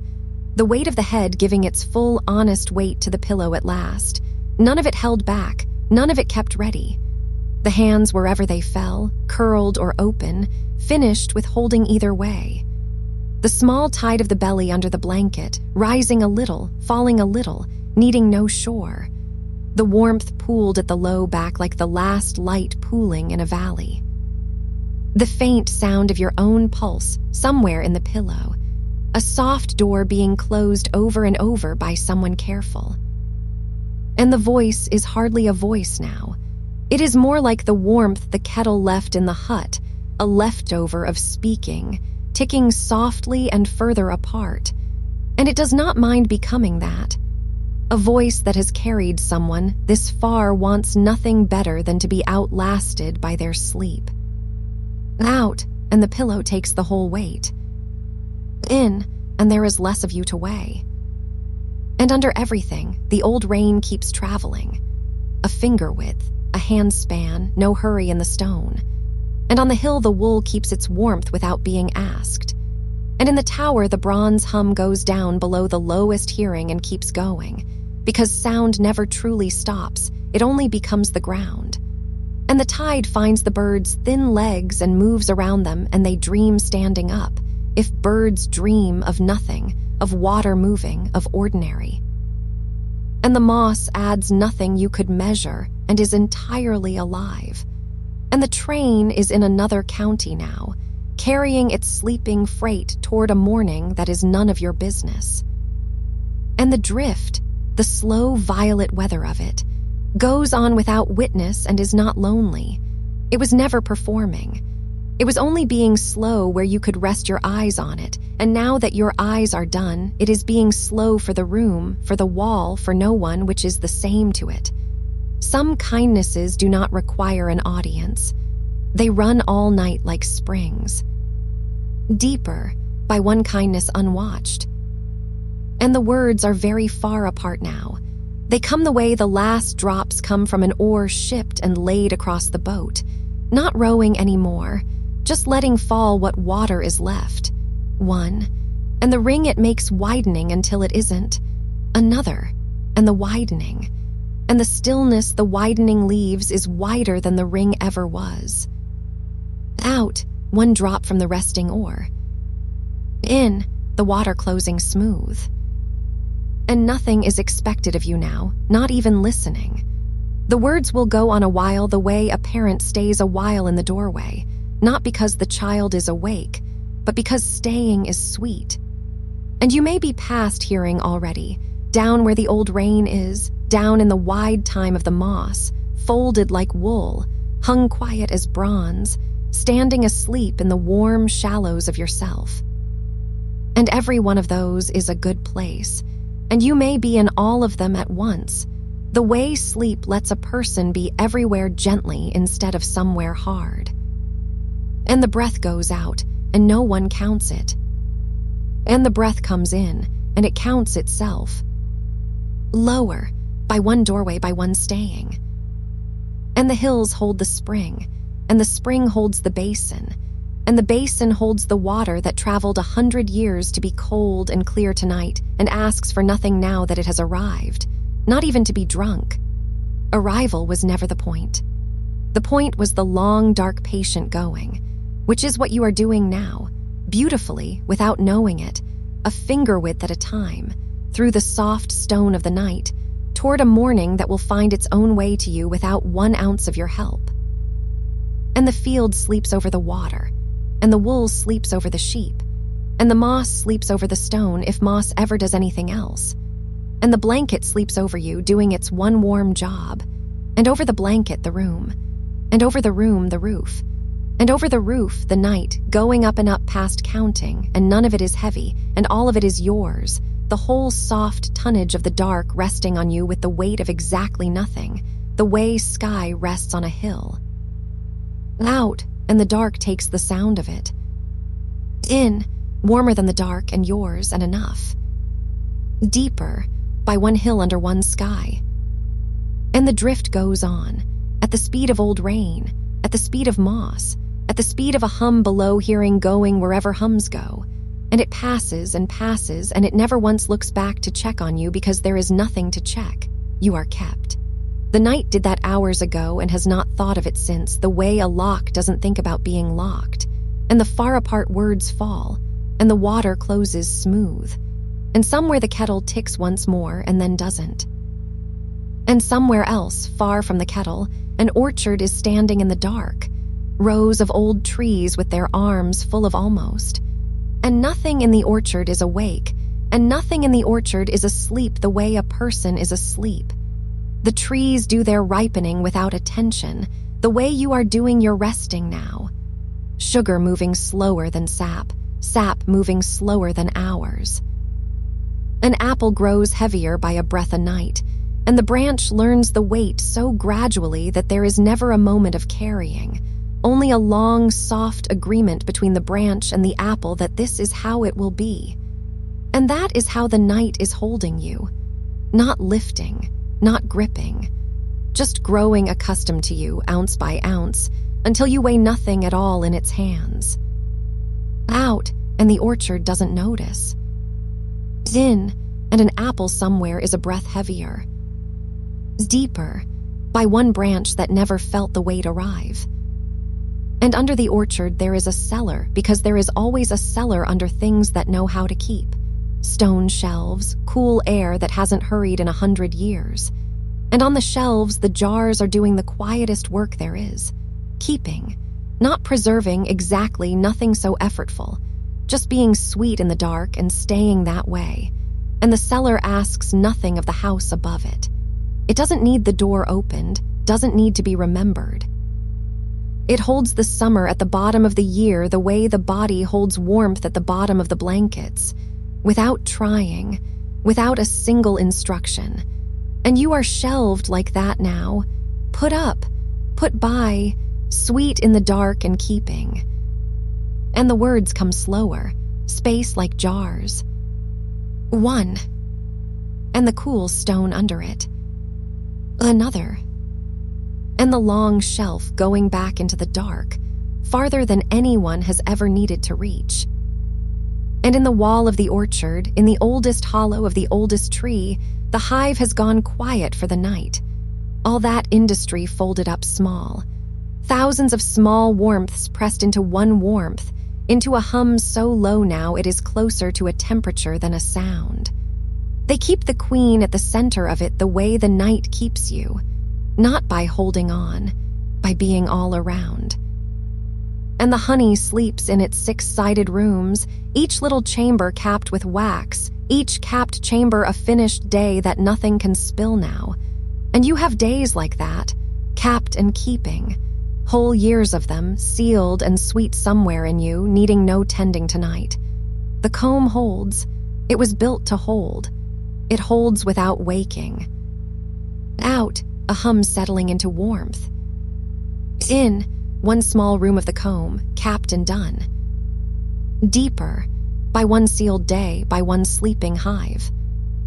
And past the orchard wall, in the low field, the horses are asleep standing up, which has always been one of the gentle wonders. A body that heavy, trusting its own legs that far. They lock their knees without thinking about it, an old kindness built into them before they were born, so that rest doesn't require lying down, doesn't require deciding. And one of them shifts its weight in the dark, one hoof to the other, the way a sleeping person turns. And the shift travels through the ground so faintly that only the ground knows. And you, lying down, have gone one better than the horses. You gave the whole weight away hours ago. Nothing in you is standing. Nothing in you is locked. Even the old built-in bracing, the one you never knew you carried, has set itself down in the grass. And the field holds the horses, and the horses hold nothing. And that is the arithmetic of this hour. Everything held, nothing holding. Out, a hoof settling in wet grass. In, the ground keeping the secret. Slower, by one weight given entirely away. And the granary at the field's edge is full and shut, and inside it the grain is doing what grain does best, which is nothing magnificently. A million small quietnesses poured together until they make one large quietness. And if you put a hand into grain, it takes the hand slowly, closes around it cool and dry and exact, holding every finger separately without effort. The dark is like that with you now, poured around you, fitted to you, taking your shape without asking your shape. And grain in the dark makes a sound only when it settles, a whisper of the whole mass finding a slightly truer arrangement, and then years of silence. And you settle like that, once in a long while, a slightly truer arrangement.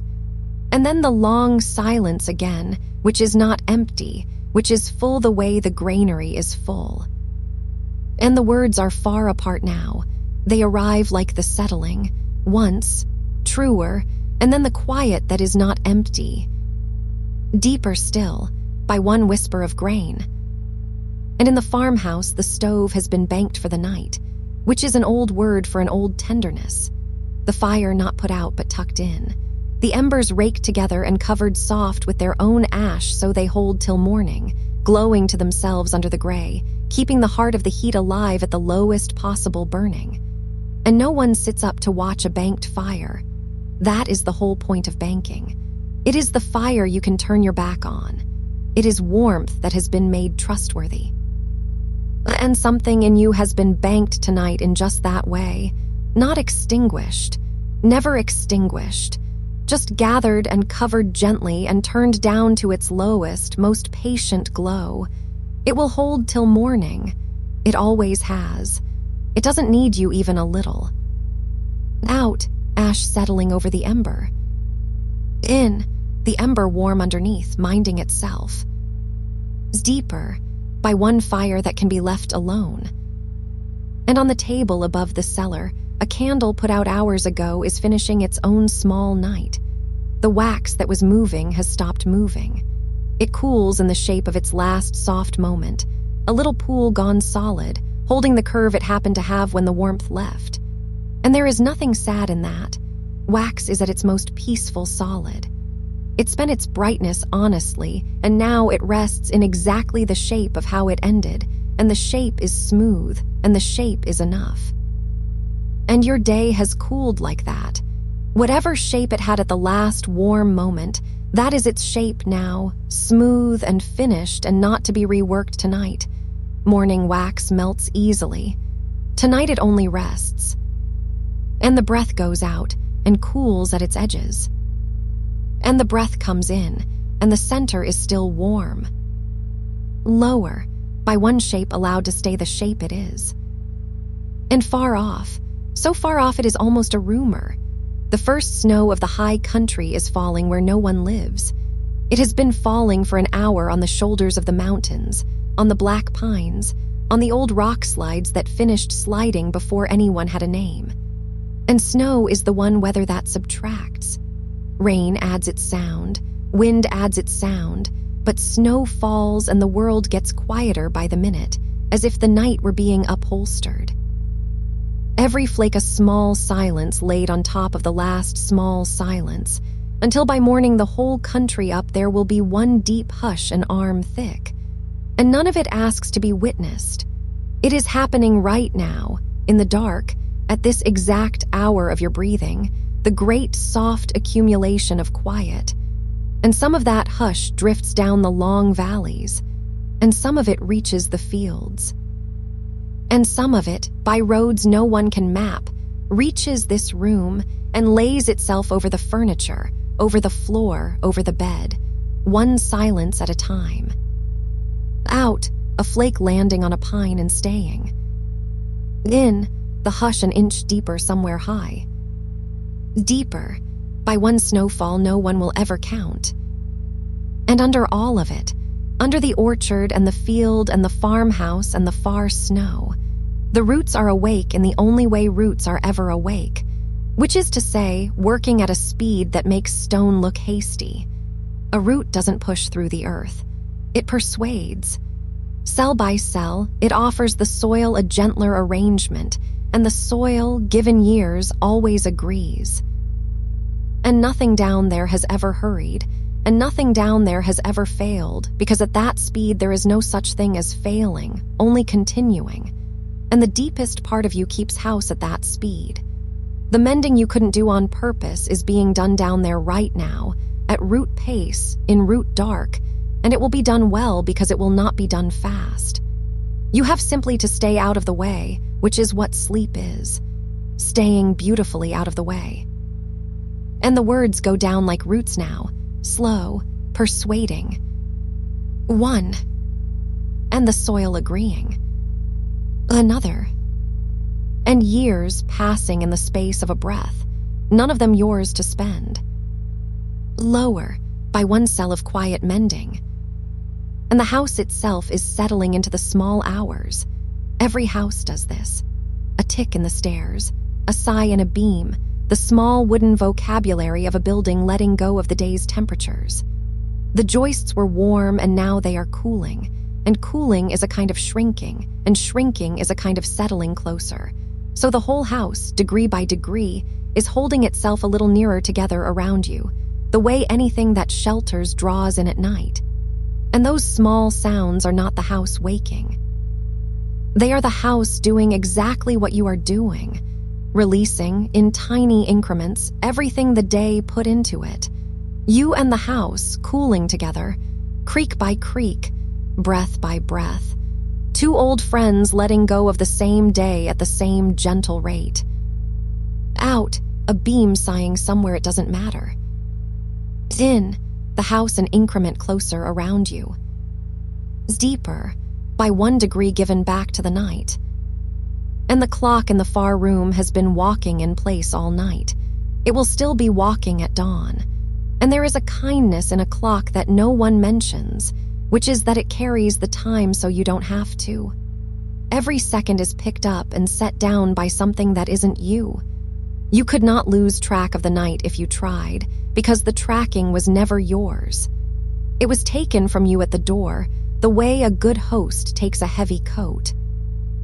And so whatever hour it is none of your business in the sweetest possible sense. The hour is being handled. The hour is in professional hands. And you are free in the way only the unscheduled are free, floating in a night that someone else is counting. And the counting goes on without you, small, even, far. And you go on without the counting, smaller, evener, farther. Lower, by one coat handed over at the door. And breath by breath the body is doing its night inventory, the one it never shows you. The heart easing its pace like a walker coming into the last mile. The hands unclenching the last hidden eighth of their day. The face forgetting, muscle by muscle, every expression it wore until it wears the one it had before it learned any. The one that isn't an expression at all. Just a face at rest, the way still water is just water. And the breath has gone down into the belly where the easy breathing lives, the kind you breathed before you could walk, the kind that needs no posture and no advice. And it rocks you there, shallow and slow. A boat tied to a dock in no weather, moving only as much as tide boats move, which is just enough to prove the water is water. Out, the rope going slack. In, the dock holding the way docks do. Deeper, by one boat that isn't going anywhere and knows it and is glad. And the night outside has reached its widest hour, the one in the middle where both edges are far away. Dusk long gone below one horizon, dawn still deep below the other. And here in the middle the dark is at its most settled, its most practiced. This is the dark's own noon. Everything that keeps night hours is keeping them. The owl on her fence post, still as the post. The moths resting on the underside of leaves, wings folded like letters that arrived and were read and were kept. The river running black and unhurried under the one bridge in the valley, carrying starlight it doesn't know it carries. And you at the center of all of it, the stillest thing awake, if you are even that. The stillest thing anyway. The point the whole wide wheel of the night turns around without touching. Out, and the wheel turns once, enormous and soundless. In, and the center holds, because centers have no other work. Deeper, by one turning you are the still point of. And the words are nearly done with themselves now, not stopping, just needing less and less to be words. They are becoming what they were always trying to be, which is a hand on the blanket, a weight of company, nothing more. And you may be far below them already, down where the roots keep their slow house, down where the grain lies true, down in the banked warmth under the ash. And if you are, they will not call you back. They know better. They were raised better than that. They will just stay up here at the surface a while, walking the rooms of the night like the last one awake in a sleeping house, checking the latches that were always latched, touching the banister, turning down the lamps that were already down. And the snow keeps subtracting, high up and far away. And the honey keeps its sealed rooms. And the horses stand in the grass with their weight on loan to the earth. And the breath goes out, and the night receives it like one more flake on the pine. And the breath comes in, smaller now, a guest tiptoeing.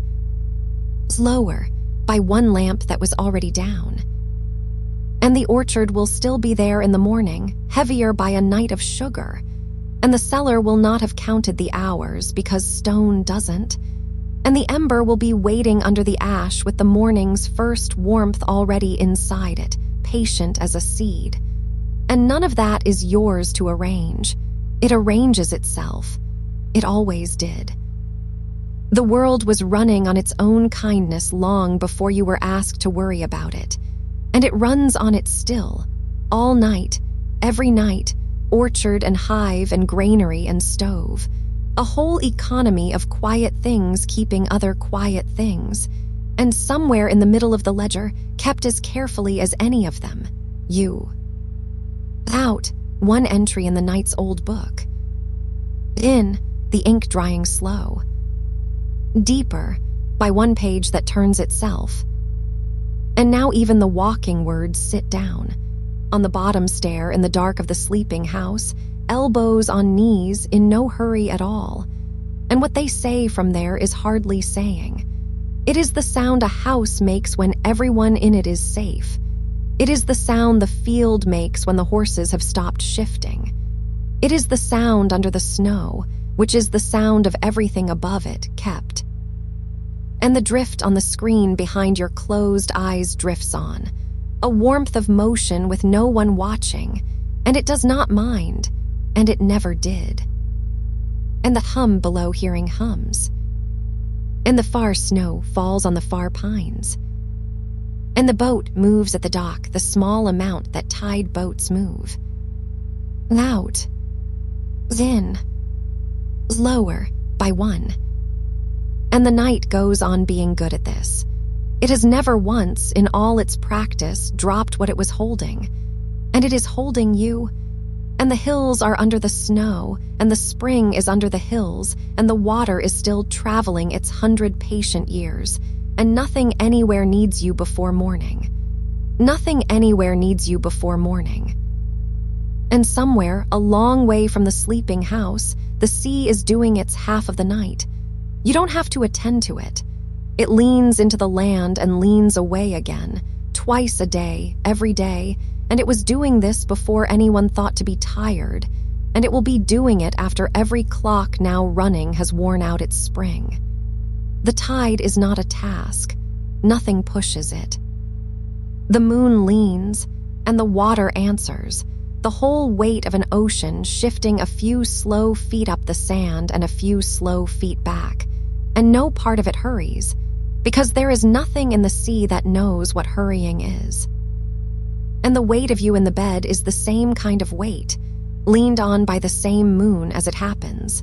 You are mostly water too, and tonight the pull on you is downward, into the mattress, into the warm hollow your body has spent the whole night making, and you can let that pull have you the way the bay lets the tide have it.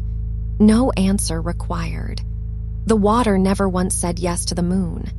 It just went. Out, the tide easing back. In, the tide easing in smaller. Lower, by the width of one wet stone. And out along that far coast there is a light that turns. An old one on a headland, and its whole employment is patience. Around and around at the same unhurried rate all night, not because anyone is checking, but because turning is what it does, the way breathing is what you do. And there is a sound to it if you are close, which you are not. A low mechanical murmur, the sound of something heavy moving smoothly on something well-oiled around and around. And the keepers who tended lights like that one slept right there in the round stone rooms below the lamp. Slept well, they say, slept better than most. Because there is nothing like lying down inside a thing whose only job is to keep. The light went around above them all night like a slow thought that never finished and never needed to, and they went down under it into the same dark you are in now. And you can borrow their arrangement if you like. Something faithful is turning somewhere above the roof of your sleep. You don't have to know what. The night itself turns, after all. The whole sky is on that same oiled bearing, wheeling 1 degree at a time past the chimneys and the hills, and it makes no sound you can hear, and it has never once stuck. Out, the lamp going around. In and around. Lower, by 1 turn of the light. And nearer than the sea, nearer than the headland, near enough to touch the blanket. You felt it all night without feeling it, and that is exactly how a good blanket wants to be felt. But it has a history, this warmth, and the history is a slow one, and slow histories are good company at this hour. Because before it was a weight on you, it was a weight on a hillside. It walked around on 4 legs in the wind, this warmth, on some high pasture where the grass grew short and sweet, and it was rained on, and the rain never got through because wool holds a kindness in it, a wax the sheep makes for itself. And even now, washed and carded and spun in years from the hill, the wool remembers how to hold warmth against weather. That is not a metaphor. That is just what it is doing, right now, along your shoulder and over your hip. Keeping a small climate for you, the way it kept one on the hill. And between the hill and your bed there were hands. Hands that sheared, in some bright, noisy spring day long finished. Hands that washed the fleece in long troughs. Hands or old machines that combed it until every fiber lay beside its neighbors, all pointing the same patient direction, the way you are pointed now, everything in you slowly agreeing to lie the same way. And then the spinning, the long twist that turns a cloud into a thread, turning and turning, the oldest slow work there is. And then the loom, thread, over and under, thousands of small crossings, and every one of those crossings is still there, still holding in the dark on you. You are lying under thousands of tiny kept promises. That is all a blanket is. And you don't owe any of that anything. The hill doesn't want thanks, and the hands are asleep themselves somewhere, or long past sleeping, and the loom stands quiet in whatever shed still owns it. The work is finished. The work has been finished for years. All that's left of all that labor is the warmth on you now, which asks nothing, which only settles the way finished things settle. Out under the wool. In the small climate holding. Lower by 1 thread of the weave. And listen, not for anything, just the direction of listening, opened a little, the way a door is left ajar in a house where everyone trusts everyone. Because at this hour the world speaks only in far-off things, and far-off things are the gentlest speech there is. Somewhere tonight, a long way from you, a train is crossing low country in the dark. You may have heard one like it some other night, years ago. That long, soft sound that isn't quite a horn and isn't quite a chord, laid down over miles of fields, and under it, if the ground is right, a feeling more than a sound, a slow drumming through the earth itself, through the roots and the stones and the foundations, arriving in the bones of sleeping houses as the faintest agreement. Something is passing. Nothing is wrong. Something is simply passing at its own speed on rails that were laid true a long time ago. And the people on that train are mostly asleep, rocked, carried. They have given up their locations the way you have given up yours. They don't know what county they're in, and it doesn't matter because the train knows, or the rails know, or nobody knows, and it still comes out right, the way the night itself comes out right, mile after mile, with no one at any window. And the sound of it crosses the fields and thins, and by the time it would have reached you, it is nothing at all. It is the shape of a sound with the sound gone out of it. And that is what all the night's business is from here. Shapes of sound with the sound gone out. The world at its quietest possible volume, and still going and still fine. Out, the long note thinning over the fields. In, the faint drum in the ground fainter. Lower, by 1 mile of dark country. And in a town that train passes through without stopping, there is a room with warmth in it at this hour. There always is in every town. A back room behind a dark shop front where the bread for the morning is already becoming itself.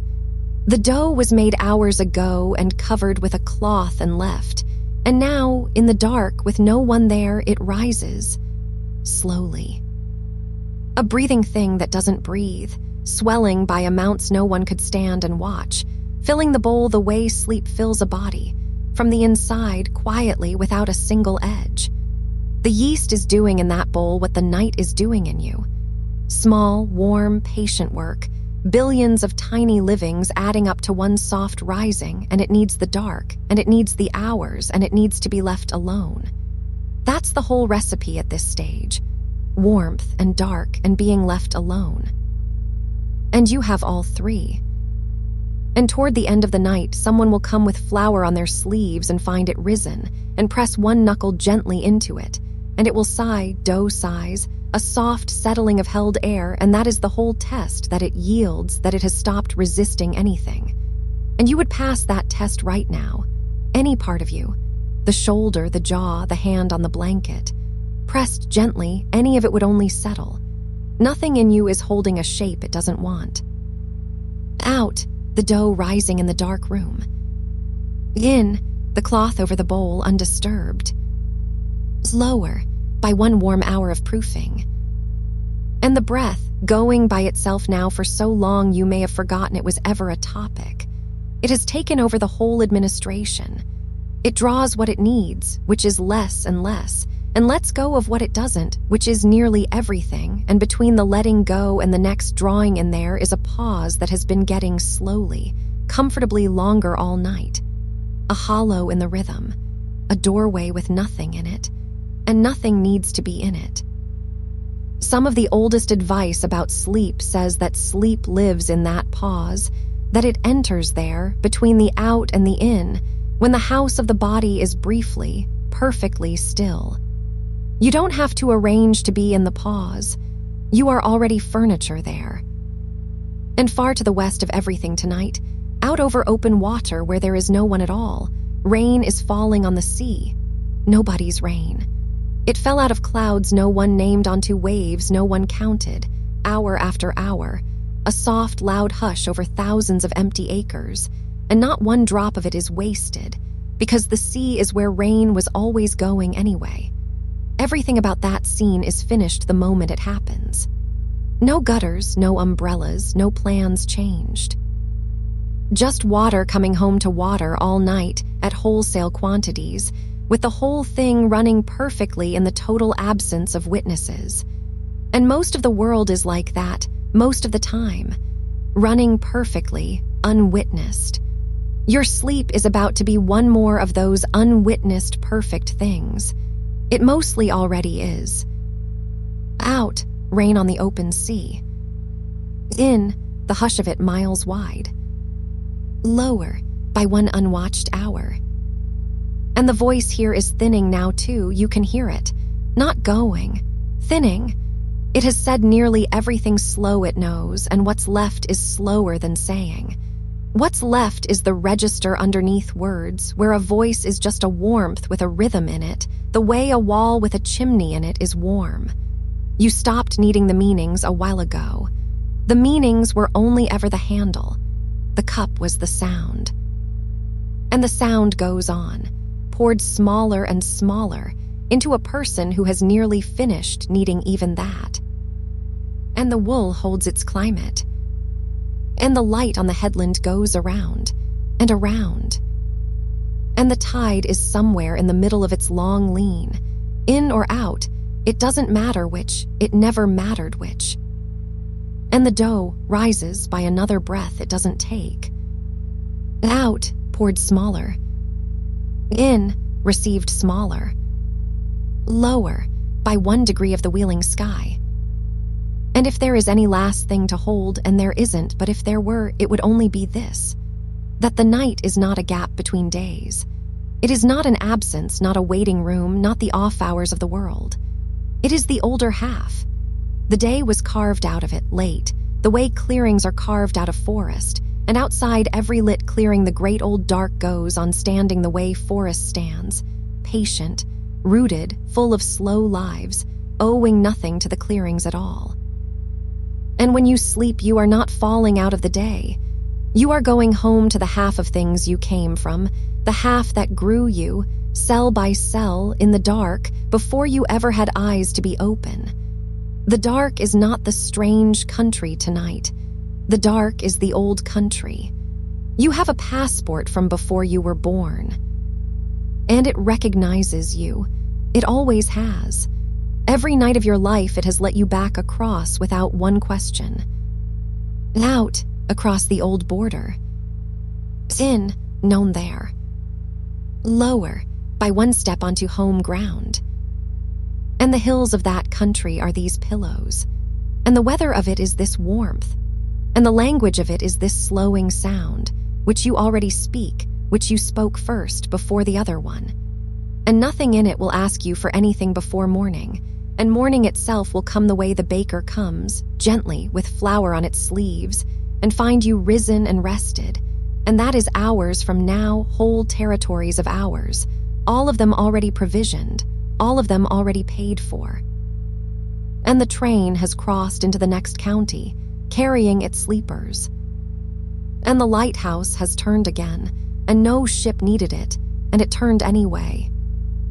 And the rain over the water has moved on to rain over other water. And the breath goes out, and it is the tide, in miniature, obeying the same lean.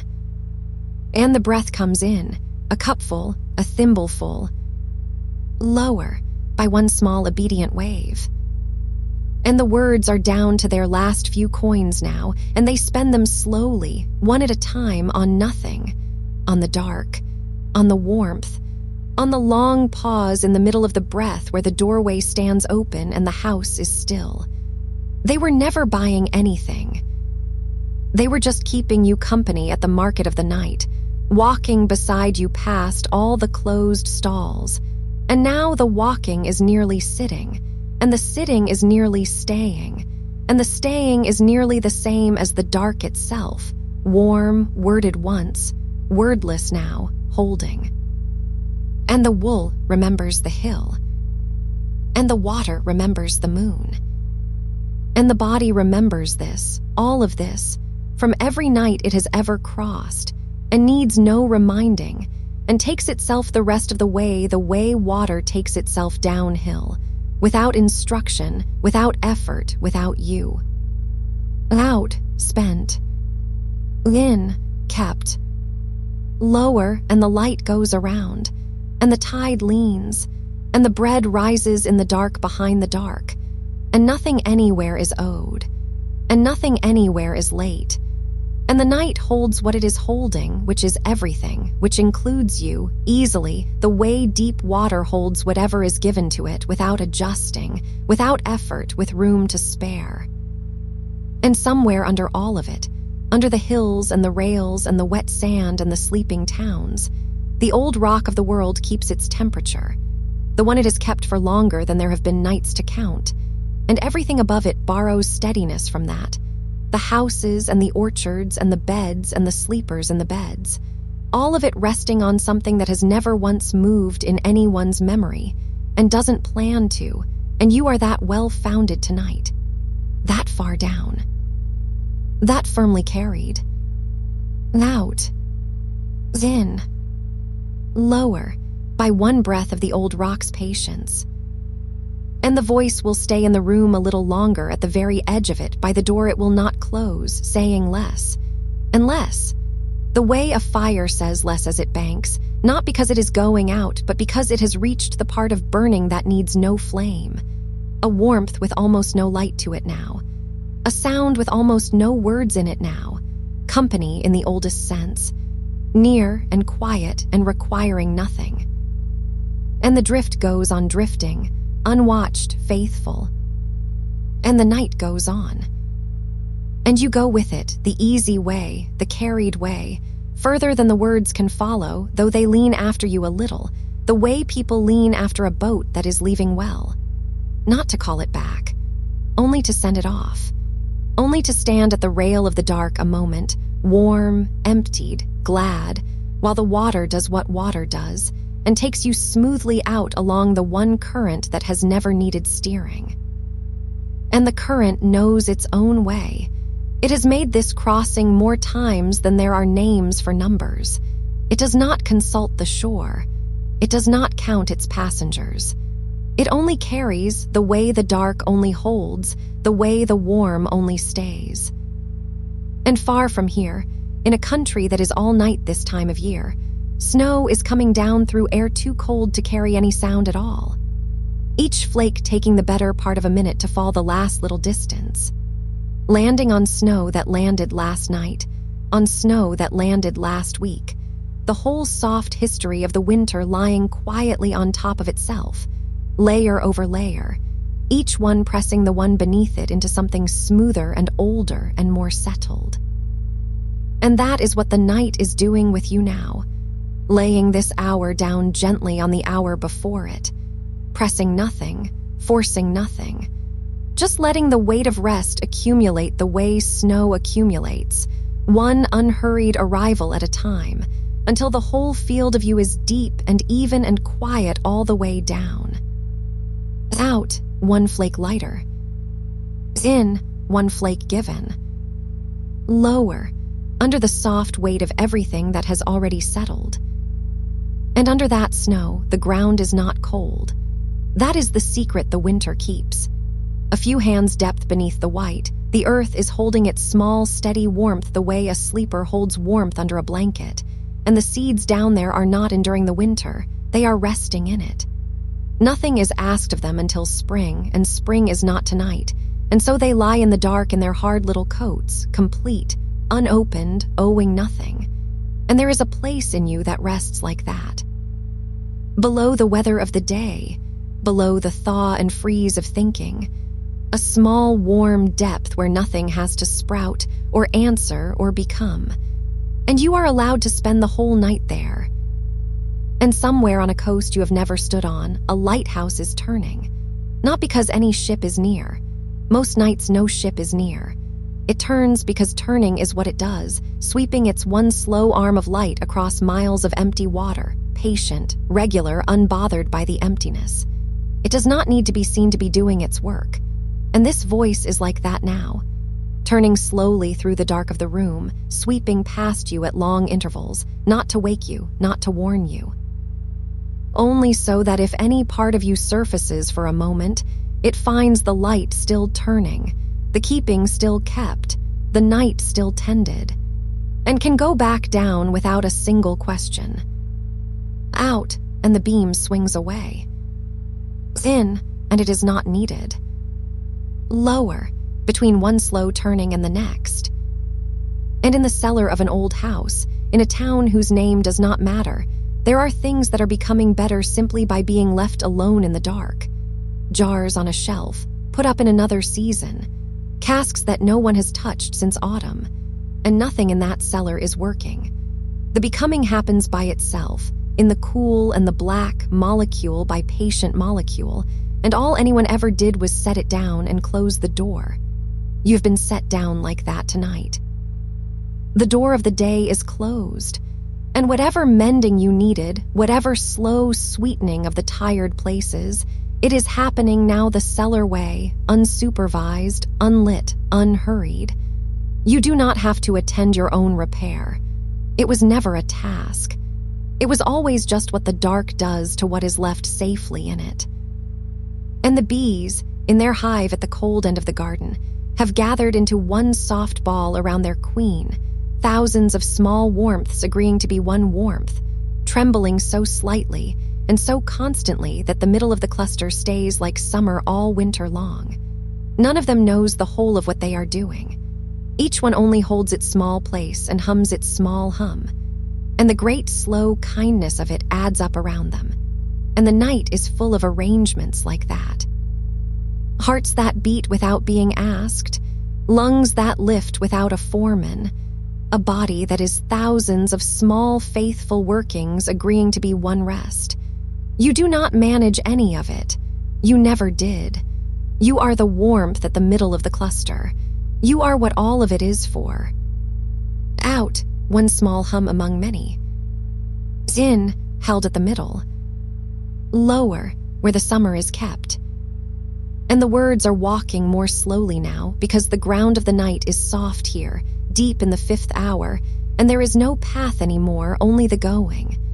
And they are not leading you anywhere, the words. They gave up leading long ago. They are only walking a half step behind, the way an old dog walks behind its person on ground they both know in the dark, not guarding, not guiding, just there. The sound of another set of footfalls in the quiet, which has been enough, for as long as anyone can remember, to make the dark a companioned place instead of an empty one. And there is moss growing on the north side of stones in a forest no one is in tonight. It has no season of hurry. It has never once been anywhere on time because nothing was ever appointed for it.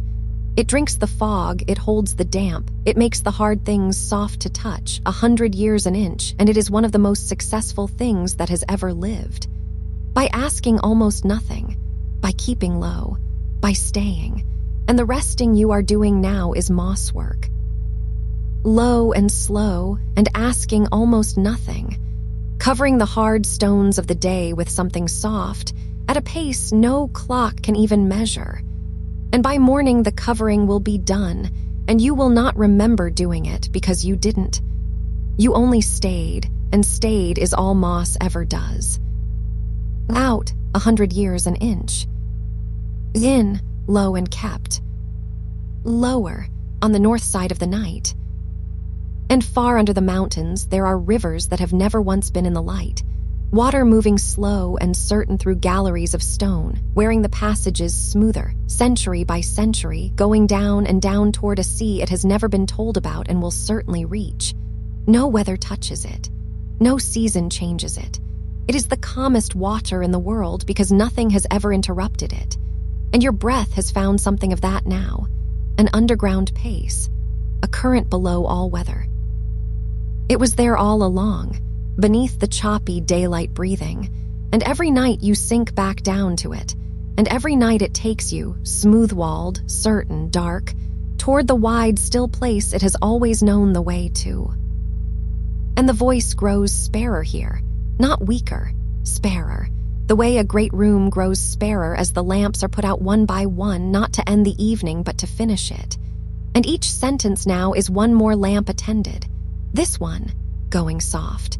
And the room of the night grows larger as it dims the way rooms do, the walls stepping back into shadow, the ceiling lifting away, until the room is the size of the whole dark and still warm and still yours. Out, one lamp softer. In, the room grown wide. Lower, into the last, largest quiet of the house. And there is salt in you that was in the ocean once, a long time ago, before any of this. And it remembers, in the way salt remembers, which is not with thoughts, the great rocking it came from. The whole body carries a little of the first water in it, faint and old. And on nights like this, when everything is finally still enough, that old water settles too, and the smallest tides in you lie down. And what is left is the levelness the sea has at 4 a.m. when even the wind has gone below. Level, dark, immense, at rest by its own weight. And nothing has happened for a long time now, and nothing is going to happen. And this, exactly this, is what the night is for. The long middle stretch where the story has no events, where the pages of the dark turn without any writing on them, blank and soft, one after another, and every blank page is a mercy. You have read enough written pages for one life today. Let these empty ones turn. They turn by themselves. They were always going to. Out, a blank page turning. In, nothing written, nothing owed. Lower, into the unwritten hours.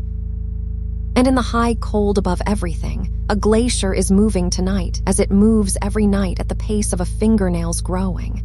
The most patient traveler there has ever been, carrying its boulders and its ancient snows down a valley it is making by the going.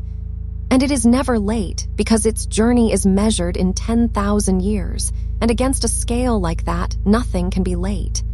Not the glacier, not the valley, not you. Whatever felt behind, whatever felt overdue in the bright hours, set it against the fingernail pace of the great ice and feel how the lateness dissolves. You are traveling at exactly the speed of rest tonight. Which is the right speed? Which arrives, always, at morning, without once hurrying. And the words lean close now and say the smallest things.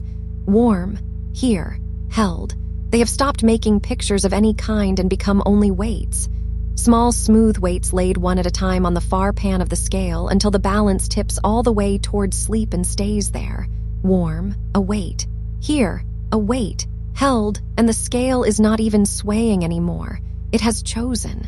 It chose hours ago. Everything since has just been the settling. Out, warm. In, here.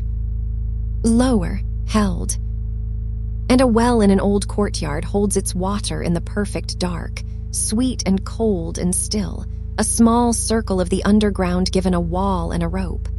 And in the day people draw from it, and the water gives itself up bucket by bucket and is always somehow full again by night, refilled from below by veins no one has ever mapped. And you are refilled like that, from below, from springs that need no managing. Every night the drawn-down places rise again in the dark, quietly, from sources older than your name.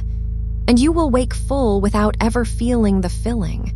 That is how the good wells do it. Unseen, unthanked, unfailing. And the breath now, barely a guest, arriving with its coat already off, leaving without a sound. The door of the lungs so used to it that the hinges have gone silent. In, like someone coming home late who knows which floorboards to skip. Out, like the house sighing once and settling on its stones. And between the two, that widening stillness, wider each time, where nothing moves and nothing needs to, and the whole apparatus of you idles like a mill wheel above water that has decided, for the night, to be a pond. Out, the wheel at rest. In, the pond unbroken. Lower, by one ring of stillness widening. And the stars that are over the house tonight sent their light a long time ago. Some of it left before there were houses, before there were nights with names. And it has been falling all this while, through nothing, quiet, in no hurry, and it lands tonight on roofs and fields and the backs of sleeping animals, having taken exactly as long as it takes. And everything that reaches you arrives like that, on its own schedule.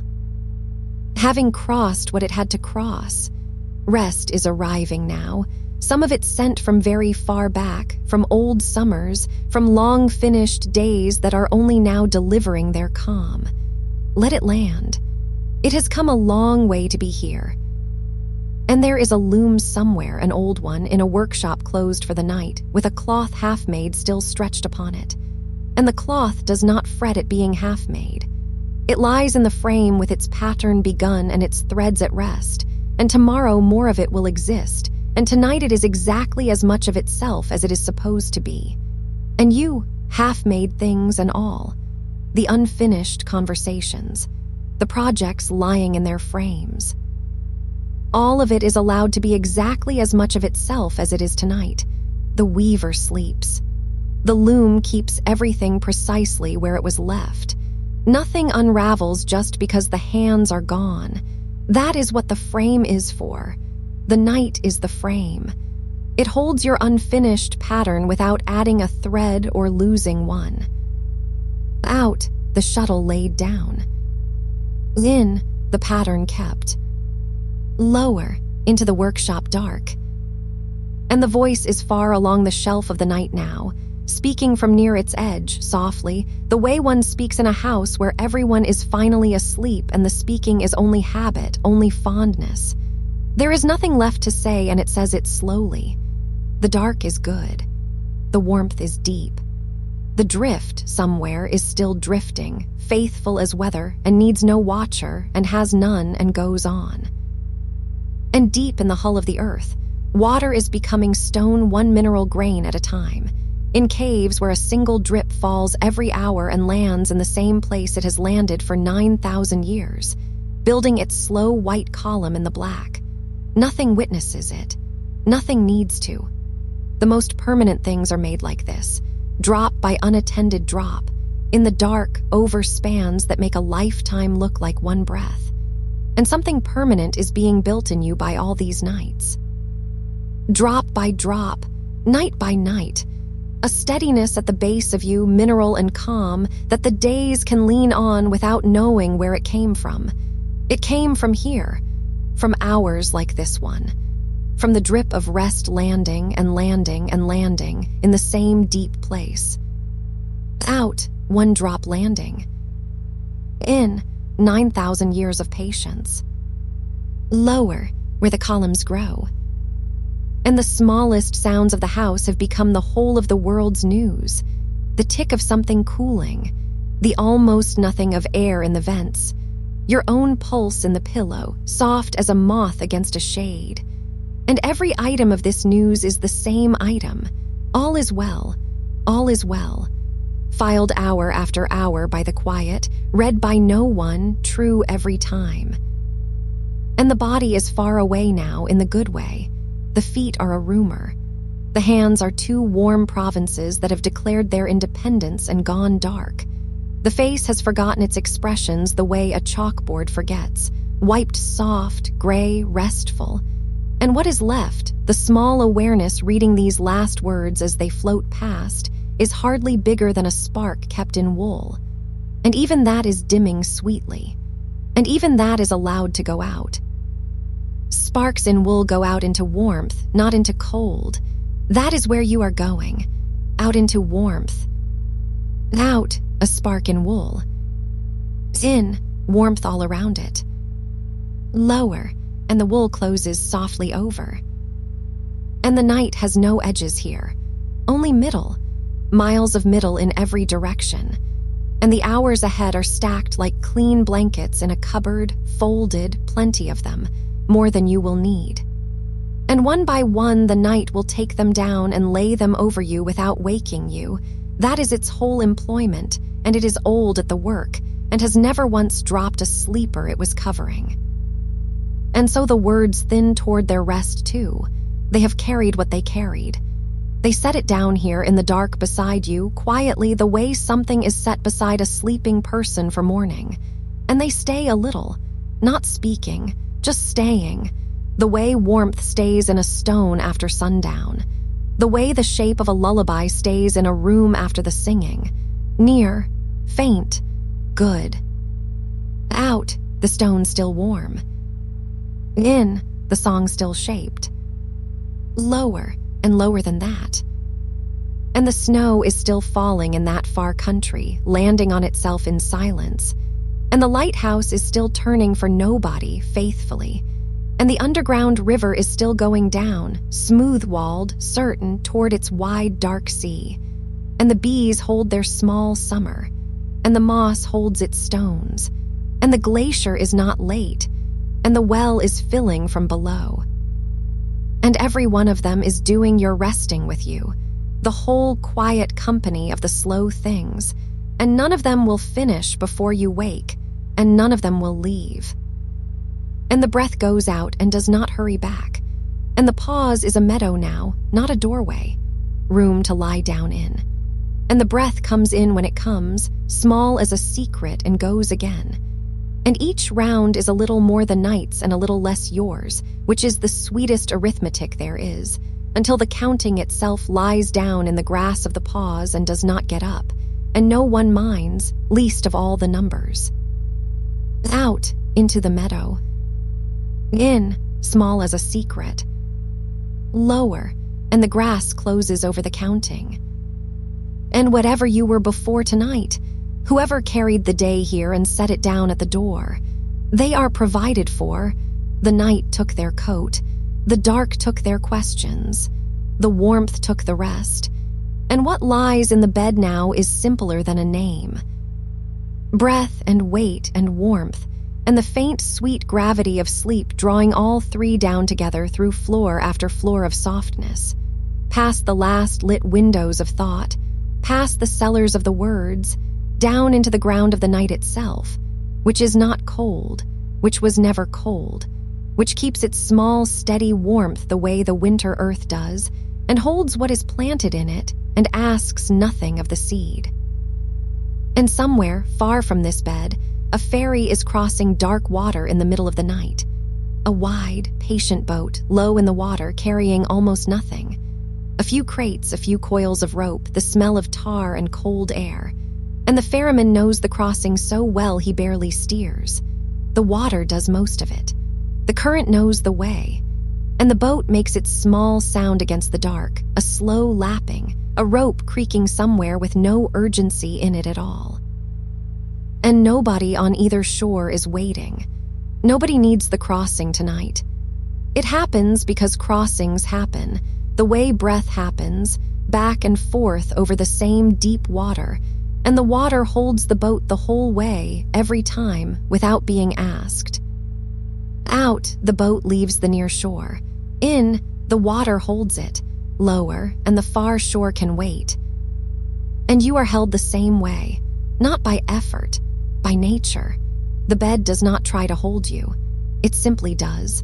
The way water holds a boat, the way ground holds a house, the way night holds the sleeping half of the world. Millions of them right now, in every country, breathing in the dark. You are one of a great sleeping company, and the night carries all of you at once without strain, the way the sea carries every boat on it and never counts them. And the breath goes over the dark water, and comes back, and goes over. And each crossing is a little longer, a little lower in the water, a little more trusting of the current, until the breath and the ferry are the same slow thing, back and forth, asked for by no one, faithful anyway. Out, low in the water. In, the rope creaks softly, lower, carried, not steering. And in a town you will never visit, there is a library closed for the night. The lamps off, the doors locked, the long rooms full of shelves, and all the books are sleeping. Thousands of them, standing shoulder to shoulder in the dark, every story shut, every word lying quietly inside its cover the way you are lying inside the night. And nothing in that whole building is being read. Nothing is being asked to mean anything. The words rest between their covers the way your thoughts rest now, all still there, all safe, all closed for the night. And in the morning, some of them will open again, but that is morning's business. Tonight the whole library is only weight on shelves, and dust settling slower than anything, and the deep hush that gathers in rooms where the words have all lain down. And your own words have lain down too. Whatever you meant to say tomorrow, whatever you meant to remember. Shelved, spine outward, findable when needed. Nothing lost by sleeping. The library keeps it all without a single lamp burning. Out, the covers close. In, the shelves hold everything. Lower, dust settling, slower than snowfall, slower than that. And the body is a quiet building now too. The long halls of the arms, dark and closed. The warm rooms of the chest, rising and falling like slow bellows in a basement, tended by no one, needing no one. The heavy front doors of the eyes, locked sweetly from inside. And here and there a small warmth going about the halls on its rounds, unhurried, checking nothing, just walking the warmth through the body, the way a caretaker walks a building at night, touching the banisters, humming without sound. Everything is where it was left. Everything is where it belongs. And the hands, wherever they lie, they have gone the way of gloves left on a hall table, shaped like holding but holding nothing, soft at every knuckle, They were busy once, hours ago, in a life you are no longer required to remember.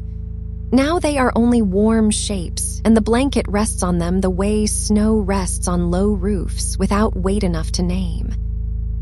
Out, the gloves on the table. In, the caretaker's slow rounds. Lower, every door sweetly locked. And far south of everywhere, in a cellar cut into a hillside, there are barrels sleeping. Great rounded barrels of oak, lying on their sides in the cool dark, and inside them something is becoming better by doing absolutely nothing. Year after year. No hurry in it anywhere. The cellar does not check on them. The hillside does not count the seasons. The barrels just lie there in the smell of earth and oak, and the darkness does the work, and the stillness does the work, and time, which is so loud upstairs in the world, comes down the cellar steps and takes its shoes off and moves among the barrels like a friend of the family. And this is what rest is, not stopping, becoming slowly in the dark with no one watching. You are lying in your own cool hillside now, and the night is taking its shoes off on the stairs. Out, down the cellar steps. In, the smell of oak and earth. Lower, becoming with no one watching. And the breath in the chest has that cellar coolness to it now at the top, and that barrel warmth at the bottom. In through the cool, down to the warm, and out again carrying nothing. The lungs have done this so many millions of times that they do it the way the tide does, without a decision anywhere in it, and tonight even the noticing of it is optional. The breath is happy to be unwatched. It does its finest work unwatched, like the barrels, like the hillside, like you. And listen, under everything, there is the sound of this voice, and under the voice there is the quiet it floats on, and under the quiet there is the deeper quiet that was in the room before anyone spoke, before the house was built, before there were rooms. That oldest quiet is still here underneath, the way bedrock is under a garden. And you are lying on it now. Everything else is topsoil. The voice, the words, the little sounds of the house at night. Soft topsoil over the great old bedrock of the quiet, and you can settle down through the layers. Loam, then clay, then the cool, smooth dark of it, and rest on what has always been there. Out, down through the loam. In, the old quiet under everything. Lower, resting on bedrock, warm as a kitchen floor. And somewhere a night train is going through open country. A long freight, no passengers, no station for 100 miles. Just the slow heartbeat of the wheels on the joins of the rails, a sound like a great animal walking in its sleep. Da-dum, and da-dum. And the fields hear it and do not wake. The farmhouses hear it and sleep deeper, because a train in the distance is one of the oldest lullabies there is, the sound of something heavy being carried very far by something patient. And the driver leans back, half dreaming, because the rails do the steering. And the freight sways a little, side to side, small as a cradle's sway. And whatever is in those cars, sacks or timber or nothing at all, it is all going where it is going without a single worry riding along. And your breath has the rhythm of that train now, the long haul out, the small pause at the join, the easy roll in. And the miles going by underneath you are hours, and the hours are soft, and the country the train is crossing is the country of the middle of the night, which is wide and flat and kind, and belongs entirely to sleepers. Out, the long haul. In, the easy roll. Lower, 100 miles to the next anything. And the sway of it rocks the last small watcher in you, the one that stayed up. Every sleeper has one, a little watcher at a little window, keeping a candle of attention lit just in case. And tonight the watcher can come down from the window. The train is doing the watching. The ferry is doing the crossing. The caretaker is doing the rounds. The whole night shift of the gentle world is on duty, and it is a large and faithful staff, and not one of them needs you. So the watcher blows out the little candle, not sadly, the way a candle is blown out when the daylight has come because it is no longer needed, and comes down the stairs inside you, and lies down in the warm, and is asleep before you are, which is allowed. Out, the candles softly out. In, the stairs inside. Lower, the watcher asleep first and glad. And now it is only the body breathing, only the good animal of you, warm-blooded and heavy, doing what its millions of grandmothers did in caves and cottages and wagons and beds just like this one, in nights just like this one. They all found the way down, every single one. That is why you are here. You come from an unbroken line of people who fell asleep. Thousands of years of tired heads finding pillows, of eyes giving up the dark willingly, of breath slowing in the same old lovely way yours is slowing now. It is the most inherited thing you own. You could not fail at it if you tried, and you are no longer trying. Out, the old inheritance. In, the good animal, warm, lower, down the long line of sleepers all the way down. And in an orchard on a hill somewhere, the apples are heavy on the boughs in the dark. Nobody is watching them ripen. They hang in the night air, cool-skinned, sweet inside, and every so often, on its own schedule, one lets go. A soft sound in the deep grass, hardly a sound at all. Not a falling, really. A finishing. The tree does not grieve it, and the apple does not fear it. It was simply time, and the letting go was built into the sweetness from the very first blossom. And the orchard goes on breathing its cold, apple-smelling breath, and the hill holds the orchard, and the night holds the hill. And thoughts let go the same way now, one by one, on their own schedule. A soft sound in the deep grass of the mind, hardly a sound at all. You do not have to shake the tree. You do not have to catch anything. Whatever is ripe will let go by itself, and whatever is not ripe will hang on quietly till morning, no harm in it, cool-skinned, waiting. And the mind is an orchard at night now, mostly stillness, mostly dark air between the boughs, and here and there that small, soft finishing sound, further apart each time, and further apart, and further. Out, one lets go. In, the cold, sweet air. Lower, long grass, deep grass, no sound for a long while. And the jaw can let its apple go too. That last small holding at the hinges. Let it hang, loose as a gate left open in warm weather. And the tongue lies wide and idle in the mouth like a cat in a doorway. And the throat is only a soft passage now, air coming and going like a draft through a sleeping house, touching nothing, disturbing nothing. And the face has no one to be for.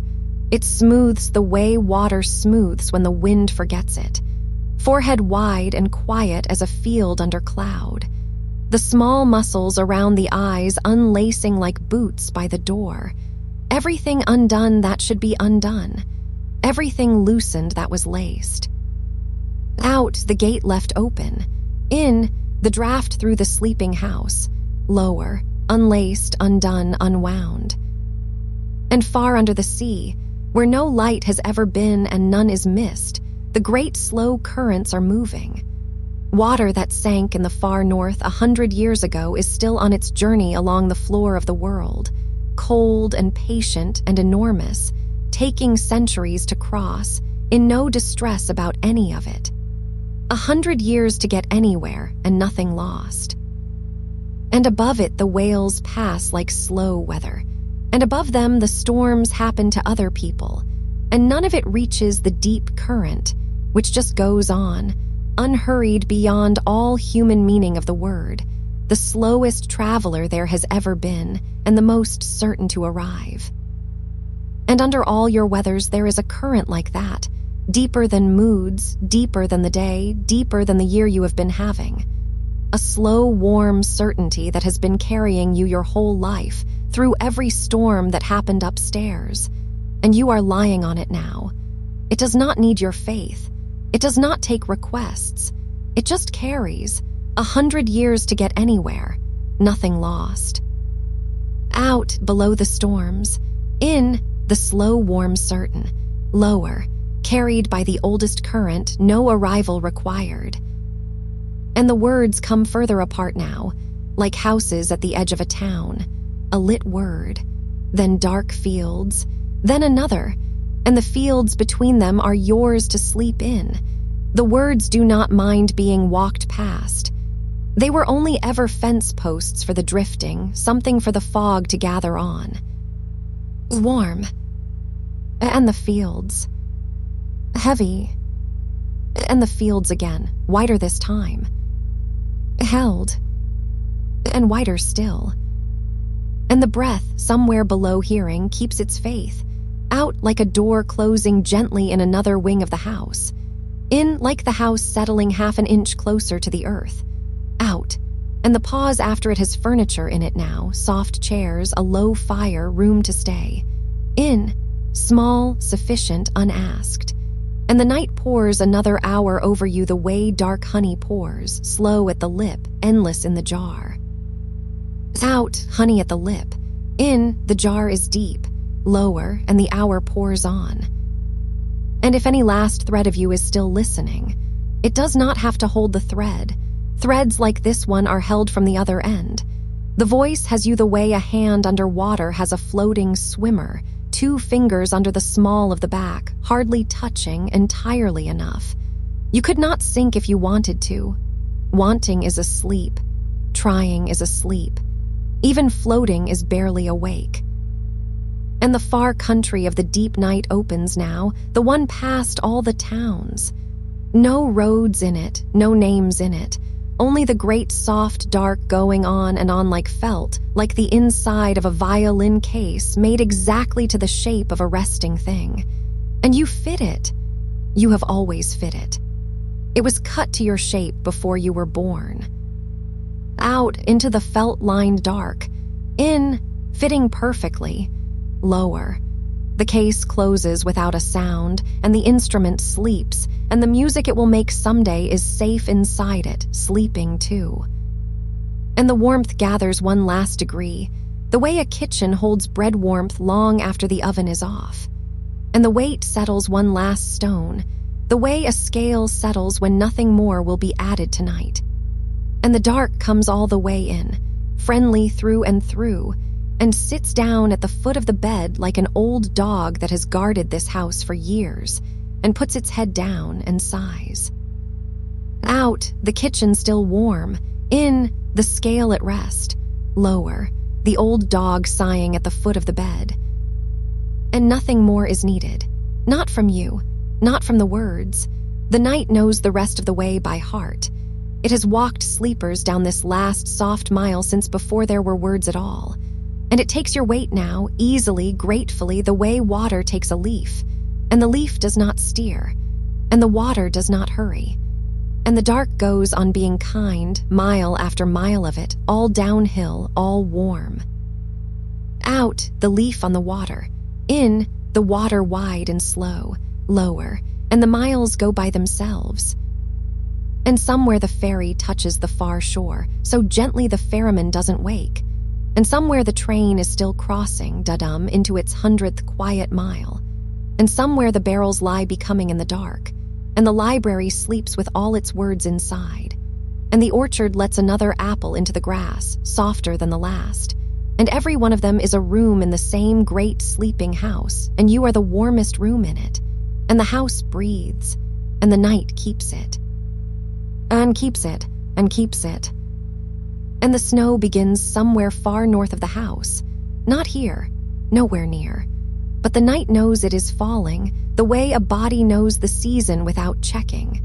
Flake after flake into a field no one is watching, each one landing with a sound smaller than sound, a hush laid on a hush. And that hush travels. It comes down the long dark like a blanket being carried through the miles, folded over the arms of the night. And by the time it reaches this bed, it has lost even its cold, and it is only softness now, only the idea of falling, slow as anything ever fell. Out, snow into the far field, in, the hush arriving warm, lower, flake after flake after flake. And the body under the covers has gone the way of wool, Not the scratch of it, only the deep of it. The way a fleece holds warmth in 1,000 small rooms of air, and every room is doing its quiet work, and none of them report to anyone. The shoulders have gone wool. The hips have gone wool.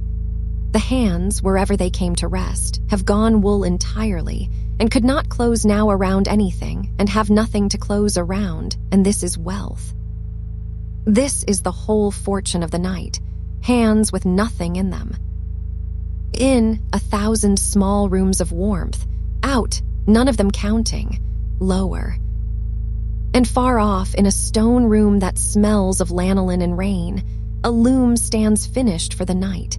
The weaver has gone up to bed hours ago, but the cloth on the loom goes on being cloth in the dark, thread lying against thread, the pattern complete as far as it goes and perfectly content to be unfinished. Nothing in that room is waiting. The shuttle rests where the hand left it. And the half-made blanket is already warm in its way, already doing the first soft work of blankets, which is only to lie still and hold together. And you lie the way that cloth lies, woven as far as tonight required. The rest of the pattern belongs to mornings that are none of your concern. Out, thread against thread. In, unfinished and complete. Lower, the shuttle at rest. And the breath has found the pace of a well now, that slow circle. The bucket going down easy on its rope, no hurry in the crank, down past the ring of warm air at the top, down into the cool that smells of stone and iron and clean deep water. And filling there, without effort, the way a thing fills just by being held low enough. And coming up again, not because anyone pulls, but because that is the shape of the circle. And going down again.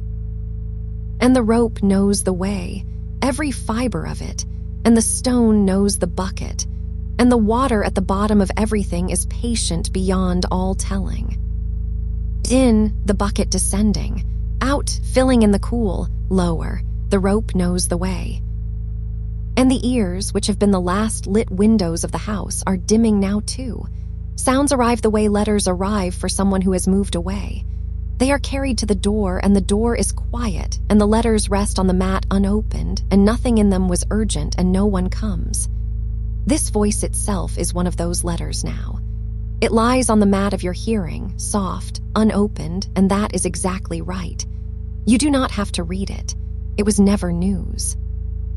It was only the same one sentence written over and over. The sentence that says, "Rest, you are kept." Out, the letter on the mat. In, unopened, unhurried. Lower, rest, you are kept. And under the field where the snow is falling, the roots go on with their slow arithmetic, adding water to water, drop by drop, in the dark ledger of the ground. Nothing above them shows it. The field looks finished, looks asleep. But the roots are doing the night's one gentle sum, and it always comes out right, and no one checks it. And your body is doing that same sum now, down below the level anyone can watch. Mending small things, filing small things, adding rest to rest in a ledger no one audits. You do not have to supervise. You were never the accountant of your own sleep. The books balance themselves, down there in the warm. In, drop added to drop. Out, the ledger keeping itself. Lower, the sum coming out right. And somewhere off every coast of the night, the tide is going out. It does not announce itself. It only leans back, an inch at a time, from a mile of dark mud, and the mud shines without any light to shine by, and small hidden things settle deeper as the weight of the water lifts off them. And there is that smell the sea leaves when it steps back, salt and iron and time. And the pull that has been on you all day, the pull of hours, of names, of the standing up world. That tide is going out too. Leaning back from you an inch at a time, and everything in you settles deeper as the weight lifts off. You are the mile of soft ground the sea is done with for the night. Nothing will come to walk on you. The flats lie open and easy under the dark until a morning that is nowhere near. Out, the tide leaning back. In, the weight lifting off. Lower, an inch and an inch and an inch. And down under all the water of the world, where no day has ever reached, the great slow ones are passing. Whales in the black warm deep, moving the way clouds move, without effort that anyone can find. And every so often one of them sounds a note that takes a whole breath to say, a note so low it is more a change in the water than a sound. And it travels 100 miles and is heard, and answered in a voice just as slow. And nothing about that conversation will ever be hurried, and nothing about it needs you, and yet it goes on tonight partly on your behalf, the way all deep, unhurried things are on the sleeper's side. The whole bottom of the ocean is an argument for rest, and it wins every night, and it is winning now. In, the long low note, out, answered 100 miles later, lower, the deep on your side. And the voice you are hearing has moved another room away. It comes through the wall now more as warmth than as words. The way you can tell someone is home downstairs without hearing anything you could repeat. A presence in the timbers, a kindness in the floor. And that is all it needs to be from here. A light left on in the language, down the hall, behind a door, for no reason except that houses are gentler with a light left on somewhere, even for someone who will not get up to see it. Out, warmth through the wall. In, someone home downstairs. Lower. And the jaw has unfastened its last small latch, and the tongue lies wide and heavy as a sleeping animal in its burrow, and the throat has nothing scheduled. And behind the closed eyes, the darkness has that texture now, the good texture, like the inside of a pocket, like the underside of a wing, a dark that was made on purpose and made kind. It is not empty in there. It is full of exactly nothing, the way a rest in music is full. The composer wrote that silence. It is being performed perfectly right now, by you, without practice, without effort, note after note of beautiful nothing. In, the rest in the music. Out, performed without effort. Lower, note after note of nothing. And in a village that exists only at this hour, the candle maker's shelves stand full. Rows and rows of them cooling in the dark, wax gone from pour to pillar overnight, each one holding its unburned hours inside it like a savings of light. None of them are lit. That is the whole piece of that room. 100 flames possible and not one of them asked for. And your own attention is like that now. All its light banked, all its burning saved for some other week. Standing quiet on the shelf of you, cooling, complete, unlit and rich with unlit hours. Out, the wax cooling. In, the light saved, not spent. Lower, not one flame asked for. And the breath, when it comes now, is hardly a doing at all. It is more like weather in a small country. It arrives over the hills of you, mild, expected, and passes across and leaves, and no one in the small country looks up. They have lived under this weather all their lives. It has never once failed them. The fields of the ribs lift and lower. The valley of the belly warms and cools by half a degree. And the census of that country is one, and the one is asleep, and the weather goes on governing gently, needing no one awake to approve it. In, weather over the hills. Out, no one looking up. Lower, the country sleeping under its sky. And time has changed its instrument. It was a clock once, earlier tonight, back when there were hours. Now it is a mill wheel in slow water, turning because the stream turns it, groaning once a revolution, a sound like an old door in a kind story. And the grain it grinds is the day.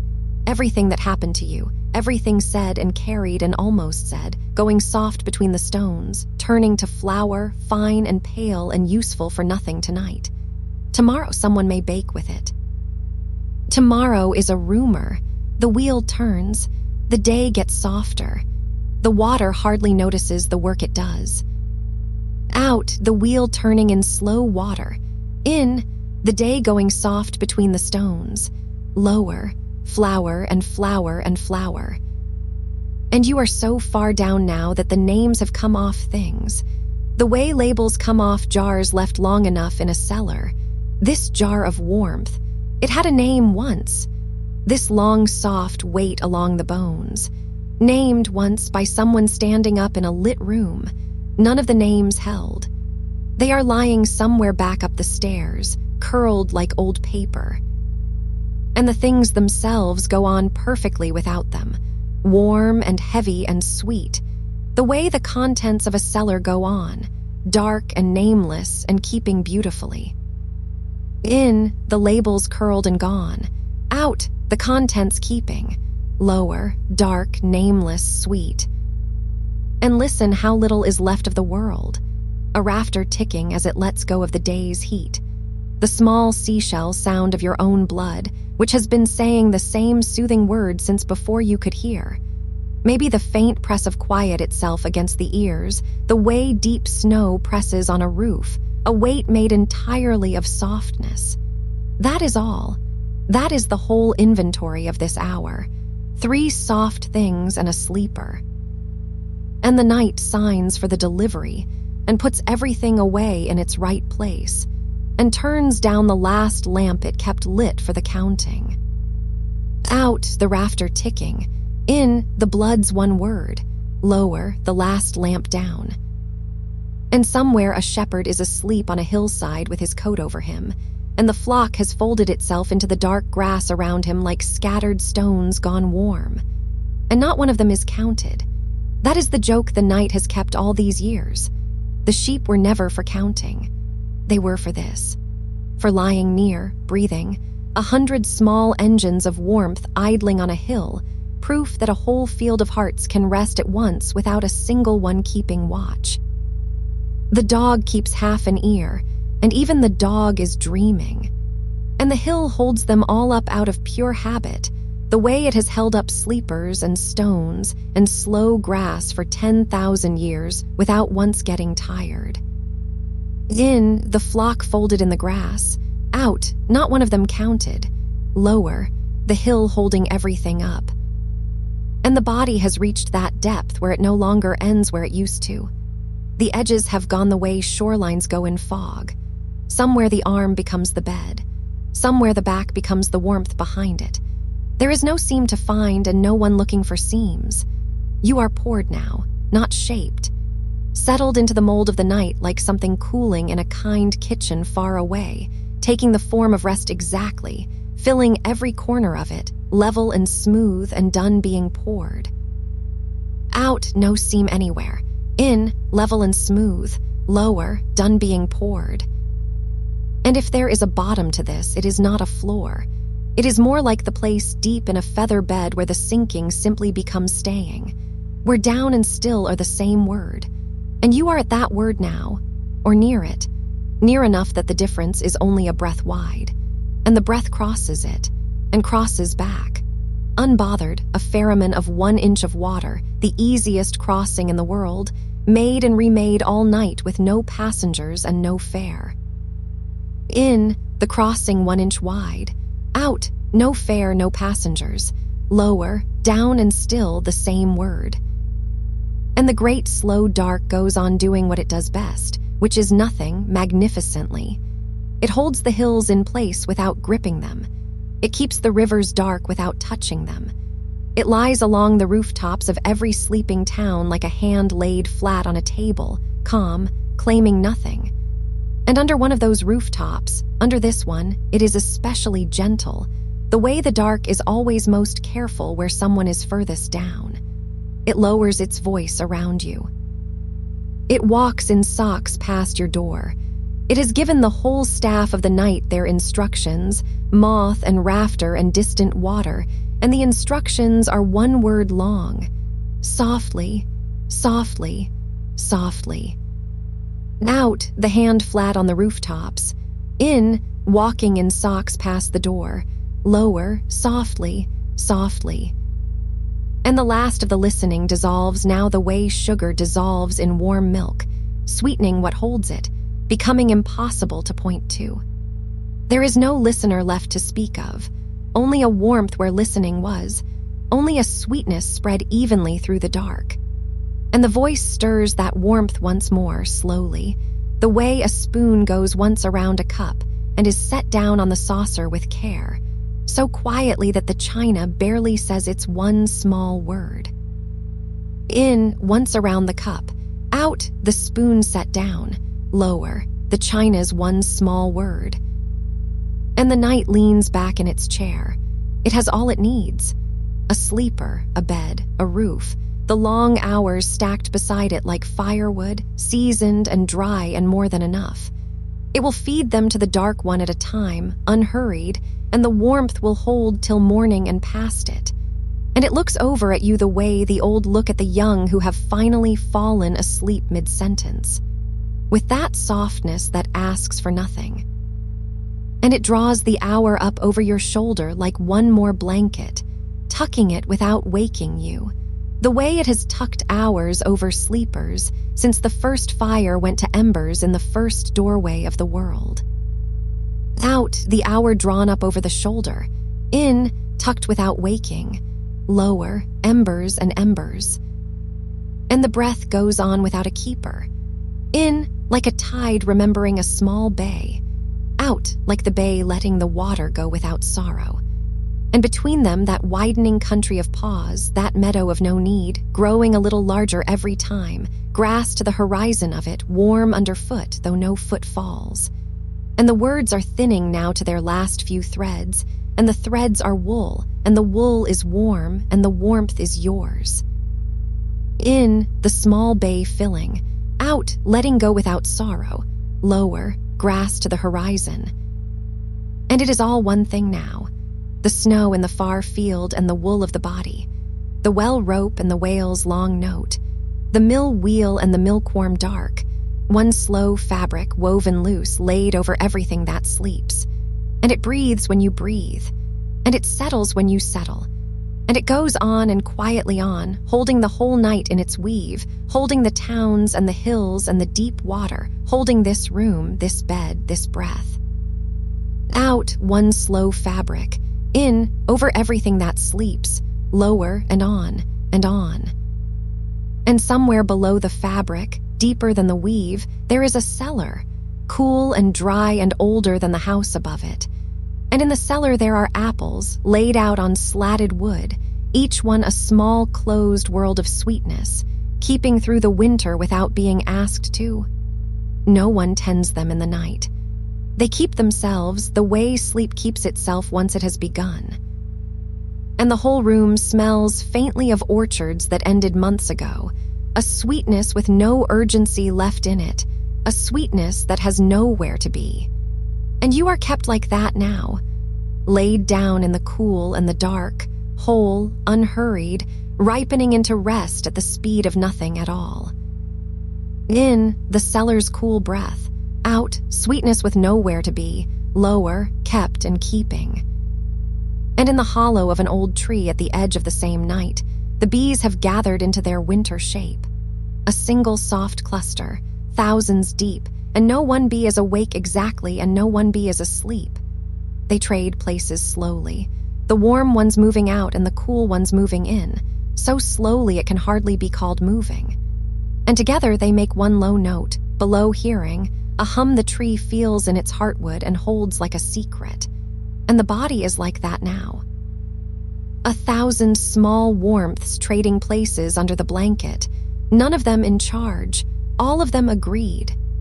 One low note held in the heartwood of you, and the night leaning its ear against the bark, satisfied. Out, the cluster breathing as one. In, warmth trading places with warmth. Lower, the low note in the heartwood. And in a town you will never need to name, a bakery is dark and the ovens are cold, but on the long table under a cloth the dough is rising, patient work happening with no one watching. It does not strain. It does not check itself. It simply grows softer and fuller in the dark, hour by hour, because that is what the dark is for. And the baker sleeps above it and trusts it completely, the way you can trust the breath now, rising and settling under its own cloth, needing no hand, needing no watching, doing its slow good work in a dark room while the one who owns it sleeps. In, the cloth lifting by a hair. Out, settling fuller than before, lower, trusted in a dark room. And the hearthstone in the oldest house still holds the day's fire, hours after the fire is gone. Warmth stored in stone, given back so slowly the giving cannot be caught at it. You could lay a hand there in the smallest hours and the stone would still be kind. And the bed has become that stone. It took in all the weight and worry you brought to it, and now it gives back only warmth, evenly, patiently, all night, asking no fuel. And the body softens against it the way bread softens near a warm stone, the way anything softens when it is finally near something that has enough and shares. Out, the stone's slow giving. In, warmth with no fire left to tend. Lower, enough and sharing. And on the black water of a canal, a barge is moored for the night. Low in the water, heavy with grain, going nowhere. The mooring ropes creak once and are quiet.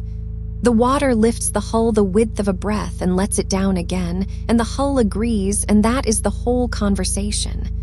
All night long, that is the whole conversation. Lifted a little, let down a little, agreed. And you are moored like that now, heavy with the day's grain, low and safe in the dark water of the bed. And the night lifts you the width of a breath and lets you down, and you agree, and nothing more is said. In, lifted the width of a breath. Out, let down agreeing. Lower, moored and heavy and safe. And under the fields, under the frost line, the roots of the great trees are holding the earth the way sleeping hands hold a blanket. Not gripping, just belonging. The trees sleep standing up, their sap lowered into the dark like lamps turned down for the night, and they do not fall, because falling is not what held things do. And something in you has lowered like that. Whatever ran bright in the branches all day has gone down into the roots of you, down below the frost line where nothing cold can follow, and it rests there, banked and safe, and you do not fall. You are held the way the earth holds what it loves, which is everything that stays. Out, sap lowered like lamps, in, below the frost line, lower, held because you stayed. And far across the valley once a train passes. You would not wake for it. No sleeper does. The sound comes over the hills already softened, already apologizing, a long, low sentence with no hard letters in it, and it moves through the sleeping country like a hand smoothing a bedspread, and then it is gone, and the silence closes behind it without a mark. And this is how the night handles everything now. Whatever comes, it comes softened. Whatever passes, it passes smoothing. And the silence closes behind each thing without a mark, and you are not asked to notice, and you do not, and that is the proof that all of it is working. In, the long, low sentence. Out, the silence closing without a mark, lower, softened before it ever arrives. And on the north wall of the church, the moss is doing what moss does. Nothing beautifully. It asks for almost no light, and it gets almost none, and it is enough. It holds a little of every rain and lets the rest go by. It has been soft for 300 years, and it will be soft for 300 more, and no one has ever thanked it, and it has never needed thanks. And there is a mossy patience spreading through you now, the patience of things that thrive on almost nothing. A little dark. A little quiet, a little breath, enough, more than enough. A wealth of it, actually, laid up in the smallest hours where no one counts. Out, asking almost nothing. In, holding a little of every rain. Lower, soft for 300 years. And the bell in that same tower is not ringing. It hangs in the dark above the town, full of every hour it has ever told, and tonight it tells none of them. The hours pass beneath it unannounced, like guests who know the house, and the bell lets them. There is a deep rest in a bell not ringing. All that voice, all that bronze, choosing stillness. And the mind is that bell now, full of everything it could say, saying none of it. The hours moving through you unannounced, familiar, needing no telling. And the great weight of you hanging easy in the dark, at rest in the middle of your own tower, while the town below sleeps on the strength of your silence. In, the bell full and still. Out, hours passing unannounced. Lower, rest in the middle of the tower. And somewhere off on the far hills it has begun to rain, but not here. You can feel the fact of it without a single drop. The air a shade heavier, a shade kinder. The night carrying the news of rain the way a coat carries the cold in from outside, faintly, harmlessly, already fading. And it will rain on the far hills all night and never reach this roof, and that is the shape of every trouble now. Real somewhere, perhaps, falling on some far slope, never reaching this roof. Never reaching this bed. The news of it arriving already old, already soft, already someone else's weather. Out, rain on the far hills only. In, the air a shade kinder. Lower, someone else's weather. And in the harbor at the bottom of the night, the boats ride at anchor with their lights out. A rope taps a mast somewhere once, twice, slower. The water under the hulls is black and patient and holds every keel like a thought it is in no hurry to finish. Nothing sails at this hour. Sailing is for the lit part of the world. Here there is only riding, only the long give and take between hull and water that both of them could do forever. And the breath rides at anchor like that now. Lights out. Rope tapping slower. The black patient water of sleep holding your keel, in no hurry at all to finish the thought of you. In, riding at anchor. Out, the rope tapping slower, lower, a thought in no hurry to finish. And the lamp in the shepherd's hut on the high ground has been trimmed down to its last blue bead of flame. Not out, never quite out. Just enough light to say the hut is kept, the way one warm coal says the fire is kept. And the shepherd sleeps, and the dog sleeps against the door, and the flocks on the dark hills sleep standing in their wool, folded into the slope like stones that breathe. And everything up there is kept on almost nothing.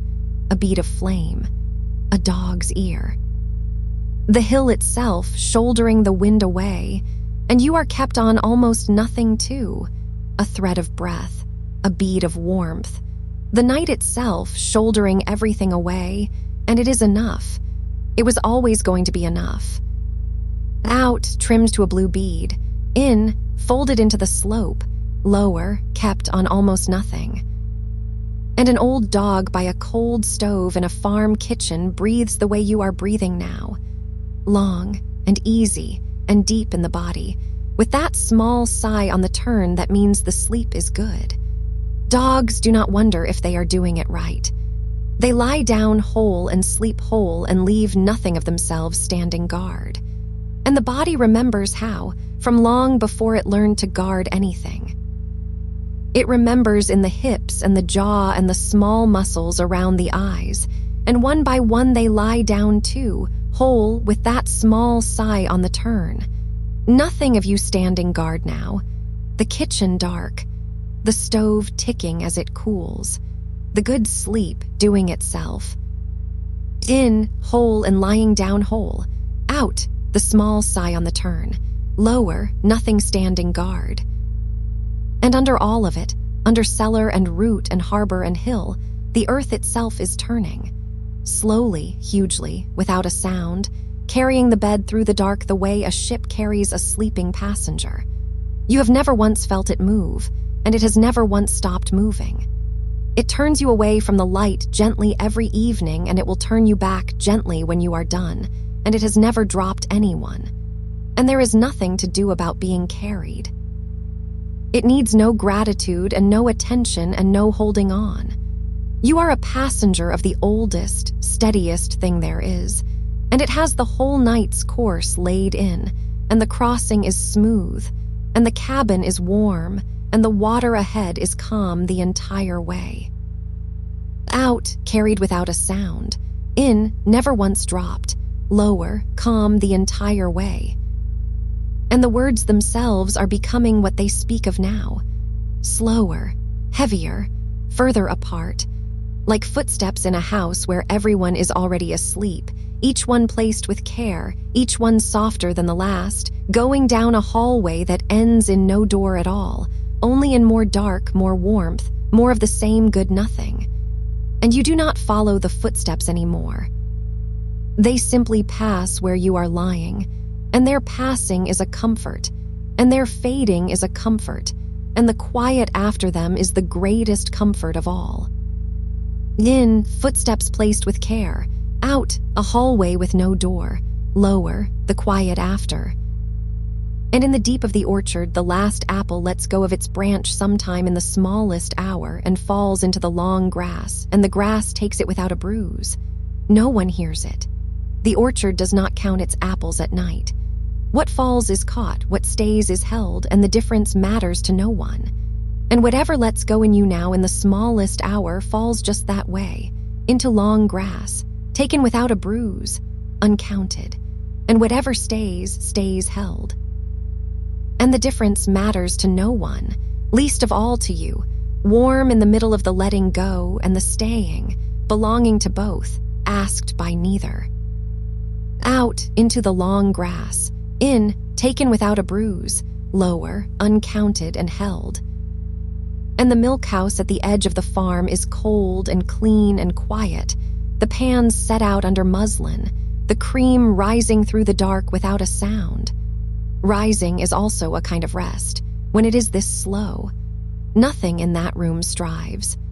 The cream does not climb, it is simply allowed upward, the way you are simply allowed downward, the same patience running both ways through the same night.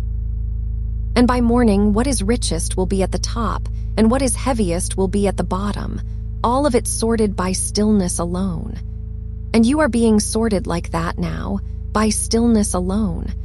Everything rich rising quietly to where it can be skimmed by dreams. Everything heavy going down, and staying down where the deep pans hold it. In, allowed, not climbing. Out, sorted by stillness. Lower, where the deep pans hold it. And there is a bridge of old stone over slow water at the bottom of the town, and it has carried everything the centuries sent across it, carts and cattle and children and rain, and it has never once grown tired, because stone does not carry the way shoulders carry. It carries the way sleep carries, without effort, without count, without end. And the water passes under its dark arch all night, and the arch does not grip the water, and the water does not hurry the arch. They have an understanding older than the town, and you are the water now, passing slow and dark under the arch of the night, ungripped, unhurried. And the night is the stone carrying you the way stone carries, without effort, without count, without end. Out under the dark arch, in, ungripped, unhurried, lower, without count, without end. And the breath has gone below all the images now, below cellar and hive and harbor, down to the plain floor of itself, where it is only warm air moving in a sleeping body in a dark room on a turning earth. And that is enough story for any night. In, and the room holds. Out, and the earth turns. In, and the dark is kind. Out, and the kindness needs no reason. And the pauses between are longer now, and no one measures them, and in each one the night says the same thing it has said since the first sleeper closed the first pair of eyes against the first evening. Stay, rest, you are held. There is nothing else tonight. There was never anything else. In, warm air moving. Out, the earth turning. Lower, nothing else. There was never anything else. And on, the way a slow river goes on past midnight without watching its banks. And on, the way warmth goes on in the middle of a loaf long after the oven forgets it. And down, the way a feather goes down through still air, taking the whole night to land if it likes, landing nowhere in particular, landing so softly that even the dust does not wake. And on, the way snow goes on falling in the last field of the parish long after the last lamp is out, each flake taking its own soft road down, none of them first, none of them last, all of them arriving at the same white quiet. Snow does not decide where to land. It is landed gently by the whole weight of the winter sky letting go one small softness at a time. And you are being landed like that now, one small softness at a time, breath by breath, none of them first. None of them last. In, one soft road down. Out, landed gently, lower, the same white quiet. And in the hallway of an old house, there is a tall clock that has been slowing for years, and nobody minds. Its tick has grown so wide and unhurried that the silence between the ticks is longer than the ticks themselves, and the house has learned to rest inside those silences, the way you are resting now inside the spaces between your breaths. The clock is not failing. It is arriving at the speed of the house. And one night, some night, it will simply not tick again, and the house will hold its last tick the way a palm holds the last warmth of a cup, and nothing will be lost. Time does not stop when clocks do. It only takes off its shoes.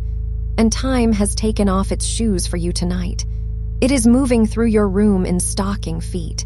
It will not wake you. It has nowhere to be either. Out, the wide, unhurried tick. In, the longer silence after. Lower, in stocking feet through the dark. And the breath goes on beneath all of this, needing none of it.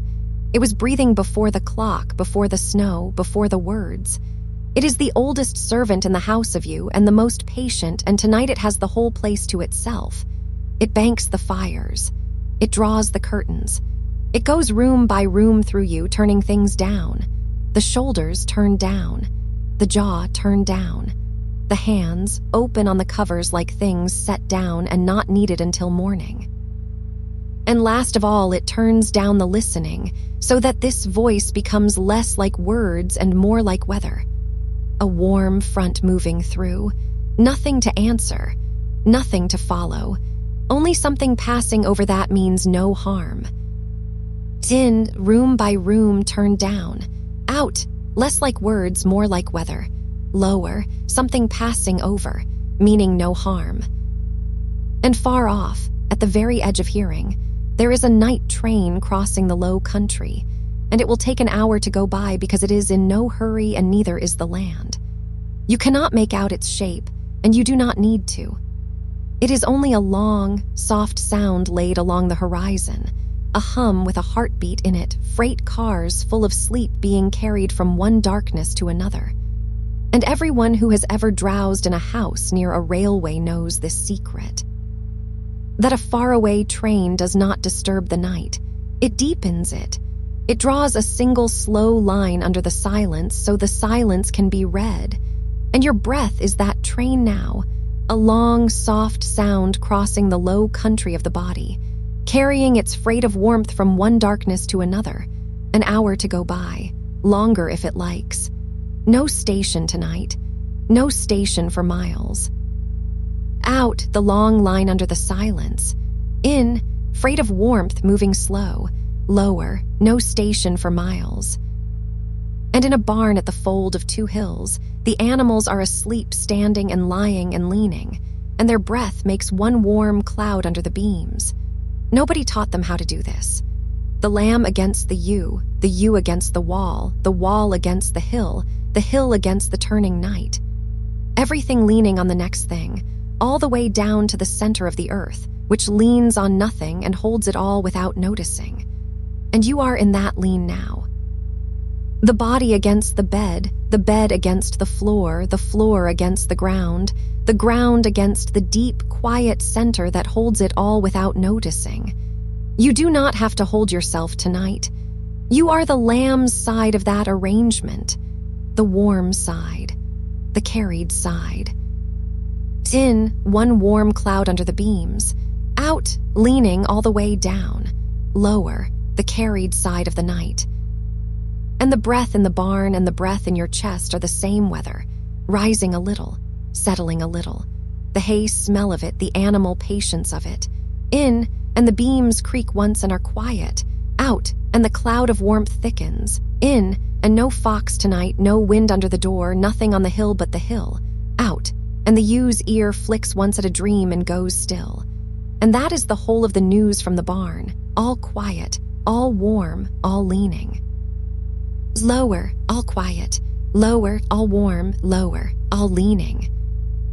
And there is a canal in flat country, and a lock on the canal, and in the dark the lock is filling. Water sliding under the great gate so slowly that the surface never breaks, only rises. An inch of black water at a time, patient as a tide with a timetable no one checks. And the narrow boat inside the lock rises with it, asleep, its ropes going slack and then gently taut and then slack again, breathing with the water. The boat does not know it is being lifted. It only knows the soft pressure from below, everywhere at once, even in kind. And this is how the night lifts a sleeper, not by pulling from above, by filling from below, an inch of rest at a time, the ropes of the day going slack, the whole vessel of you rising on black water so smooth it never breaks. And when the gates open, hours from now, they will open onto morning, and you will float out level with it, having climbed all that way without one single effort. Out, water under the gate. In, the soft pressure from below, lower, rising without one single effort. And the hands now, only the hands. They have carried the day, and the day is set down. Feel how heavy they have become on the covers, heavy as fruit at the end of a long summer, heavy as gloves left by the door. The fingers curled the small amount that fingers curl when nothing is asked of them. And inside the hands, the slow, warm traffic of the blood going about its night rounds, unsupervised, unthanked, faithful. The hands will be there in the morning. They need nothing from you until then. Let them be luggage. Let them be bread cooling on the sill of the bed. Let them be two small animals asleep against you, the kind that trust you completely. In, heavy as fruit. Out, the night rounds of the blood. Lower, two small animals trusting completely. And somewhere a hearth has been banked for the night, the coals raked together and covered over with their own soft ash, and to look at it you would say the fire had gone out. But under the gray there is a slow orange patience that will last until morning, asking no wood, making no flame, keeping the one warm secret a house needs kept. And the old people knew this art, the banking of fires, the keeping of heat through the dark hours without feeding it. And your body knows it too. It is banking you now. Raking the warmth of the day together in the deep middle of you, covering it over with the soft ash of drowsiness, keeping the one warm secret a sleeper needs kept. You are not going out. You are being kept in, low and orange and certain, until morning uncovers you. Out, raked together, covered over. In, the slow orange patience. Lower, kept in until morning uncovers you. And the breath moves across those banked coals like the one draft the fire is allowed. In, and the warmth brightens a little deep down. Out, and the ash settles closer. In, a little air for the keeping warm. Out, a little settling for the keeping still. And between the two, nothing. A pause with no name. And in the pause, the house of you stands entirely at rest, every floorboard silent, every door closed softly on a dark room that is glad to be dark. Lower, a little air. Lower, a little settling. Lower, glad to be dark. And there is an old stone well behind a farmhouse, and its water has not been drawn since evening, and all night the water stands in the round dark of it becoming still. Not doing stillness, becoming it. The small trembles from the last bucket smoothing out hour by hour until the surface is so quiet that a dropped star could land on it without a ring. And deep wells are always the same temperature, summer and winter, because depth is a country with one season. And you have gone down into that country now, below the weather of the day, below the frost line of worry, down where the temperature of you is even and old and unbothered, the same tonight as every night, the season called rest. And the rope is coiled, and the bucket is dry, and nothing will be drawn up from you until you rise on your own, hours from now, brimming. In, the round dark becoming still. Out, one season deep and even. Lower, nothing drawn up, brimming later. And the mudflats at the mouth of a slow river are giving up the tide now. the water leaving so gradually that no one could say the moment it goes. Only that where there was sea, there is now a soft, shining plain, and the small sounds begin.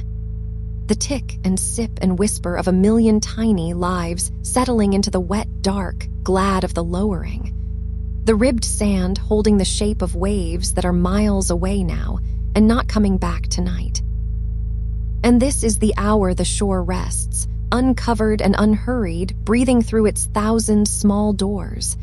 And the day has gone out of you the way the tide goes out.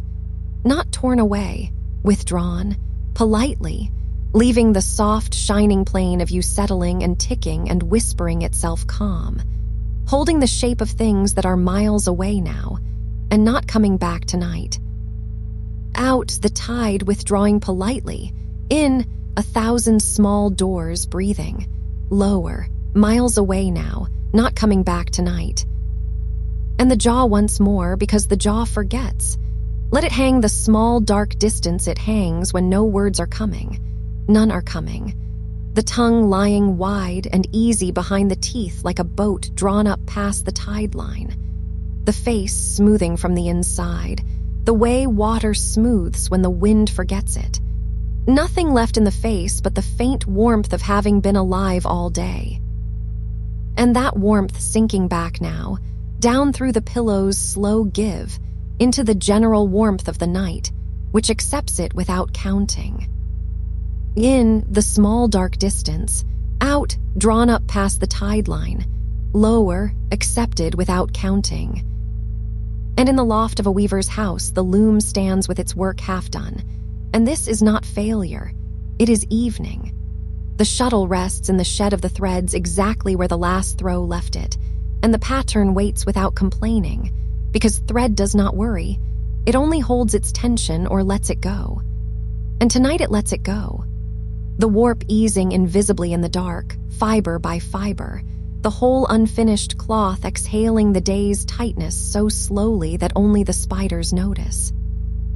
And the weaver sleeps below, and the cloth does not miss her. Half done is a place too. You are allowed to stop in the middle of the pattern. The night does not grade the cloth. It only loosens it, thread by thread, and keeps it till morning, and morning is a better weaver anyway for having slept. Out, the shuttle resting where it stopped.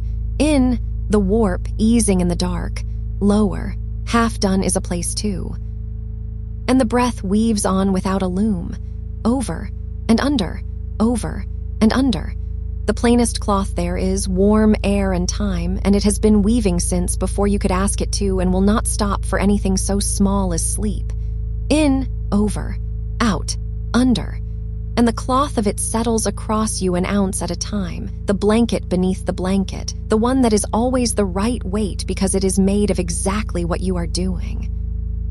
Lower, over, and under, lower, an ounce at a time, lower, exactly the right weight. And there is a walled garden gone under frost tonight, every leaf rimmed in white silence, every stem bearing its small cold lace without bending. And nothing in the garden is afraid. The roots have their houses. The bulbs are asleep in their brown paper. The year has been put away in the ground like linen in a drawer, folded, lavendered, sure of spring without thinking of spring. Frost is not the garden ending. It is the garden whispering. And the whole white acre of it lies there under the slow stars being patient in 100 small ways at once. And you are lying in your own walled dark being patient in 100 small ways at once, most of them unknown to you, the heart keeping its low houses, the breath in its brown paper, everything folded, everything sure, nothing thinking ahead. In, folded and put away, out, sure without thinking of spring, lower, 100 small patiences, at once. And an old dog by a cold stove lifts his head at nothing, finds the nothing good, and lays his head back down. The sigh he sighs is the whole philosophy of the house, heard once, kept forever. And his ribs rise and fall in the dark the way yours do, the way the barns do, the way the tides do, the same slow yes said everywhere at once by everything that intends to be here in the morning. And you are inside that yes now. It is not a word. It is a rhythm. It was never a word. Out, the head laid back down. In, the same slow yes. Lower, never a word, only the rhythm. And the voice can grow smaller now because you need less of it. A voice at the end of a corridor. A voice under a door, saying only what the dark has always said in fewer and fewer syllables. Warm, here, on, down, and each word with a field of quiet around it wide enough to graze in. Warm, and the field. Here, and the field. On, and the wider field. Down. Zinned, warm, out, here, lower, on, and down. And the night outside your window is doing all the work now, holding the roofs down gently, keeping the roads empty, turning the hours over one at a time like stones in a slow hand, looking underneath each one and finding only more quiet. And it will go on doing this whether anyone thanks it or not, because that is what nights are for, the long, unthanked keeping of everything until the light comes back to take its shift. And you are one of the kept things, filed under warm. Shelved low, where the deep books live, the ones no one takes down, the ones the library itself reads in its sleep. Out, one stone at a time. In, only more quiet underneath. Lower, shelved low, where the deep books live. And the breath, still going, softer than the words about it. In, the size of a teaspoon. Out, the size of a sigh the dog would approve of. In, and somewhere the snow is still landing. Out, and somewhere the lock is still filling. In, and somewhere the train has one more low country to cross out. And none of it needs you. All of it goes on. The whole dark world running quietly on its own warmth, checked by no one and well. Lower, the size of a teaspoon. Lower, the size of a sigh. Lower, checked by no one and well. And down where you are now, the words arrive late and small, like lamplight from a farm across a wide valley. You do not read by such light. You only know by it that someone is there, and that the valley is safe, and that distance itself can be a kind of company. And the light will stay in the window whether you watch for it or not. It asks nothing. It is only on. In, late and small. Out, across the wide valley. Lower, only on, asking nothing. And the wide valley breathes, and the farm breathes, and the snow on the fence breathes in its own white way, settling by one flake and one flake, and the stone bridge of the dark holds whatever crosses, and the deep well keeps its one season, and the banked fire keeps its secret, and the loom keeps the pattern for morning, and the barn keeps its warm cloud, and the tide keeps its promise to be back, but not tonight, not for hours. Nothing is back for hours. Out, one flake, and one flake. In, kept, all of it kept. Lower, nothing is back for hours.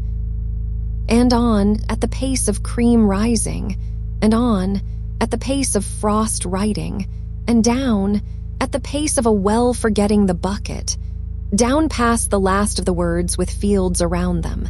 Warm, here, on. Down. And below the words now, there is a slower country still. A country of hum. The hum the house makes when it thinks no one is listening. The refrigerator far away holding its one low note like a monk who never runs out of breath. The faint ring the silence itself makes in the ears when everything else has stepped back. And under that, softer than that, the hum of your own blood going its rounds, patient as a night watchman who knows every door is already locked and checks them anyway, out of love, out of habit, out of the old agreement between the body and the dark. Warm. And the rounds go on without you. Here. Every door already locked. On. Out of love, out of habit. Down. And somewhere far from here, in the deep fold of the sea, the whales are sleeping the way whales sleep. Half a mind at a time. One side resting while the other keeps the slow body rising and falling through the black water, easy as breathing, which is what it is. and they hang there in the dark like held notes, like the longest sounds ever made, and nothing in the whole weight of the ocean troubles them. The water holds what is heavy as if heaviness were nothing, and you are held like that now. Half a mind already gone, and the other half only keeping the breath, only that, rising, falling, rising, needing no light to do it by. In, half a mind at a time. Out, held like a long note. Lower, needing no light. And the hive in the hollow tree has gone quiet for the night. Thousands of small warm bodies pressed into one slow shape, sharing one heat, taking turns at the cold edge and the warm center, and the whole cluster breathing almost like one animal. And the honey sleeps in its six-sided rooms, each drop sealed under wax, each drop a summer that was kept whole, kept sweet, asking nothing of winter. And you are sealed like that, a warmth kept in its room, a summer the dark is saving. And no wind that finds the tree finds you. Warm, one heat shared. Here, sealed under wax. Lawn, a summer kept. Down. And the breath is smaller again. It has gone from a door to a window to a keyhole, and now it is only a thread of warm air in and out, and the thread is enough. It has always been enough. Whole nights have hung from thinner threads than this and held, and the chest barely moves now, a tide the size of a coin, and even that is more than the night requires of you. The night requires nothing of you. It wrote off your debts hours ago. It burned the ledger. It only keeps you now, the way the ground keeps a seed, without questions, without a calendar, without once asking when. In, a thread and it holds. Out, the ledger burned. Lower, without once asking when. And think how the seeds are doing exactly this, right now, everywhere. Under every field and every garden and every crack in every road, the seeds are lying in the black soil doing the bravest thing there is, which is nothing. Not striving, not stirring, not proving. Just being held and holding their small folded futures and letting the ground decide the timing of everything. And the ground is good at timing. It has never once rushed a spring. And you can be a seed tonight, folded. Future and all, timing surrendered. Nothing to do in the dark but be the thing the dark is keeping. Warm, the bravest thing. Here, folded future and all. On, the ground decides. Down. And the voice will tell you about the kiln because the kiln knows this hour. All day it roared, and now it is banked and shut and cooling, and inside it the clay is becoming what it will be. Slowly, by degrees no one measures. The glaze settling into its final deep colors in the dark where no one is looking, because the last and best part of the making happens unwatched. And the potter has gone home. The potter is asleep. And still the work completes itself, hour by hour, in the warm dark. And in the morning there will be bowls that ring true when you tap them. And every one of them finished itself at night, alone, cooling, exactly like this. In, unwatched and becoming. Out, the potter asleep. Lower, finishing itself, exactly like this. And your body is doing its own slow kiln work now. The small repairs, the sorting, the settling of the day's heat into something that will ring true tomorrow. And none of it needs your attention. Attention would only crowd the workers. So the attention can lie down too, in its own small bed inside you, and pull up its own small blanket, and the work will go on around it, quiet as bakers, moving on flower-soft feet. Warm, small repairs. Here, quiet as bakers. On, flower-soft. Down. And the dough itself is rising somewhere tonight, in a bowl under a cloth in a dark kitchen. Rising so slowly that no eye could ever catch it moving, and yet by morning it will have doubled, all that swelling done in secret, all that becoming done in the dark under a cloth. And this is the other secret of night, that it is not empty time, it is the rising time, the doubling time. the time when covered things grow, and you are under your cloth, and the kitchen is dark. And no one will lift the corner to check, because checking lets the warmth out, and everyone who has ever baked knows to leave the covered thing alone. In, rising in secret. Out, the covered thing left alone. Lower, the warmth kept in. And listen how far away the voice is now. It has crossed the kitchen. It is in the hallway. It is talking mostly to itself the way rivers do. And rivers do, you know.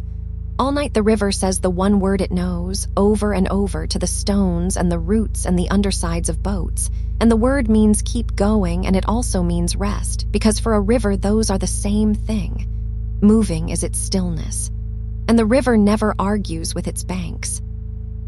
It lies down full length in its bed, the whole cold length of it, and runs and sleeps at once, and has done so for 10,000 years, and will not stop tonight on your account or anyone's.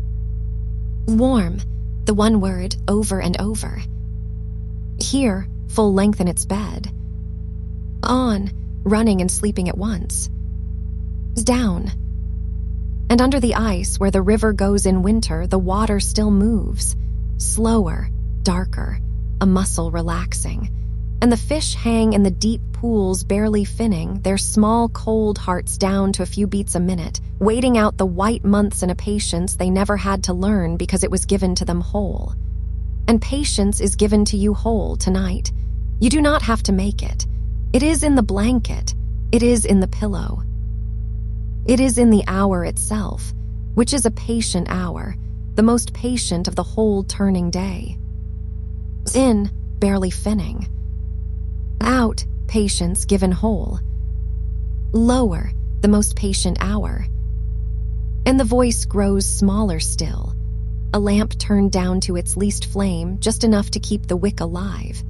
And the words come further apart now, like the last drips after rain when the storm is long over and the eaves let go of what they held one drop at a time. Drop, and quiet. Drop, and longer quiet. And each drop rounder and slower than the last, and no one counts them. And at some point there is a last one, and no one ever knows which it was. Warm. And quiet. Here. And longer quiet. On. No one counts them. Down. And in the cave under the hill, the slow stone is building itself. One mineral drop every long while, falling from tip to tip in the absolute dark, a patience so far beyond hours that a century is its minute. And it asks for no witness. It has never had one. It grows toward its other half a breath of stone at a time, and someday, in some unimaginable later, they will touch and become one pillar and hold up the hill. And nothing about you needs to hurry ever again, knowing the stone is down there, keeping the other kind of time. The kind you are drifting into now. The kind with no hands and no face and no alarm anywhere in it.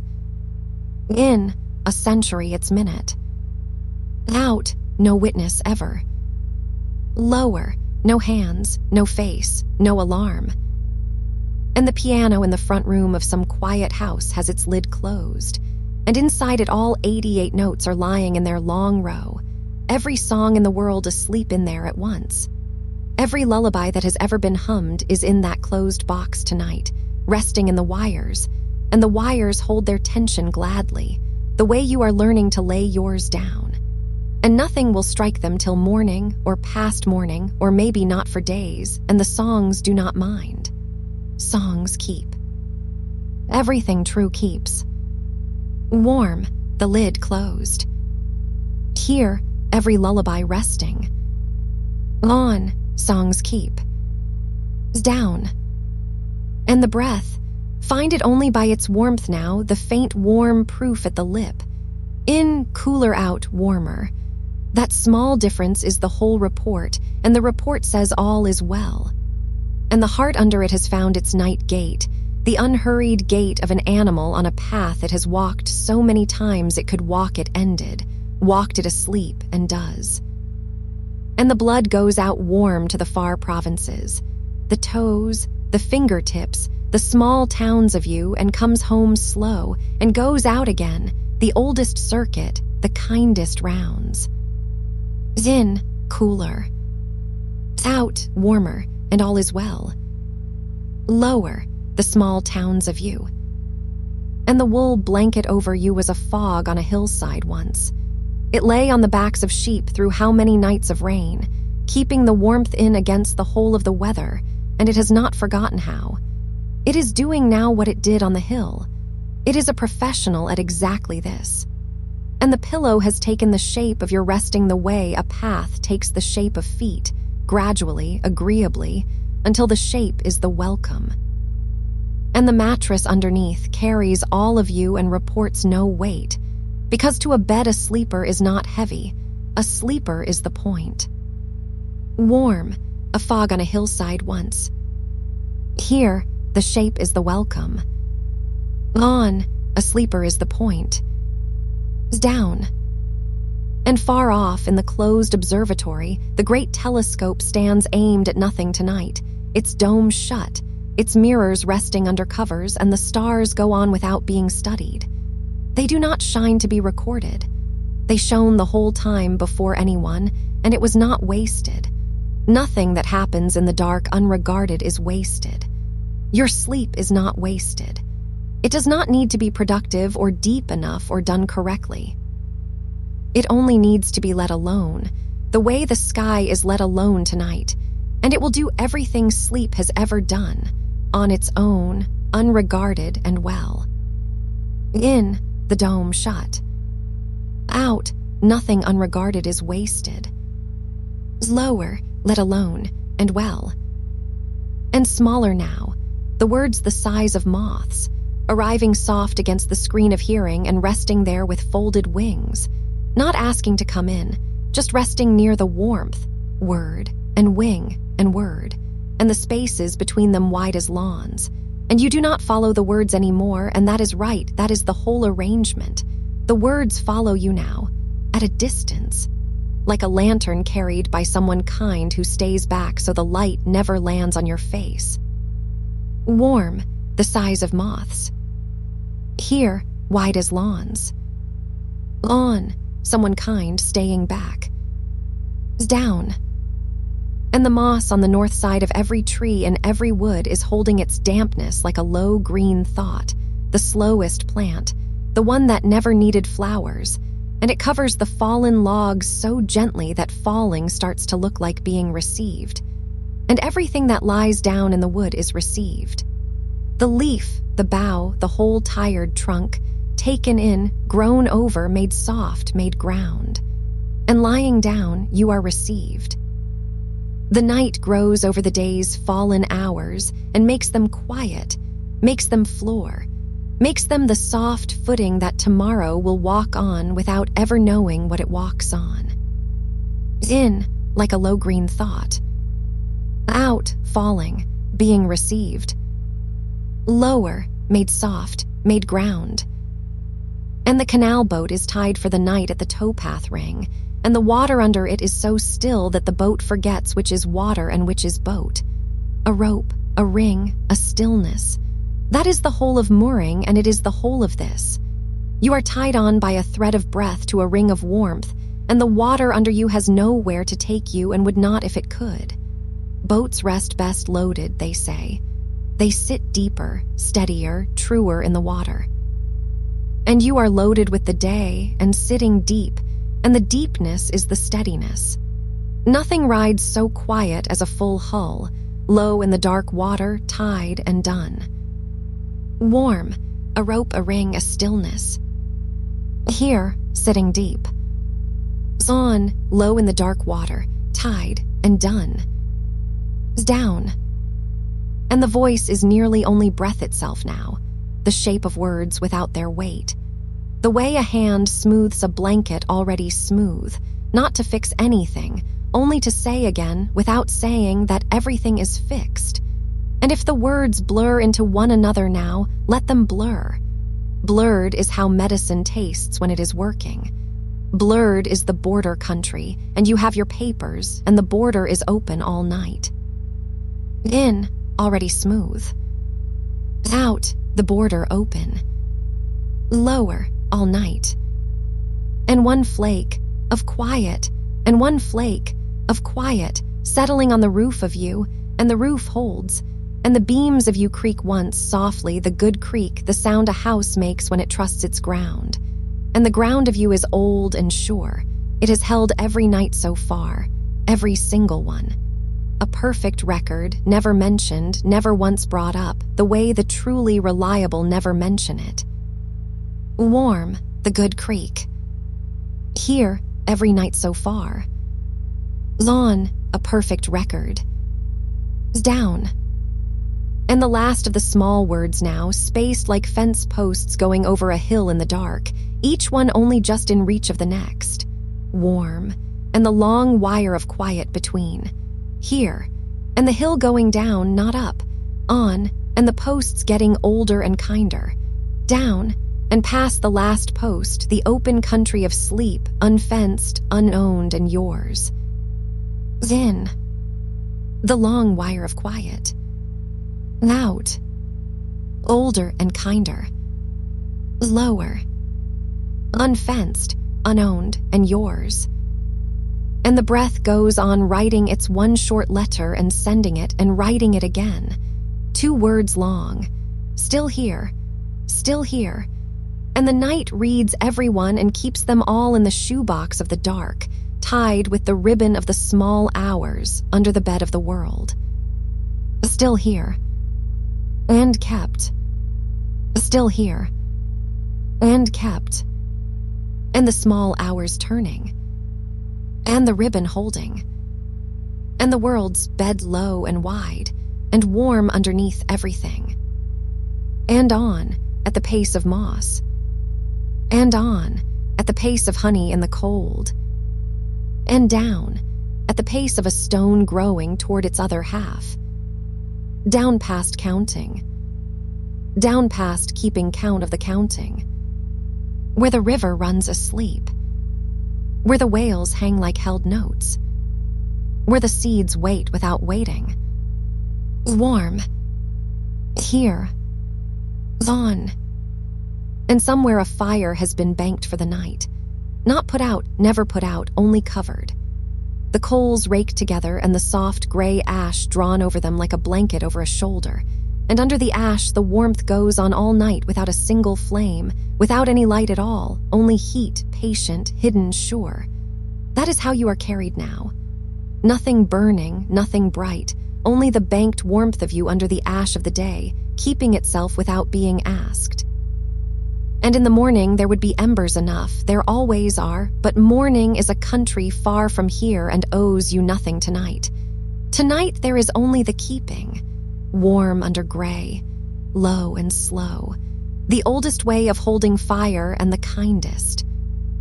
In, under the ash, out nothing burning, lower only the keeping.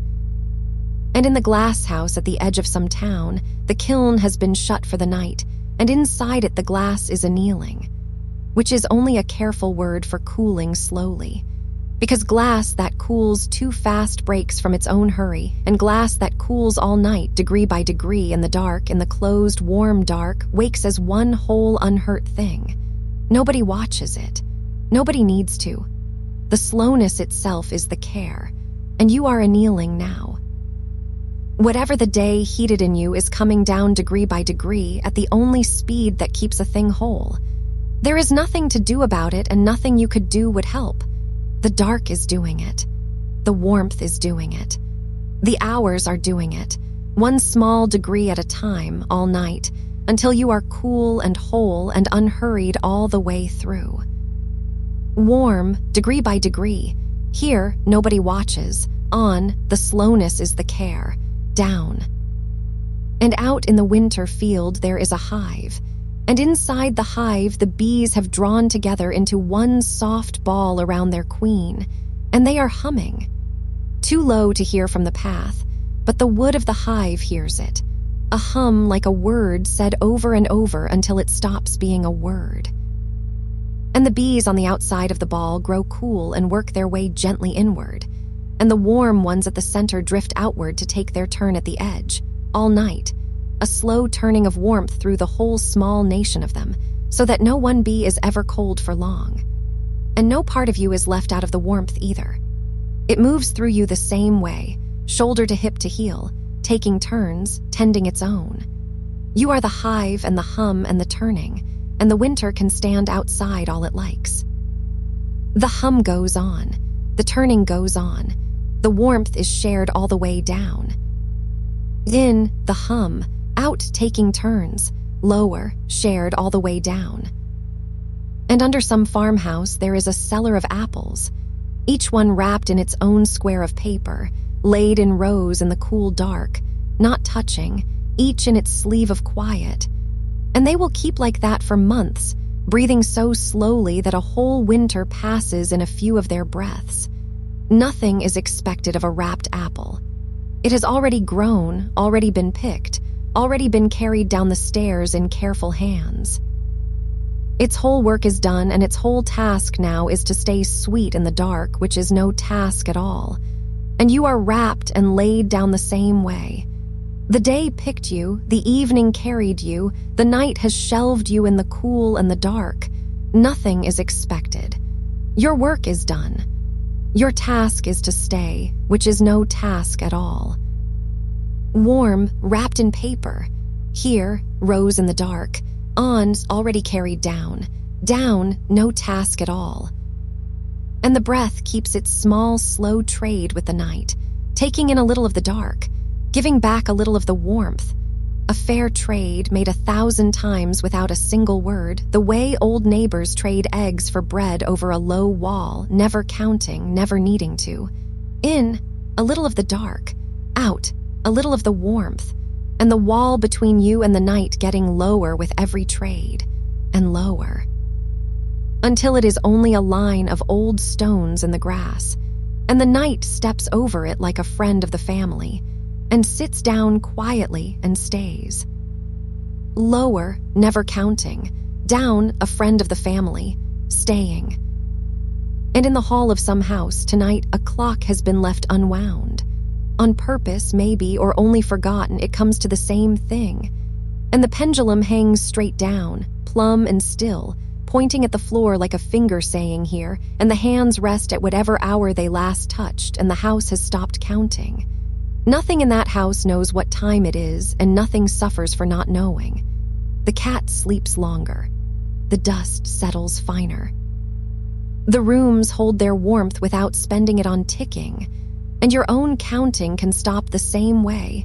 Let the pendulum of you hang straight down, plumb, pointing at the earth, at whatever hour you last touched, and no other hour coming to collect. The night is not a schedule tonight.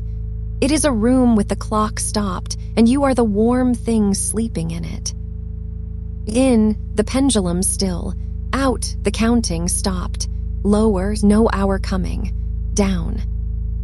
And in the tower above that town, the bells have been wrapped. It is done sometimes, cloth bound soft around the clappers so the bells can be moved or mended without a sound.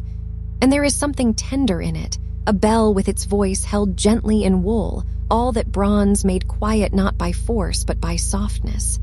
And every loud thing in you has been wrapped the same way tonight, not silenced, only softened. The worries with their wool on, the lists with their wool on. The name of tomorrow with its wool on, hanging in the dark tower of you, unable to ring, not needing to ring. The town below sleeps better for it. The whole town of you, street by street, sleeps better for the wrapping. Warm, wool on the bronze, here unable to ring, on, street by street, down. And out past the last fence the horses are asleep in the field. They can sleep standing, they mostly do, locked at the knee, swaying no more than a moored thing sways.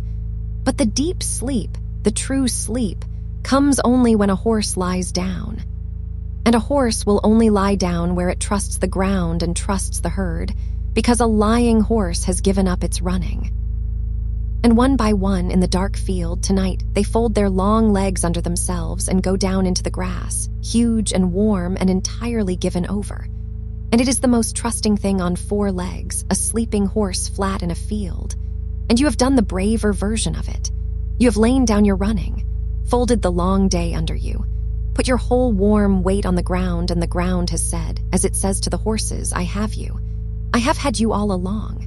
Run tomorrow if you like. But tonight, lie deep. In, the legs folded. Out, the running lane down. Lower, I have you. Down, lie deep. And on the far side of your window, if the night is cold enough, the frost is writing. Ferns and feathers of it, growing across the glass from the edges inward, slow as anything true. And none of it is your work.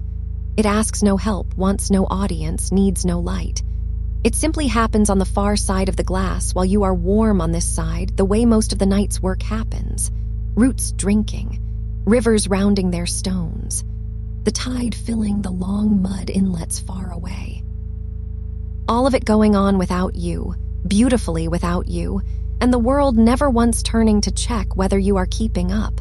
You are excused, fully, formally, warmly excused. The night has your seat saved and your absence approved and your share of the quiet set aside in your name.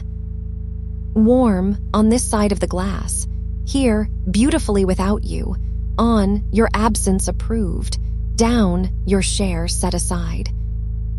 And the mill at the stream has its wheel stopped for the night. The sluice closed, the water sent around by the easy channel, and the great wheel hangs dripping in the dark, resting in its own slow drops. One, and after a while, one, and the mill pond above the gate lies full and black and patient, holding all that weight of water without strain, the way a held breath is no strain when there is no reason to breathe out yet. And the pond does not push at the gate. The gate does not lean on the pond. They simply stand together in the dark, full and closed and easy, and the stream goes the long way round, singing small. And everything in you that turned all day hangs dripping now. One, and after a while, one, and the pond of you lies full and does not push. And the long way round is open, and the small singing is enough. Since the wheel stopped, out, the pond full, lower, the long way round, down, one, and after a while, one. And the voice comes down another shelf now, a hand on the rail, a foot finding the step by feel. There is a cool smell of stone the lower it goes, the good cool, the cellar cool, the smell of places that keep things. And it is darker here, and the dark is thicker and softer, like the difference between a sheet and a quilt. And the words are further apart on these stairs because the stairs are older and each step is deeper. Down, a hand on the rail. Down, the cool of kept places. Down, the quilt of the dark. And at the bottom there is a well, an old one, stone-lipped, and the water in it has not hurried in 100 years. Rain finds it slowly, through yards of earth, arriving filtered and patient years after it fell, so that the water you would draw tonight is old rain, rain from summers nobody remembers, kept sweet all this time in the dark. And that is what rest is, this deep, old rain. Everything that ever fell on you, slowed by the earth of you, arriving at last at the still place, clean now, cool now, all its weather gone. And the well never overflows and never empties. It only holds. And the bucket can stay hanging on its hook tonight. Nothing needs drawing up. It is enough that the water is there, and that it is deep, and that it is yours. Warm, old rain. Here, all its weather gone. On, nothing needs drawing up. Down, deep and yours. In, through yards of earth. Out, arriving at last. Lower, the still place. Down. And the breath is smaller now and better at its work. The way an old craftsman's motions get smaller and better, no flourish left, only the exact thing. In the exact amount, out the exact amount. A master's economy learned over a whole life of nights, and tonight it teaches without you attending a single lesson. The ribs barely move and the moving is perfect. The belly barely lifts and the lifting is enough. Small, exact, old, good. On, the exact amount. Down, a master's economy. Lower, learned over nights. Down. And far off, in the dark room of some old photographer, a tray of water rocks gently and a paper lies in it. And the image is coming up out of the paper the way sleep comes up out of a body. Not placed there, summoned there. It was always in the paper, latent, waiting, and all it ever needed was darkness and stillness and time. And no one can hurry it and no one needs to. The dark room does what the bright room never could. And you are in the dark room of the night now, and the rest that was always in you, latent, waiting, printed into you before you could walk, is coming up on its own. Darkness, stillness, time, the three old chemicals. And they are all here, and they are all working, and the door is shut, and the red hush holds. In, always in you. Out, coming up on its own. Lower, darkness, stillness, time. Down, the hush holds. And the words go further apart again now. They are stepping stones across the last slow water, set wide, because whoever set them knew that by this hour you would be gliding more than stepping. Warm. And the water between the stones is not deep, only dark, only kind. Here. And the far bank is soft grass, and there is no far bank, and both of those are true, and neither matters. On. And the stones themselves are warm from some old sun that has no name anymore. Down.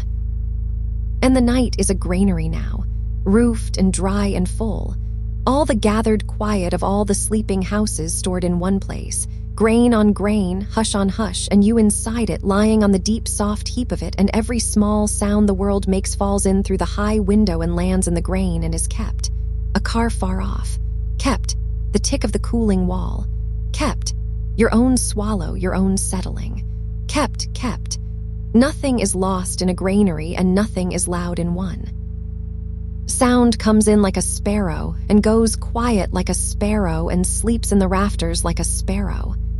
And the heap under you is warm the way stored grain is warm, alive with its own slow keeping, and it takes your shape the way it takes the shape of everything that rests on it, without complaint, without memory, without end. In, grain on grain. Out, hush on hush. Lower, kept, kept. Down, without end. And the breath now is a rope going slack, not dropped, slack, the difference between letting go and no longer needing to hold. The load is on the ground. The knot can rest. The hands of you, all the hidden hands, the ones in the jaw and the shoulders and the small of the back, can open one finger at a time and do and are. One finger, and one, and the palm of the whole body opening upward under the blankets like something that trusts the rain. Ons, the rope slack, down, the load grounded. Lower, one finger, and one, down, trusting the rain. And whatever is left of the voice is only warmth with edges now, a shape of speaking more than speech. The way a road goes on a while as a path, and the path goes on a while as a habit of the grass, and the grass goes on.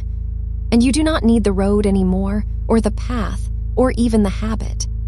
You are carried the way seeds are carried, without effort and without a map, by something patient that has done this forever and has never once dropped what it carried. Warm, a habit of the grass. Here, without a map. On, never once dropped. Down. And the night turns you the small last turn, the way a careful hand turns a loaf to brown it even, and every side of you has had its warmth now, and the oven of the dark is only ticking gently as it cools, and cooling is the sweetest part of baking, they say, the part where everything sets, where the crumb learns to hold its softness, where the loaf becomes itself. And you are becoming yourself at exactly that speed. Set, soft, whole.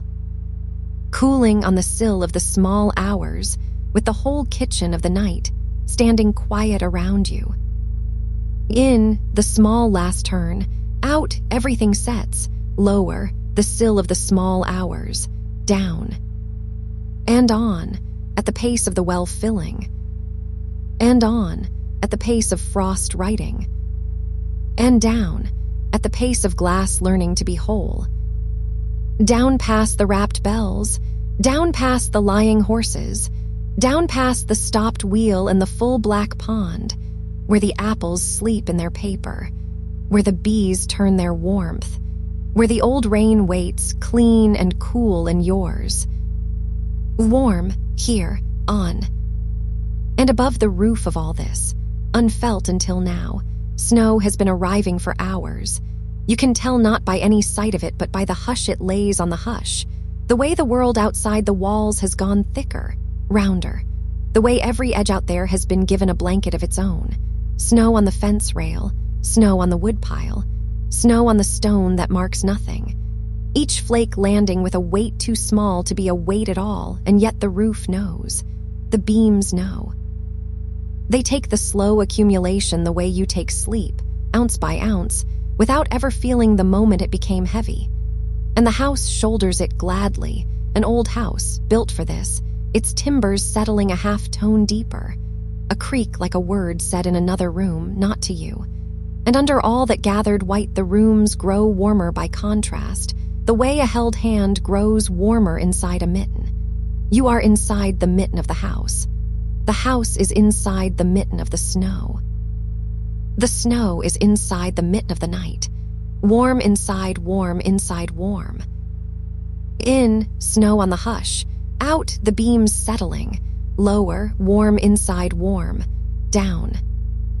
And far away. So far it is almost a feeling instead of a sound. A night train crosses the valley. You will never ride it and it will never stop here, and that is the whole comfort of it.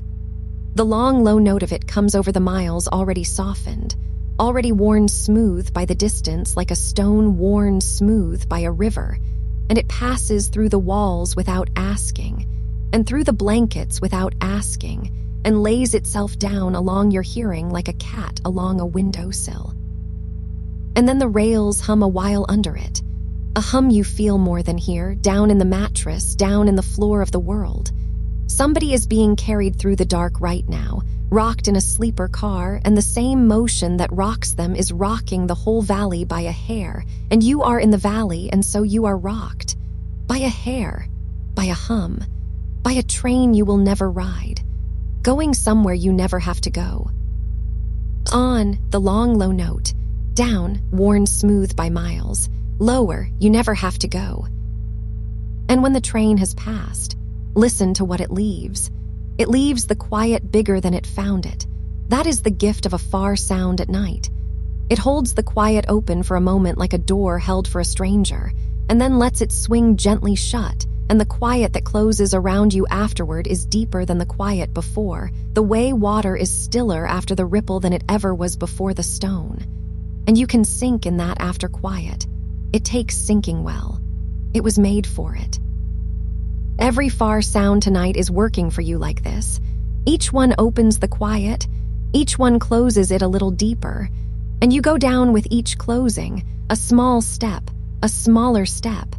Step so small the staircase might as well be a slope so gentle it might as well be a floor so soft it might as well be this bed.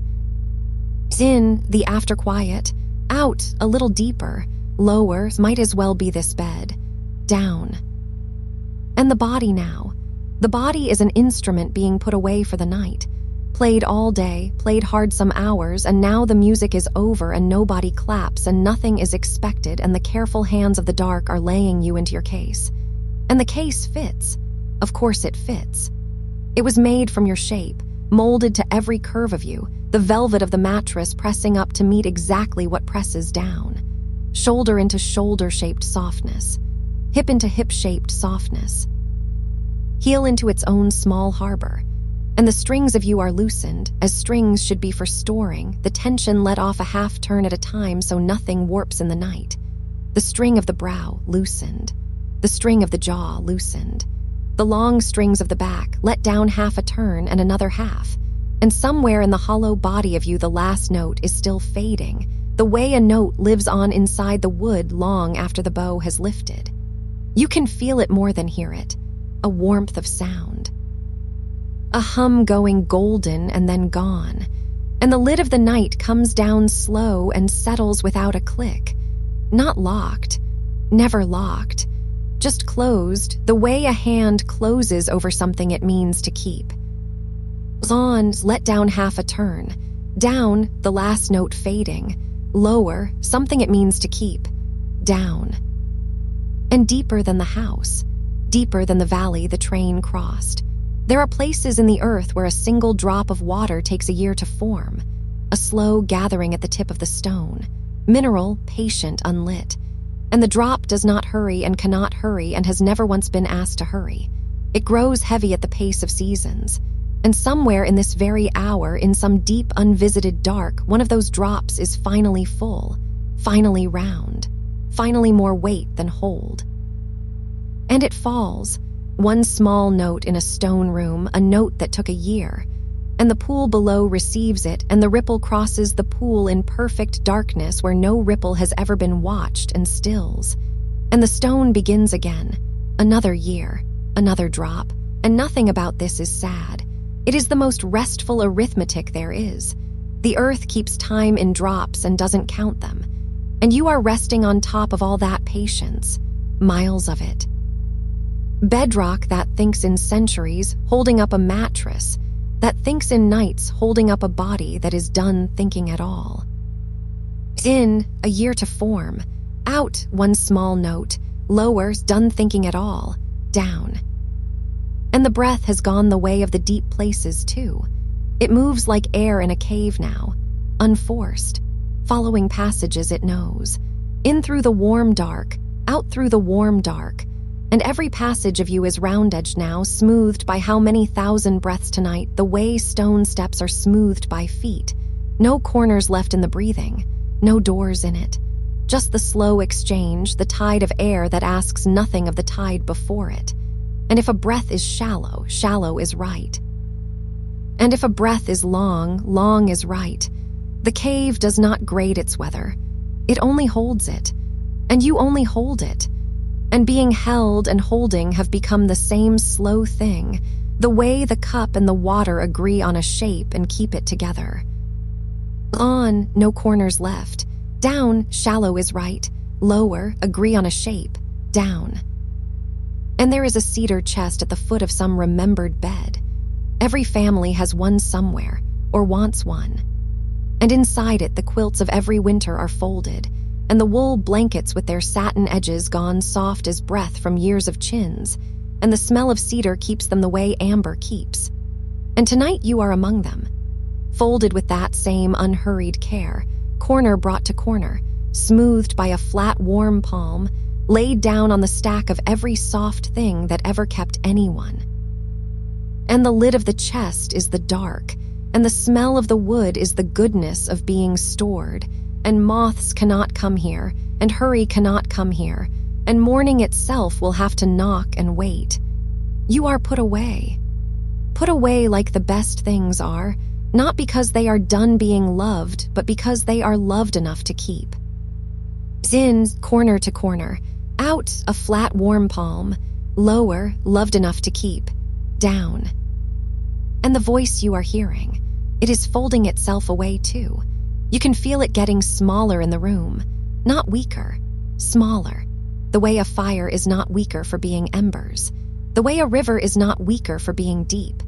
It speaks now from further off, from the far side of the warm, and the words are losing their edges one by one, going round, going low, becoming less like words and more like weather.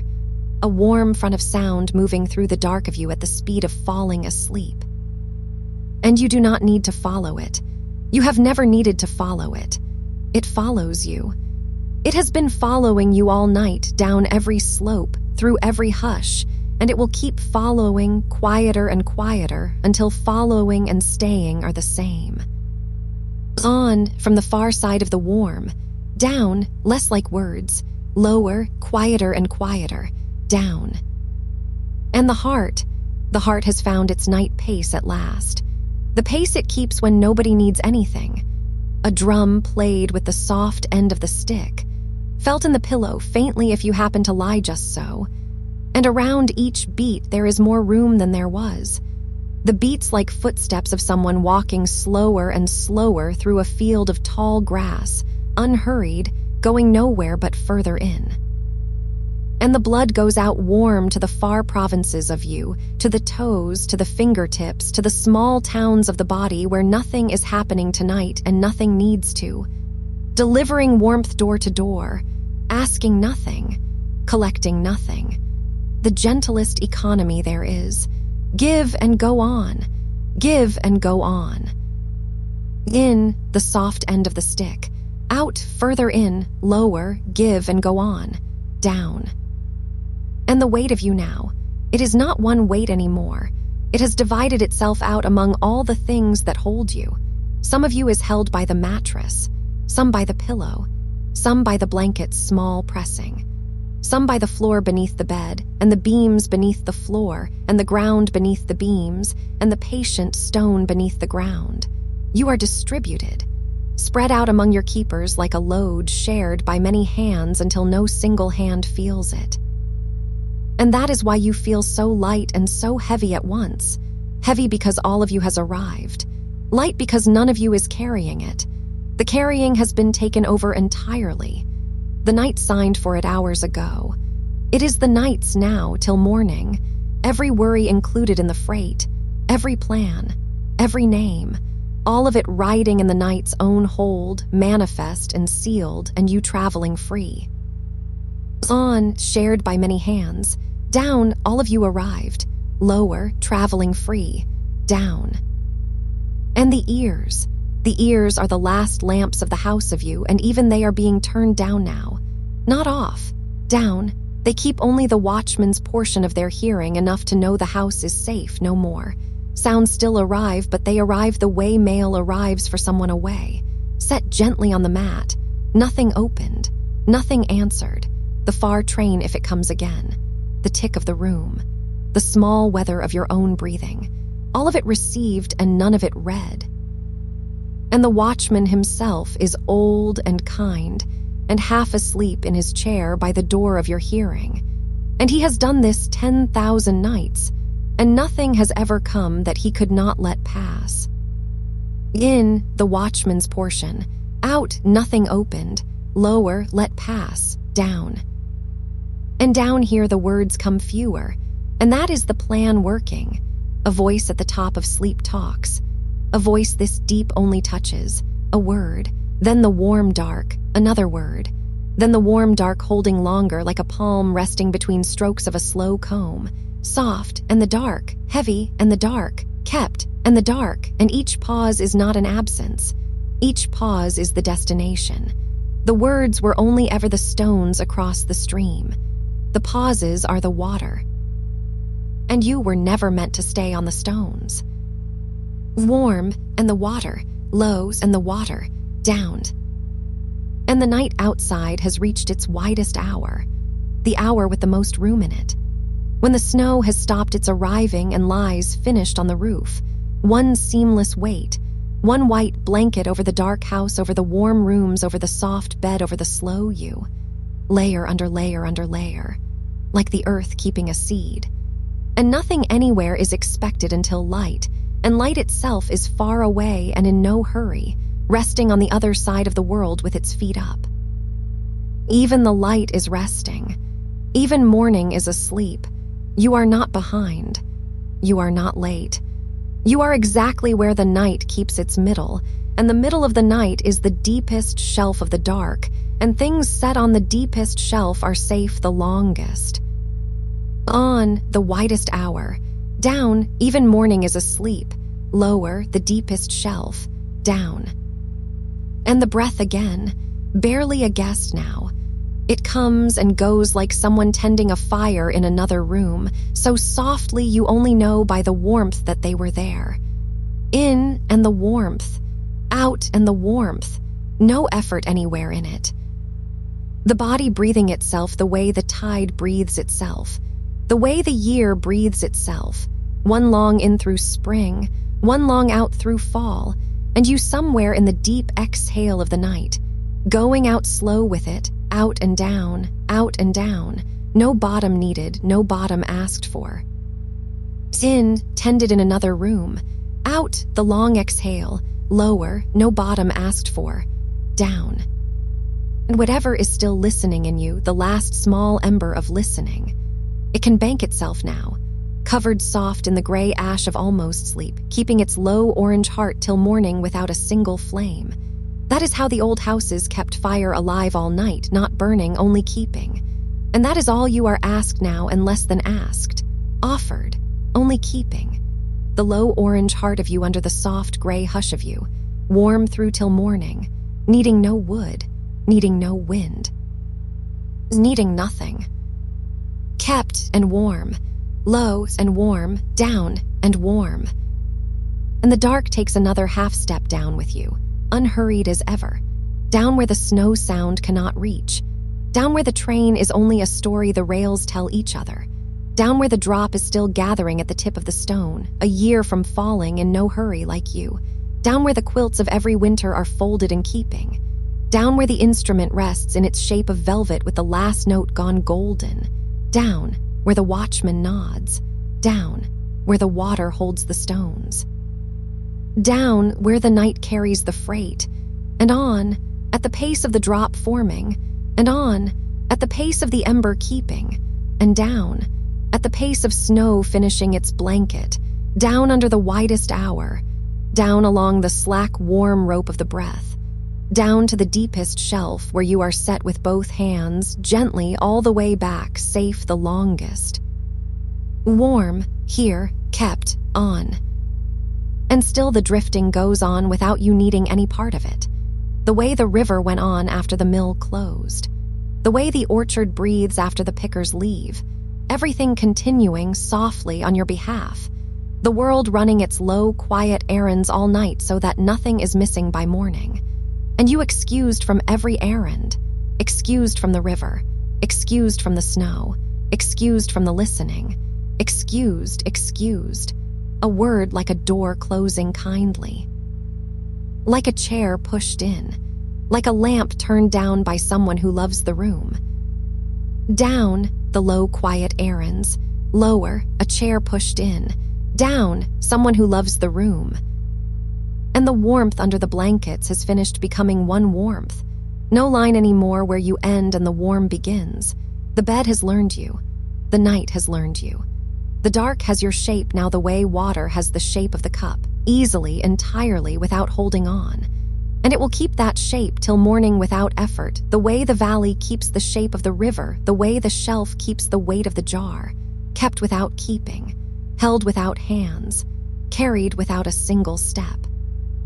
And the breath goes, and the warmth stays, and the breath goes, and the warmth stays, and lower, and slower, and softer, and on. And somewhere far from here, the tide is going out. Not from this room, not from anywhere near, but going out all the same, the way it always does at this hour, easing back off the mudflats an inch at a time, and no one watches it go. The boats in the small harbor settle a little lower on their ropes. The ropes stay slack. Nothing is asked of them tonight. The water lifts each hull the smallest amount and sets it back, lifts and sets, the way a sleeping thing is checked on by someone gentle, touched only enough to know it is warm and left. And the boats do not wake. They have not woken in years. They ride the whole night on that slow black breathing without ever once needing to know they are riding it. And that is you now, lifted the smallest amount, set back, lifted, set back, asked to know nothing about it. And the tide takes its time. It has hours. It has always had hours. It goes out over the flats and leaves them shining faintly with what it no longer needs to carry. And the small hidden things in the mud feel the weight of the water leave them, and they do not stir, because the tide going out is not a loss to them. It is only the other half of the day, the resting half. And everything the water covered it will cover again, without being reminded, without a list. So nothing clenches. Nothing holds on. The weed lies down along the stones the way hair lies down when the brushing is done. Flat, easy, finished. And the flats breathe their low salt breath into the dark, and the dark accepts it, the way the dark accepts everything at this hour. Your breath too, going out over its own quiet flats, leaving the shine, taking its time. Out over the flats, in barely anything, out the tides half of the night. Slower, the weed lying down. Slower, nothing covered that won't be covered again. And inland from that water, in some low wooden place, the bees have gathered themselves for the cold months the way they always do. Thousands of them folded into one soft round warmth, wings still, no flying now, no fields now, only the slow trading of places, the outside ones drifting inward to be warmed, the inside ones drifting outward to warm, all night, all winter, a wheel of warmth turning so slowly it cannot be called turning. And the sound they make together is not a buzz anymore. It is lower than that, a hum below hearing, the sound of warmth agreeing with itself. And the hive needs no keeper tonight, and the keeper sleeps, and the honey sits in its sealed rooms, heavy and gold and dark, a summer put away so carefully it will keep every day of it. And you are like that too now. Every warm day you ever had, sealed somewhere in you, keeping. You do not have to visit them. They keep on their own, heavy and gold and dark. And the hum of you, whatever is left of it, lower than hearing, warmth agreeing with itself. Down where the honey sits, slower, the wheel of warmth barely turning. Down, a summer put away. And in a kitchen somewhere, under a clean cloth, the dough is rising. It was set there hours ago by hands that trusted it and went to bed. And now it does its slow work with no worker, swelling by breaths, by half-breaths, lifting the cloth so gradually that the cloth never notices it is being lifted. This is the oldest kind of work there is, the kind that only happens when everyone stops watching. And by morning it will have doubled itself in the dark, quietly, politely, without one sound, and no one will have earned it, and it will be there anyway. And that is the night's whole arrangement with you. You were set here, covered soft, trusted. And whatever rises in you now rises on its own, mending and sorting and easing the slow work with no worker. You could not help it if you tried, and trying is already gone. So it simply goes on, under the cloth, by half-breaths, politely, in the dark. And the cloth lifts, so gradually, and no one watches, and that is why it works. And somewhere there is a well, an old one, stone-lipped, mossed at the rim, and far down inside it the water is standing perfectly still. It has been still so long it has forgotten it is water. No bucket has troubled it in years. It holds the round coin of the sky at the top of its shaft, holds it all night without reaching for it, because a well does not need to touch the sky to hold it. And the stillness down there is not empty. It is full, full the way a held note is full the way your body is full right now of its own slow weight. And if a single drop ever falls from the stones into that water, the ring it makes travels out and touches the walls and comes back smaller and touches the middle and is gone. And the stillness closes over it like a hand closing warm over a firefly, gently, keeping nothing out, letting nothing be lost. And the well stands in its field all night, holding its one coin of sky, wanting no bucket. And you, far down in your own soft shaft of warmth, holding whatever small light still floats at the top of you, not reaching for it, letting it float. Down where the water forgot it is water, still, the coin of sky unreached for, down the ring closing, gone. And the light on the screen, if it is still drifting there, drifts for no one now. It does not mind. It was made to not mind. It is like the well's coin of sky, floating at the top of the room, and you far below it, and nothing between you that needs tending. It will go on being soft whether or not anyone is there to know it. That is the kindest kind of light, the kind that asks for no eyes. And out in the folded hills, the sheep are down for the night, gathered in the fold, wool against wool, a warmth with many hearts beating slow in it. And the wool itself, all over the world, in blankets and in barns and still on the backs of sleeping flocks, is doing tonight the only thing wool does. Holding warmth without effort, holding it the way a word holds meaning, just by being what it is. And somewhere a loom stands finished in a dark room, threads at rest, the shuttle lying on its side like a small boat drawn up on shore, and the cloth that was woven today is folded over the beam, complete, needing nothing more from anyone. The work of hands at rest from hands. And every thread in it lies exactly where the day left it, crossed and crossed and crossed, 1,000 small agreements holding together in the dark without one knot straining. And your own night is woven like that now. Breath crossed with warmth, warmth crossed with weight, weight crossed with the dark. 1,000 small agreements, not one of them straining. Slower now, wool against wool, slower, the shuttle drawn up on shore, down, not one thread straining, down. And in the deep of some forest hollow, the moss is drinking the dark. It does this every night, patiently, the way it does everything. It has been softening that one stone for 100 years, and the stone has not once complained, because being softened by moss is the gentlest thing that can happen to a stone.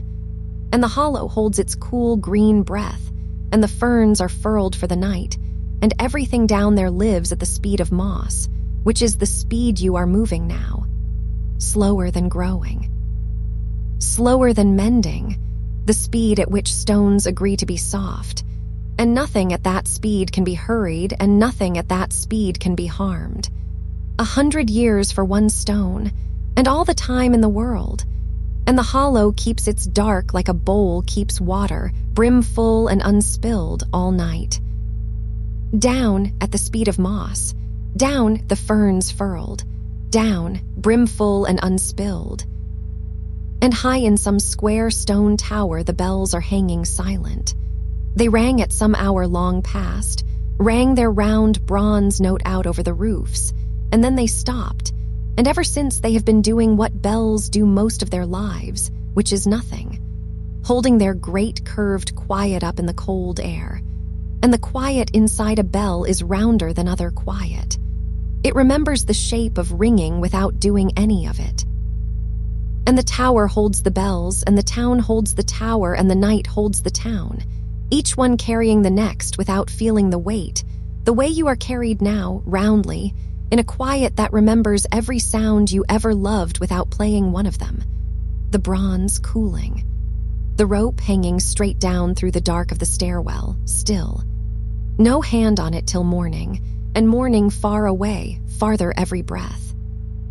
And the rope hangs, still, and the bronze cools, slow, and the quiet stays round, all night. And under the fields, under every field there is, the roots go on with their slow black errands, water moving up threads finer than hair, an inch an hour less, feeding the sleeping grass from below the way you are being fed from below tonight, from the deep of you, by threads too fine to feel. The trees stand over their roots like houses over cellars, everything they need laid down and cool and close. And the field above shows none of it.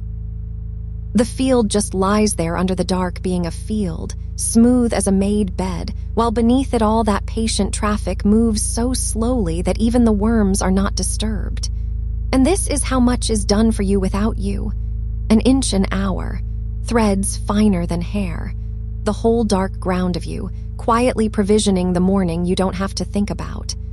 The cellar full, the house asleep above it. Down, an inch an hour, down, the field smooth as a made bed. Lower, the cellar full, the house asleep. In, the roots drinking. Out, the field being a field. Slower, nothing above disturbed, nothing below hurried. And there is a ferry somewhere that has crossed the same stretch of water so many times that the water knows it. And tonight the ferry is tied and dark, and the far shore and the near shore lean toward each other over the black water like two old friends who no longer need to talk. The crossing itself is asleep. The wake has healed. The water has put itself back together the way water always does, seamless, without a scar, and it lies between the shores holding both their handfuls of small lights, doubling them gently, rocking the doubles. And nothing needs to cross tonight. Everything is already on the side where it sleeps. You too, already across, already on the sleeping side. No ferry needed, no fair, no far shore. The water healed behind you, seamless, holding the small lights, rocking them slow.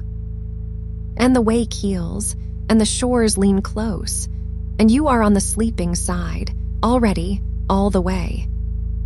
And the salt in the cellar keeps its dry white patience, and the flour in the bin level and cool, and the seeds in their paper envelopes, sorted by hands months ago, each one holding a whole summer folded smaller than a fingernail, waiting without waiting, the way only seeds and sleepers can.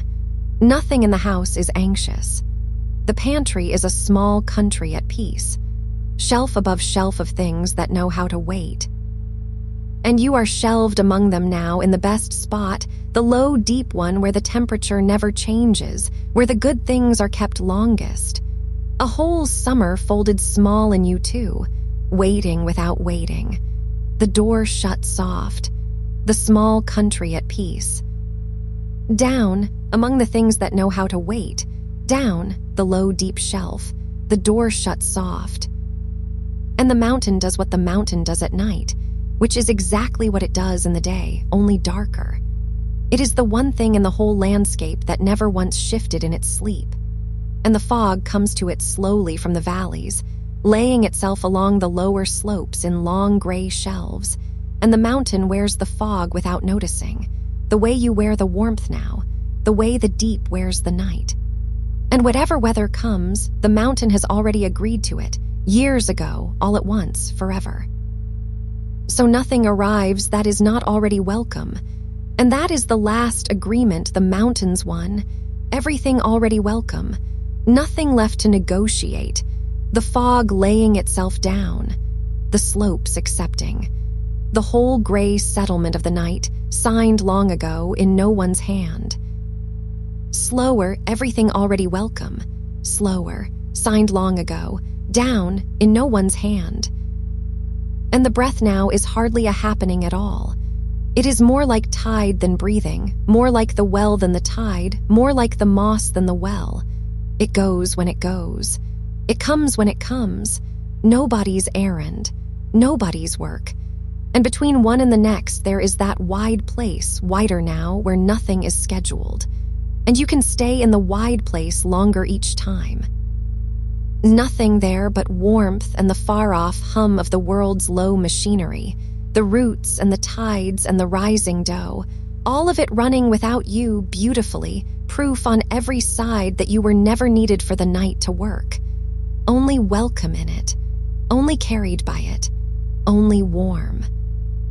Out, nobody's errand, the wide place, wider, out, the low machinery far off, and warmth, and the wide place again.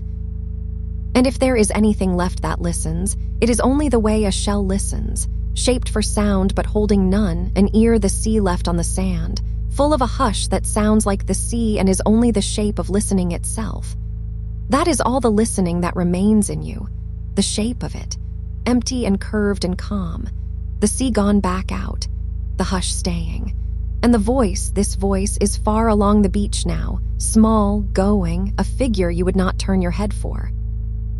And what it says no longer needs to arrive. It was never the words. It was only the going on of it, and the going on can be felt from any distance, like a light left on downstairs, known through the floor, known through the warm, going on, and needing you for none of it. Down, the shape of listening, empty and curved. Down, a light known through the floor. Down, going on without arriving. And the night has its deepest rooms, and you are near them now. Rooms below the wind. Rooms below the names of things. where the dark is old and soft as the inside of a violin, and everything that rests there rests entirely, the way sound rests inside wood between songs. And you are let in without a word, because you came down the whole way at the night's own pace, fairy slow, moss slow, honey slow, and whatever comes down at that pace belongs.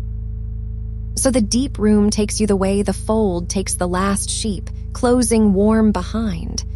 The way the hive takes the drifting bee into the middle of the warmth. The way the water takes the ring of the drop, outward, smaller, gone, belonging all the way down. Nothing checked at the door. No door. And the warmth turns its slow wheel around you, and the outside of you drifts inward to be warmed, and the inside of you drifts outward, warming, all night like that, the wheel too slow to be called turning, the hum too low to be called sound. Lower, the inside of the violin, lower, between songs, lower, no door. And the last of everything is only texture now, the flannel dark, the wool of the quiet, the smooth, cool undersides of thoughts that stopped being thoughts a while ago and became only weights, small and rounded, sea glass in a pocket, worn kind by so much water. You can hold them without holding. They ask nothing. They are done being sharp forever. And the pocket is deep, and the coat is warm, and the walk is over, and the house is near, was always near, is here. And the breath goes out along the whole slack length of the night, and does not hurry back, and the warmth stays, and the dark keeps its shape of you easy entire, and the tide eases off the flats a little further, and the dough lifts the cloth another half-breath, and the moss holds the stone like a slow green thought, and the bells hang round and quiet over the sleeping roofs, and you go down with all of it in it of it, at the pace of honey in a cold spoon, at the pace of fog on the lower slopes, at the pace the well forgets, down and softer, and down and warmer, and on. And somewhere far inland from all of that, without your needing to go there, snow has started. You can tell the way you tell such things in sleep, not by any sign but by a change in the quiet. The quiet has been given a texture, a fine, dry, endless sifting, too soft to be called falling, the sky letting go of itself a little at a time. And every sound in the world is being wrapped as it happens now, wrapped and set down. The night handling everything like something breakable that it loves. Snow is the one weather made entirely of hush. It touches down the way this voice touches down, without weight at the moment of arriving, gathering weight only slowly, only kindly, an ounce of quiet at a time. And the fields take it without waking. And the fences take it and become softer versions of themselves. And the roads forget where they were going, one flake at a time, until there is nowhere to go and no one who minds. And you are under your own snowfall now. Each breath out is another layer settling over you, weightless alone, warm together, breath on breath on breath. The drifts of rest deepening along your arms, along your legs, over the long field of your back. You do not have to do anything to be covered. Covering is what the night does. You only have to stay, and staying is the one thing the body does perfectly all by itself. Down, an ounce of quiet at a time. Down, the roads forgetting. Down, breath on breath. There is an orchard out in that snow, old trees standing in their bare patience, and they are not enduring the winter. They are resting in it. All the work of leaves put away months ago, all the sugar drawn down out of the branches and stored low, in the dark of the trunk, in the dark of the roots, where winter cannot reach and does not try. A tree asleep is not empty. It is full in a lower place, and you are the same tonight. Everything bright in you has been drawn down low, into the trunk of you, into the root of you, kept warm and kept safe, nothing lost, only lowered. And under the orchard, deeper than frost ever goes, the ground is still soft. It always is. The cold is only a lid. A hand's depth down the earth keeps its old steady warmth all winter, patient as a cellar, and everything that sleeps there sleeps in that warmth. The bulbs with next year folded inside them small as a held breath. The the seeds lying in their cases like letters that will not be opened until spring and are in no hurry to be read. Nothing down there is waiting exactly. Waiting has an ache in it, and there is no ache down there. There is only keeping. The ground keeps them the way sleep is keeping you, without effort, without end. Lower, full in a lower place. Lower, a hand's depth down the old warmth. Lower, letters in no hurry. And in the farmhouse cellar under all of that, the apples are wintering on their wooden racks. Rows of them in the earth-smelling dark, each one a small held summer growing sweeter by doing nothing. That is the whole of their work now, and they are good at it. Sweetness that comes only from stillness, from cool dark, from being left alone in a kind place. Some things cannot ripen in the light. Some things need the shelf and the silence and the months. And whatever is ripening in you tonight is ripening that way, untouched, unhurried, sweeter by morning for every hour you spend this deep. The cellar does not count its apples. The dark does not count your breaths. Things kept do not need counting. Counting is for things that might be lost, and nothing here can be lost. The racks hold. The dark holds. The sweetness comes on its own slow schedule, which is the only schedule left. Down, the small held summers. Down, sweeter by doing nothing. Down. And the river that runs past all of this has gone under its ice for the season, roofed over, whitened, silenced, and still it moves. That is the secret of it. Under the lid of ice, the water goes on at its own unwatched pace, dark and smooth and certain, needing no sky, needing no sound, carrying nothing but itself. And your breath is that river now, roofed over by sleep, moving without being asked.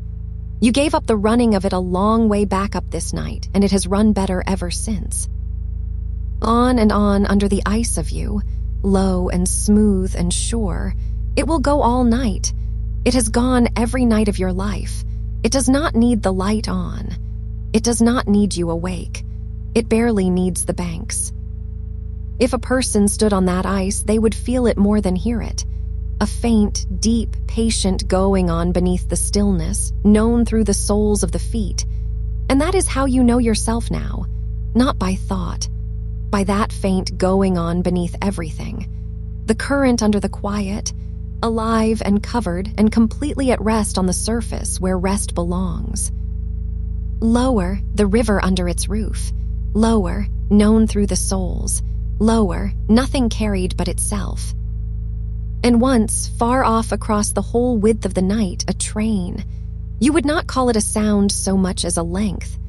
A long, low line of going, drawn across the very bottom of hearing, so far away that it arrives already softened, already half memory. It is not coming here. It was never coming here. It is stitching two distant towns together in the dark, towns you will never need, carrying sleepers of its own in warm lit rows, rocking them the way the whole earth is rocking you, too slowly to feel, too surely to doubt. And the sound of it passes under your pillow like a hand smoothing a sheet, one long smoothing, and then gone, and the night is somehow deeper for having held it. Everything far away is working for you tonight. The far train, the far snow, the far river under its ice. Distance itself has turned kind. Nothing distant needs you. Nothing near needs you. You are in the exact center of a world that has, for once, no errand for you at all. And the center of such a world is the softest place in it. Down, one long smoothing. Down, no errand anywhere. Down. The blanket over you was made slowly, once. Somewhere, sometime, thread went over thread, over and under, thousands of small crossings, each one nothing, all of them together this warmth. And the making is long finished. You are resting inside finished work. That is worth feeling for a moment in the muscles and not the mind. How much of what holds you tonight was completed long ago and asks nothing further? The walls stood up years since. The bed joined and set. The blanket woven to its edge and bound. You are surrounded by things that are done. and their doneness seeps into you, over and under, over and under. Whatever was still weaving in you today has reached its edge now, bound off, finished for the night. Finished is a warmth of its own. The body agrees joint by joint, the shoulders done, the hands done, curled like something woven and set aside. The long muscles of the legs done, gone loose along their whole length like thread off the loom. The face done, every small working of it smoothed to plain warm cloth. Nothing in you is mid-task. The day has no loose ends, or if it does, they have been laid down with everything else, and loose ends laid down are just soft thread in the dark. Harmless, quiet, part of the general warmth. Lower, resting inside finished work. Lower, bound off. Lower, soft thread in the dark. Somewhere in the room, or in a room like it, a clock has been allowed to run down. No one wound it, and that was not neglect, it was mercy. And its stillness is not broken time, it is time off duty. Time asleep in its case, hands folded. And without it the hours have thickened, the way cream thickens, the way dusk does. They no longer pass in a line. They pool. You are not moving through the night anymore. You are steeping in it. And everything steeped comes out gentler. The minutes have gone broad and slow around you. Minutes you could rest a hand on. Minutes like warm, flat stones after a mild day, giving back their heat without being asked. There is no next. That is what the thick hours mean. Next has dissolved into now the way sugar dissolves, still present, no longer separate, only sweetening the whole. And a night with no next in it is the night the body has been asking for. It can finally spend everything on the one long present, on the warmth, on the weight, on the breath under its ice, going on. Down, time off duty, hands folded. Down, steeping. Down, no next, only the sweetened now. And hearing is the last sense still lit, and even it is turning down its lamp. This voice reaches you now the way warmth reaches through a wall from a stove in another room, not as words, as a mild pressure of kindness from somewhere nearby. You could not repeat what has been said, and that is right, that is the design. The words were snow. They were never meant to be kept. They were meant to settle on you and become a blanket and stop being words at all. And they have. Layer on layer of said things, warm on your sleep, none of them needing to be remembered, all of them staying anyway, the way weather stays in the ground. If the voice pauses now, the pause holds you just as well. You have learned the pauses from the inside. They are not gaps. They are the wide, flat stones of the hours. The voice and the silence have become the same slow material, and you rest on both without telling them apart. Lower, warmth through a wall. Lower, said things settling. Lower, the same slow material. The breath now is hardly a doing at all. It is more like a tide in a cup, the smallest possible version of a vast old motion.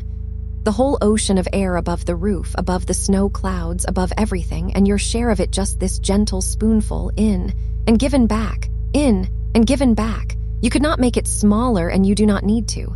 Small is the size of deep. Everything at the bottom of the night is small and warm and slow. The seed, the spark banked in ash. The folded bulb, you. And the heart, far under the breastbone, has found the pace it keeps for the deepest hours. Unhurried, regular, private. A soft mallet on a soft drum in a room lined with warm cloth. It has kept that pace through every sleep you have ever slept, through years of nights, faithful in the dark before you knew the word for faithful. It does not need thanks. But something in you can lean back against that steadiness now, the way you lean against a wall the sun has been on all day. It holds. It has always held. You can put your whole weight on it and sleep. Down, a tide in a cup. Down, the soft mallet, the warm room. Down, your whole weight held. The snow out there is deeper now. It has stopped being an event and become a condition. The world simply is snowed, is hushed, is tucked. And the same has happened to you. Rest stopped being something happening to you a while ago and became what you are made of tonight. Hushed all through. tucked all the way to the middle. There is no part of you standing outside the warmth taking notes. The note taker was the first one to fall asleep. Only the warmth is left, and the weight, and the slow river of breath under its white roof, and the faint, sweet work of ripening that needs the dark and has it. Nothing will be asked of you between here and morning. Nothing. The night has taken your name off every list, and morning itself is far away and mild, a pale idea at the very edge of the snow, and it will come at its own pace and be kind when it comes, and none of that is yours to manage. Yours is only this: the pillow's old kindness, the blanket's finished work, the small, warm country of the bed, borders closed for the night, everyone home. Lower, snowed and hushed and tucked. Lower, your name off every list. Lower, everyone home. And so the going down goes on, but gentler now than ever. Hardly a descent anymore. More the way a flake at the very end of its falling stops falling and simply becomes part of the snow. No landing. No moment you could point to. Just belonging arrived at insensibly. You are near that. The drifting and the drifted becoming one thing. The voice and the silence one thing. The warmth and the body one thing. The dark is grained fine as felt. It lies against you without an edge anywhere. The breath goes out, and somewhere in its going the night breathes with you. One breath, shared, enormous, soft. And the orchard stands in its patience, and the cellar keeps its sweetness, and the river goes on under the ice, sure of itself in the dark. And the last warm thoughts lie down in you like animals in deep straw, turning once, twice, settling. Small and warm and slow. The spoonful of air, given, returned. The wall the sun was on, still warm at midnight. Down, without falling now, only becoming. The felted dark, the shared breath. And on, and softer, and on. And on, and softer still. The way the last note of a lullaby is not really an ending, only the song becoming the quiet it was always leaning toward. You are inside that leaning now, not falling asleep so much as being folded into sleep, the way a letter is folded into an envelope by hands that have done it 1,000 times and love the words inside. There is nothing left for the mind to hold, and so it isn't holding. It has set everything down the way you set down a full cup at the end of carrying it across a long room, the relief of the table taking the weight, the hands empty at last and glad to be empty. Your thoughts are like those hands now, open, unburdened, warm from the carrying but finished with it. And the body has gone quiet in that older, deeper way, not the quiet of holding still, but the quiet of nothing left that wants to move. The legs have poured themselves out along the bed like warm sand from a jar. The arms weigh what stones weigh at the bottom of a slow river, settled so long the water has forgotten they were ever thrown. The jaw has come apart from itself by a soft fraction. The tongue lies broad and heavy. Even the small muscles around the eyes, the ones that worked so hard for so many years at focusing, at reading, at trying, even they have finally been given the night off, and they took it. They are far away in the dark, resting, and they will not be called back before morning. The breath needs no watching and gets none. It goes on the way the snow goes on without a keeper. In, a little warmth gathered. Out, a little warmth given back to the room. And the room accepts it, adds it to its own soft store, and gives it back to the blanket, and the blanket gives it down to you, and around it goes, the small economy of warmth in a sleeping house, everything shared, nothing lost, nobody counting. Deeper now, the shared warmth, deeper, nobody counting. The heart keeps its midnight pace. You can lean on it, you are leaning on it, whole weight, held. And hearing has become the last sense still lit, and it is dimming like a lamp being carried down a long hallway away from you. This voice is in that lamp. It grows smaller and warmer as it goes. The words arrive with more and more distance in them, more and more hallway. And that is right. You do not need to keep up with them. They are not going anywhere you have to follow. They are only walking the sound of themselves down into the quiet, and you can stay here in the warm bed and let them go. If a sentence dissolves before it reaches you, let it dissolve. It was mostly made of hush anyway. If you lose the thread was finished being needed. There is no test at the end of this.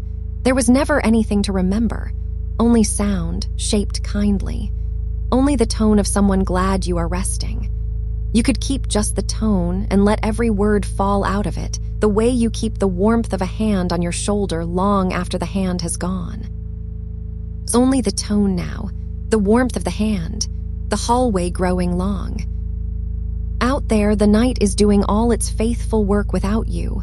The snow lies deeper on the sills, rounding every hard edge the day had.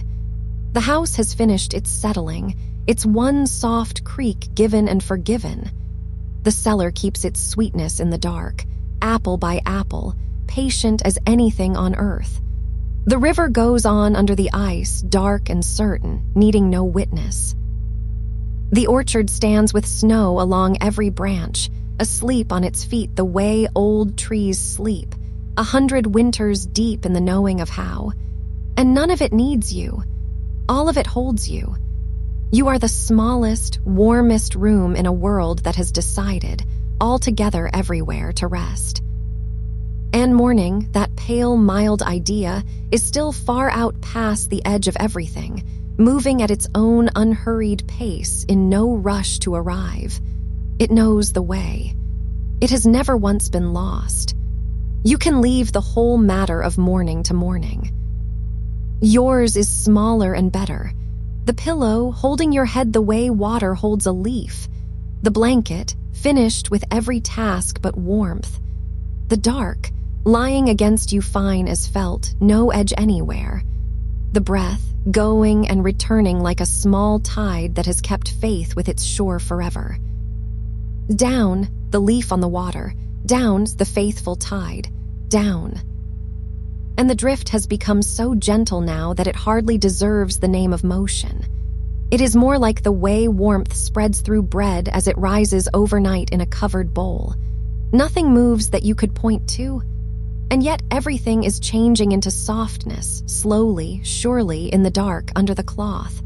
You are rising like that by sinking, becoming softer all the way through. No part left out. The last few thoughts, if there are any, are not thoughts anymore. They are more like the shapes warmth makes, a kindness half remembered, a word without its letters, the feeling of a door closed gently by someone who loves the sleeper behind it. They drift through you and do not stop and do not need to stop. Through and gone. Through and gone. Softer, the covered bowl, the gentle door, softer. The body from the inside is only weather now, warm fronts moving slow across a sleeping country. A low pressure of pure ease settled in over everything. No forecast needed. This weather holds till morning. It always holds. And the breath, smaller now, a spoonful, a sip, enough, it has always been enough. And the heart, the soft mallet, the warm room, on, faithful in the dark. And the voice, further, a lamp at the far end of the hallway now, a warmth more than a sound. You are so close to the snow's own way of being, the flake at the end of its falling, not landing, just belonging, the drifted and the drifting one thing. Maybe it has already happened. You would not know, and not knowing is part of how gentle it is. There is no moment to catch, no line to cross, only more of this and more softly until the softness is all. Let it be all. The bed holds. The night holds. The warmth goes around the sleeping house, shared, unlost, uncounted. And everything you set down stays down, watched over by nothing and safe anyway. Safe the way the cellar apples are safe. The way the river is safe under its white roof. The way seeds are safe in the frozen ground, further into rest than roots can reach, and still sure in their sealed dark of spring. You are that sure, that deep, that held. Down, without falling, only becoming. Only the tone now, and hardly that.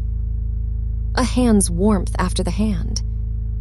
The felted dark, closer than close. The tide in the cup, in and out and in. Somewhere far above you, on the surface of the night, this voice is still speaking, but you are under the snow of it now. It reaches you the way footsteps reach a sleeper through deep drifts, soft, softer, rounded of every edge. It could say anything and it would only mean rest. It only means rest. Rest. The orchard, 100 winters wise. The river, sure of itself. The straw, warm where the animals turned and settled. Everyone home. And the breath goes out, and the night breathes with it, one breath, enormous, shared, slow. And the breath comes in, a spoonful, given, and out, returned. And the pause after, longer now, a held note of nothing, and nothing holds it beautifully.